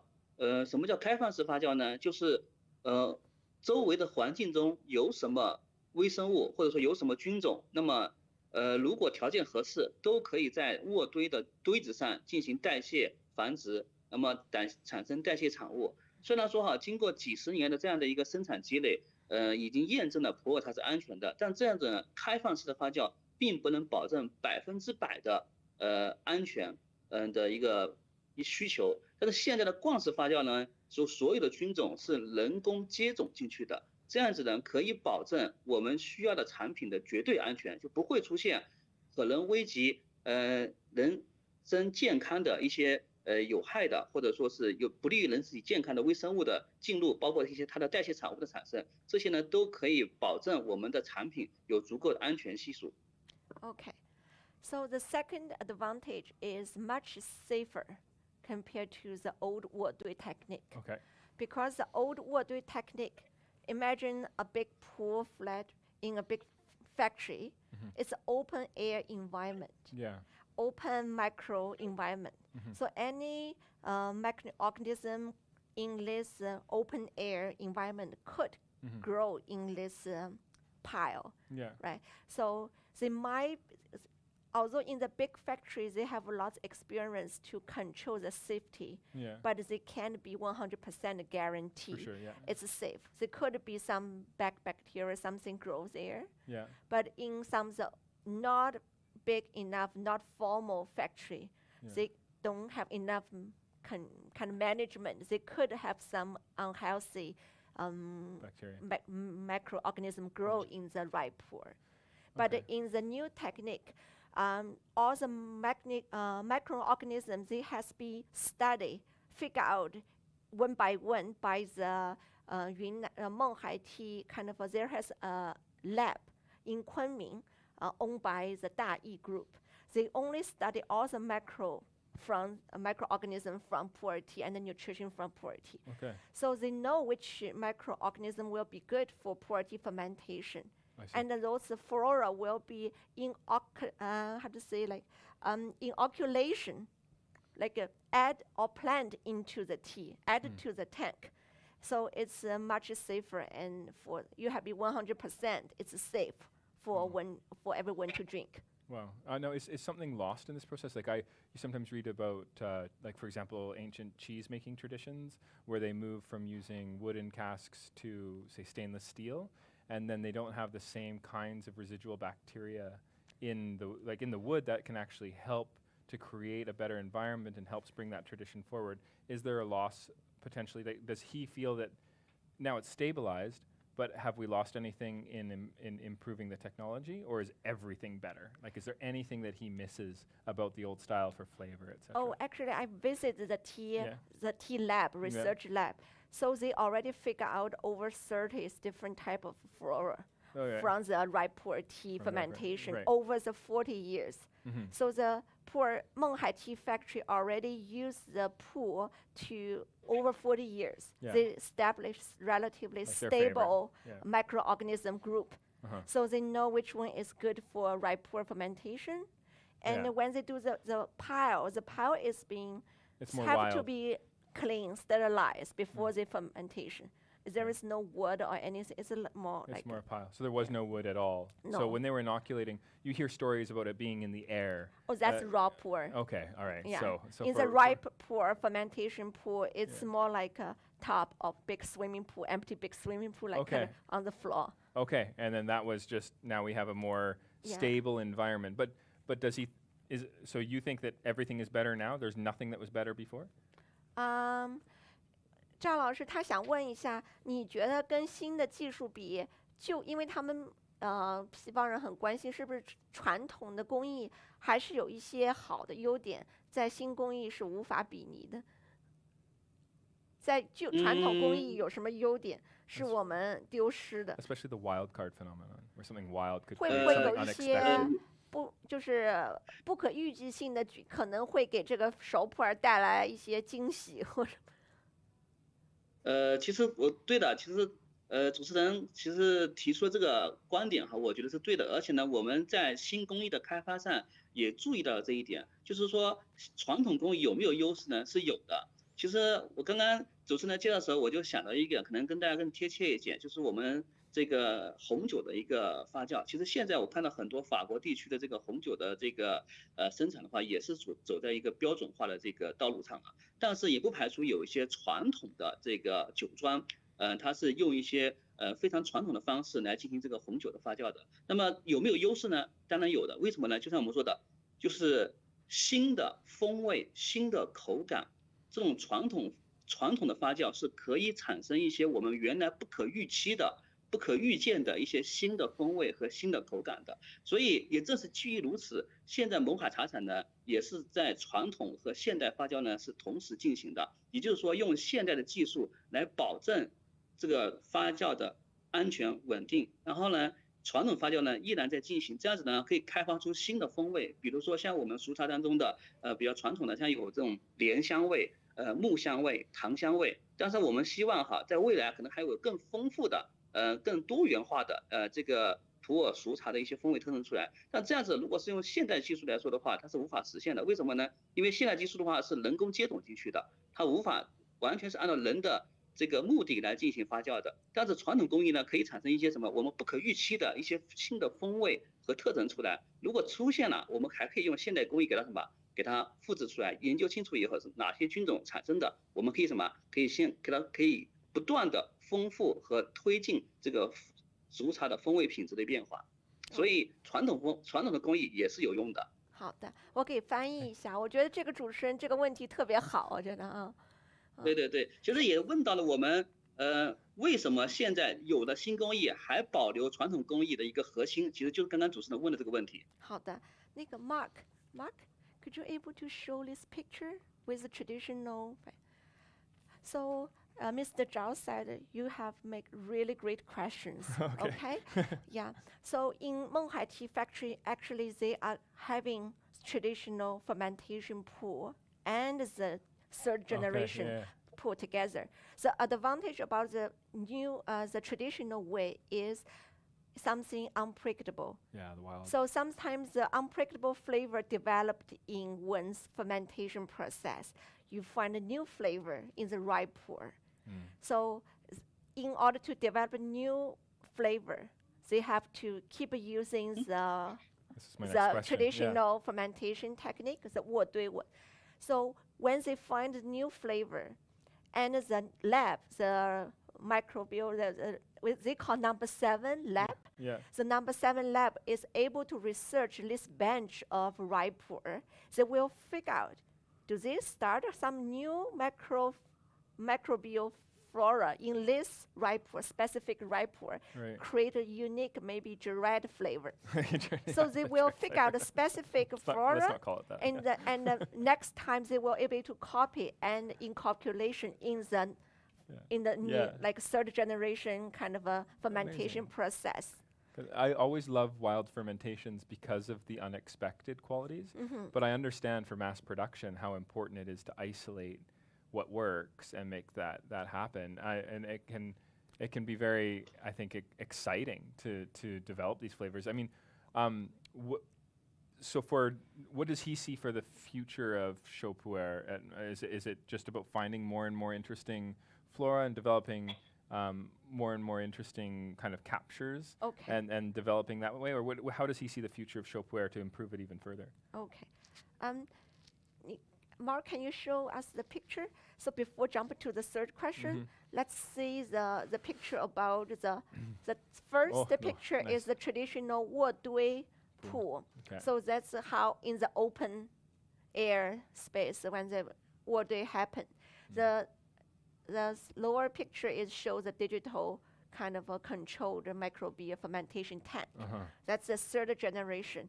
And the 1st generation fermentation actually is fermented by nature. Everything is naturally done. It's not artificially controlled by the 渥堆. Yeah. Okay, so we can see Mr. Zhao, because Jared has the 3rd question. 张老师，那个主持人说，你对这个熟普洱的新的展望，就是现在已经有第3代发酵工艺，你对这个熟普洱未来的展望，你觉得是大概是一个什么样的发展趋势？是越来越多的新的口味呢，还是它以呈现的形式更多样化？就是你自己觉得这个普洱茶熟普洱的发展前景是怎么样的？ Like for example, the tanks look like they're anaerobic, like maybe there's no oxygen in the tanks. Are they experimenting with sort of different environments for that fermentation? 他说在那个 tank 里面有没有氧气，还是完全没有氧气，还是有氧气，还是你们会控制这个氧气来改变这个熟普洱的属性？就这个技术发展将来怎么样？那我先回答第2个问题嘛，就关于这个氧气的这个话题啊。其实说实话，因为传统的我们的现代的这个熟茶的发酵工艺是根据传统的工艺的基础之上，进行现代的微生物学和这个生物化学的角度来进行这个调整和这个模拟的。所以呢，我们都说传统的发酵工艺它其实是一个开放式发酵，所以呢，大多数的对微生物对茶叶发酵起作用的微生物，其实呢都是什么呢？都是有氧的，都是有氧代谢的。所以呢，基本上的话，我们在这个罐式发酵当中呢是需要导入氧气的。因为我们都知道哈，这个特别是茶叶当中富含很多种多糖蛋白质和这个这个氨基酸。这个门口我这一条狗经过，我家狗。A dog was running away. 是有这个氧气。需要氧气，因为是开放式的发酵嘛，所以呢它是需要有氧气的。所以呢，我们在这个罐式发酵当中呢，也会导入这个氧气的出现。但是还有一种情况就是什么呢？就是在我们的发酵堆当中，有一些菌种它确确实实是厌氧菌。因为在有些情况下呢，必须通过厌氧的情况下才产生一些我们需要的一些物质的一个代谢，所以它这个也是属于分周期的。我们在这个罐式发酵当中，可能80%以上的时间，这个罐式的人是要通氧气的，是要保证这个微生物的正常的有氧呼吸的。那可能10%的10%多不到20%的时间，它是有一个厌氧环境，是让一些厌氧菌能够在无氧的环境下代谢出我们需要的代谢产物的。Okay, so Mr. Zhao said 80% fermentation need oxygen. So 20% is they need to control without oxygen. For some of the microbial, they don't like oxygen. So they separate in different stage. Okay, cool. Yeah, okay. And that gives them that greater control. Yes, and it's controlled by the digital computer. And was he talking more about the future of where? 你觉得对熟普洱未来的展望是怎么样的？其实从我的体验和我的观点的角度来看的话呢，因为第一个，其实我刚刚听主持人跟你也说到哈，跟杨老师你也说这个话题，就是普洱熟茶诞生的时间，其实相对于其他世界知名的发酵食品，它的诞生时间相对来说哈，就普洱茶相对比较年轻，因为从1973年到今天也才51年的时间，相对于红酒，相对于奶酪，相对于这个。火腿是吧？它的其实呢，它的所诞生的时间是要比其他的一些世界著名的这个发酵食品的诞生时间是要短的。所以在这个过程当中哈，我们觉得我个人觉得是有2个方面是需要走的，一个是这个产品的文化上，现在很多人对于熟茶发酵它的工艺流程都不了解。包括它的这段历史的也不清楚，这一点的话呢，对于这个产品的推广呢，其实受到很大一个局限。所以我们还是希望能够开发出更多的跟普洱熟茶相关的这个产品文化出来，让更多的人认识、接受、喜爱普洱熟茶。那么第2点呢，其实就是普洱熟茶，我觉得哈，这个风味往往是伴随着受众群体的扩大而产生的，所以这个不是我担心的问题，就是说喜欢喝的人多了，自然它的风味需求就高了，那这样的风味可能会产生更多。其实我更关心是什么呢？就是普洱茶的熟茶的很多功能性上的一些需求，比如说它的降脂、减肥，包括这个抗氧化，包括这个降糖这些功能性，我觉得哈可以在科研上和在这个推广上让消费者和更认识到这一点。还有一个就是让我们在科研上能够得到更多的一个证实，让消费者能够更好的接受普洱茶的这些功能。是这2方面，我觉得是普洱茶未来可能需要做的更多的吧。Okay, 好。So quickly translate. Okay. So for the future, Mr. Zhao had mentioned 2. One, he hoped it has more development in the culture level for more variety of the products, for ripe pu'er products. Yeah, that makes sense. As I know, Dai has a ripe pu'er. They have more like a powder ripe pu'er. You just add in the hot water, mix and drink. No fiber, no tea leaves. Oh, interesting. It's very easy. And they also have ripe pu'er made just like soft drink in a Coca-Cola tin. So you can, during a meal, you can open and drink pu'er in a cold way. Oh, wow, that's Or great. you can warm it up, drink. So it's much easier. So it's develop more product on the culture level. Okay. And the second is he hopes the country has more study on the health benefit on the ripe pu'er. They already know, but they need more research to show and let more people to realize the health benefit about the ripe pu'er. Because ripe pu'er compared to other fermentation products like wine, cheese, this ripe pu'er started in only have 50 years old history, quite young. Yeah. So, but we notice lots of health benefit behind. They want to make public realize more about that. Yeah. Yeah, no, that makes sense. Maybe we move on the next Sure, video. okay, yeah, okay. Okay, 我们看第3段视频哈。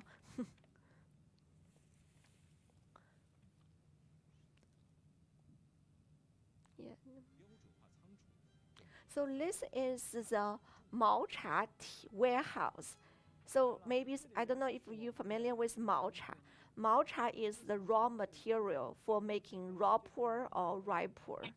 So when the fresh tea leaves harvested by the farmer, they have to be quickly dried in the farmer's house. And they will roll the tea leaves, make the tea leaf broke, and they spread the tea out on a surface, let it cool down at night. The next day, they will put the tea leaves sun dry under the kind of sun dry process. After the fresh tea leaves being sun dried, and they will send the tea to the tea factory. Okay, so, and in the warehouse, they collect lots of malcha. So this malcha is not being used immediately, usually sitting in the warehouse for around 3 years or longer than 3 years. Wow. So let the tea leaves reach a stable stage. It's good for the future fermentation or blending for raw pour. Yeah. So this is the manager of the Dai tea factory now. He's talking about their tea house. I can give a little bit number about how big the warehouse is. So the space is more than 21 million square foot. And there are more than 60,000 tons of matcha storage there. And more than 130,000 variety of matcha from different regions, different years, different size. Yeah, over 130,000 varieties of matcha.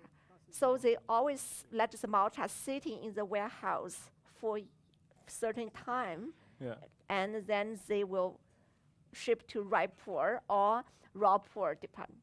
Okay. Yeah, so pour tea is not made directly from fresh tea leaf.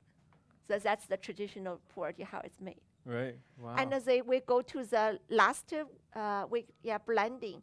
So this video is about the core of the secret technique about the raw pour and dry pour. So actually all pour tea need to be blended. So this is the blending department. Okay. All the tea they collect, they draw out from the warehouse. They will separate the matcha into small bags according to their biological, geography, and physical characters. Okay.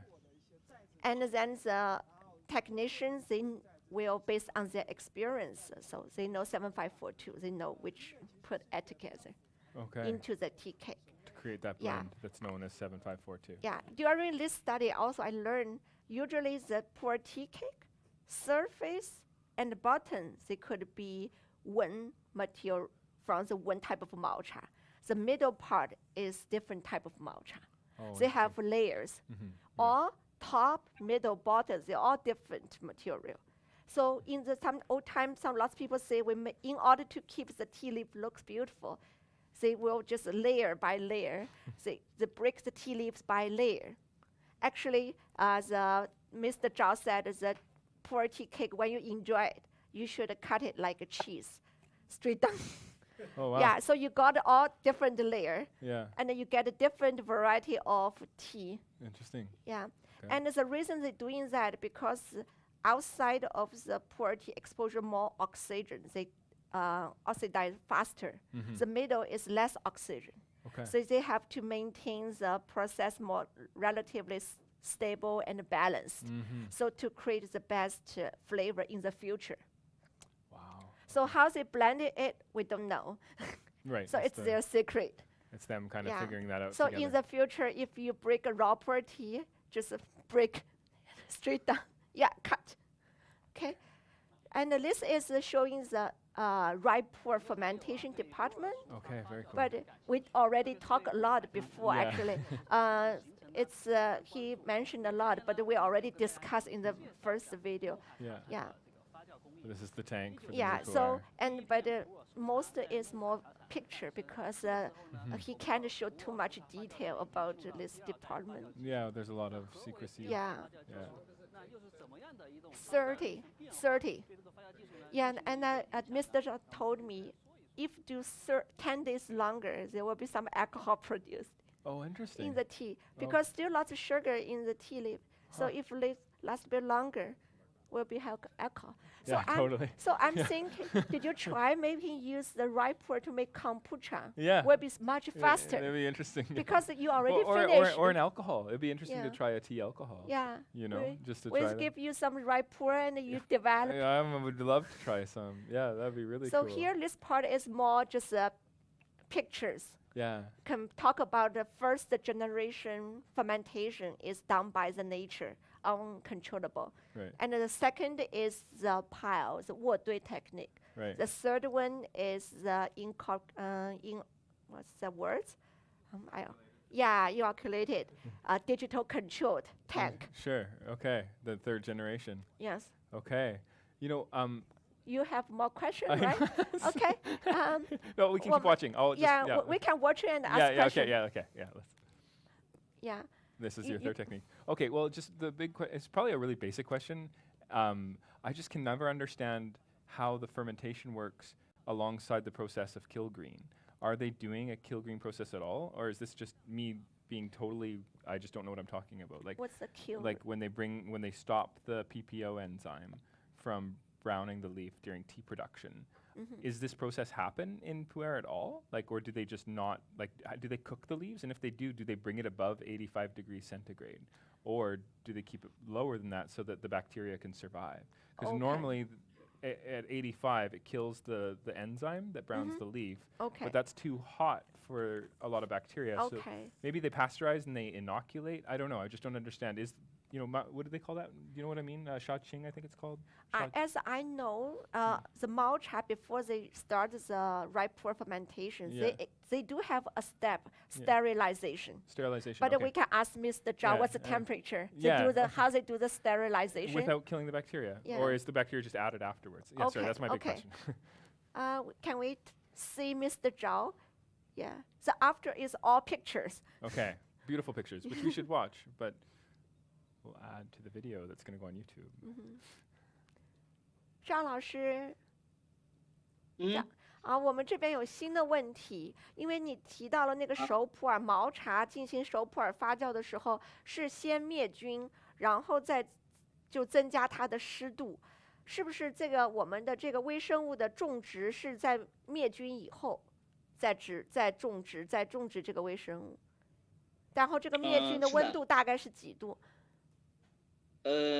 首先我先说一下这个流程吧，就是说从灌食发酵的角度考虑的话呢，它这个灌是一个密封的环境，也就是说外界呢跟外界是可能有在非主动的物质的交换的，也不管是微生物也好，空气也好，水分也好，温度也好，就是说在没有人为允许的情况下，这个发酵罐里面和外面是没有任何物质的一个交换的。所以，但是呢，我们的毛茶进入到发酵罐之前，肯定是带着微生物的。所以进入以后，肯定是要进行一个灭菌。灭菌完以后，然后再进行相关的这个水分的、氧气的、菌种的一个接种是这样的一个环节。所以呢，先是有菌的毛茶进入发酵罐进行灭菌，然后呢，再进行这个水分、氧气和相关的一些菌种的一个接入这是。第一个问题，第二个问题就是说，温度是多少？其实说实话哈，灭菌是不能用高温灭菌的，因为如果用高温灭菌的话呢，那这个茶叶的风味和品质呢就会发生一个极大的一个变化，这样子呢可能就不符合传统的熟茶的风味和口感的。所以我们在灌式灭菌当中呢，一般不会采用高温灭菌，可以采用其他的物理灭菌，比如说像这个紫外线的灭菌，像这个其他的这个高压脉冲，这个不知道你好不好翻译哈，杨老师，就是这个高压脉冲的灭菌，或者说是紫外线的灭菌，这种物理灭菌，这既可以把微生物给杀死，同时呢也不会改变茶叶的风味和口感。Okay, so before they increase the humidity, oxygen, add the microbial flora into the tea, they do experience a step called sterilization. Okay. So the malcha has to be sterilization. That makes sense. Okay. But they don't use high temperature to sterilization the tea.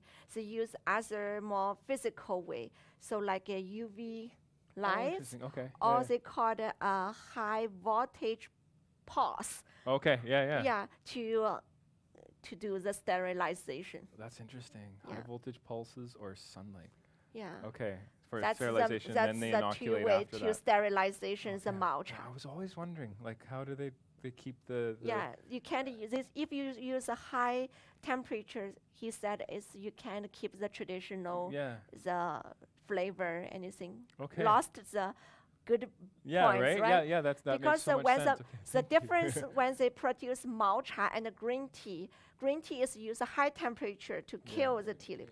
The malcha is high temperature but very short, light. So they not fully kill the tea leaves. They keep certain material growing. Yeah, that makes so much sense. Yeah, Okay. to avoid very high temperature. Cool. Okay. Okay. Thank you so much. 谢谢。我们的时间今天也是5点钟了，有点超了，就大家就很多很专业的问题。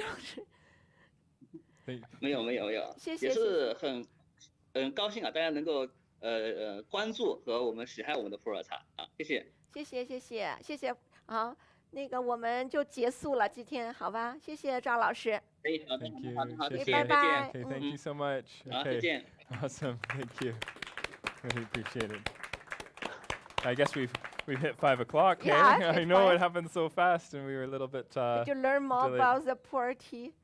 And I Yeah. talked with Mr. Zhao. He said for the ripe pu'er is the microbial flora participate fermentation. Yeah. But for the raw pu'er tea, he doesn't believe the macro kind of fermentation make too much difference there. Mainly is still oxidation. Interesting. Okay. Yeah, oxidation is the main process for the flavor change in raw pu'er.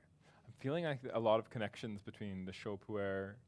He said the raw and the ripe is totally different way. I love that they can create alcohol. That was also something interesting to learn. It reminds me of our kombucha production. Yeah, and stuff. that's what I said. Maybe faster. Yeah, You well, know, I don't know, but it'll contribute. How long if you use a green tea or black tea to make a kombucha? It's similar. What I find is interesting about show pu'er is that when I make a kombucha out of it, the carbon dioxide gets trapped in the liquid a little bit easier. It doesn't release as simple. Like it's just there's a more velvety. It almost reminds me of like a nitrogen injection. Like it's just very fine bubbles. It's quite interesting. Not a big one. It changes the nature of the carbon dioxide. Yeah, it's really interesting.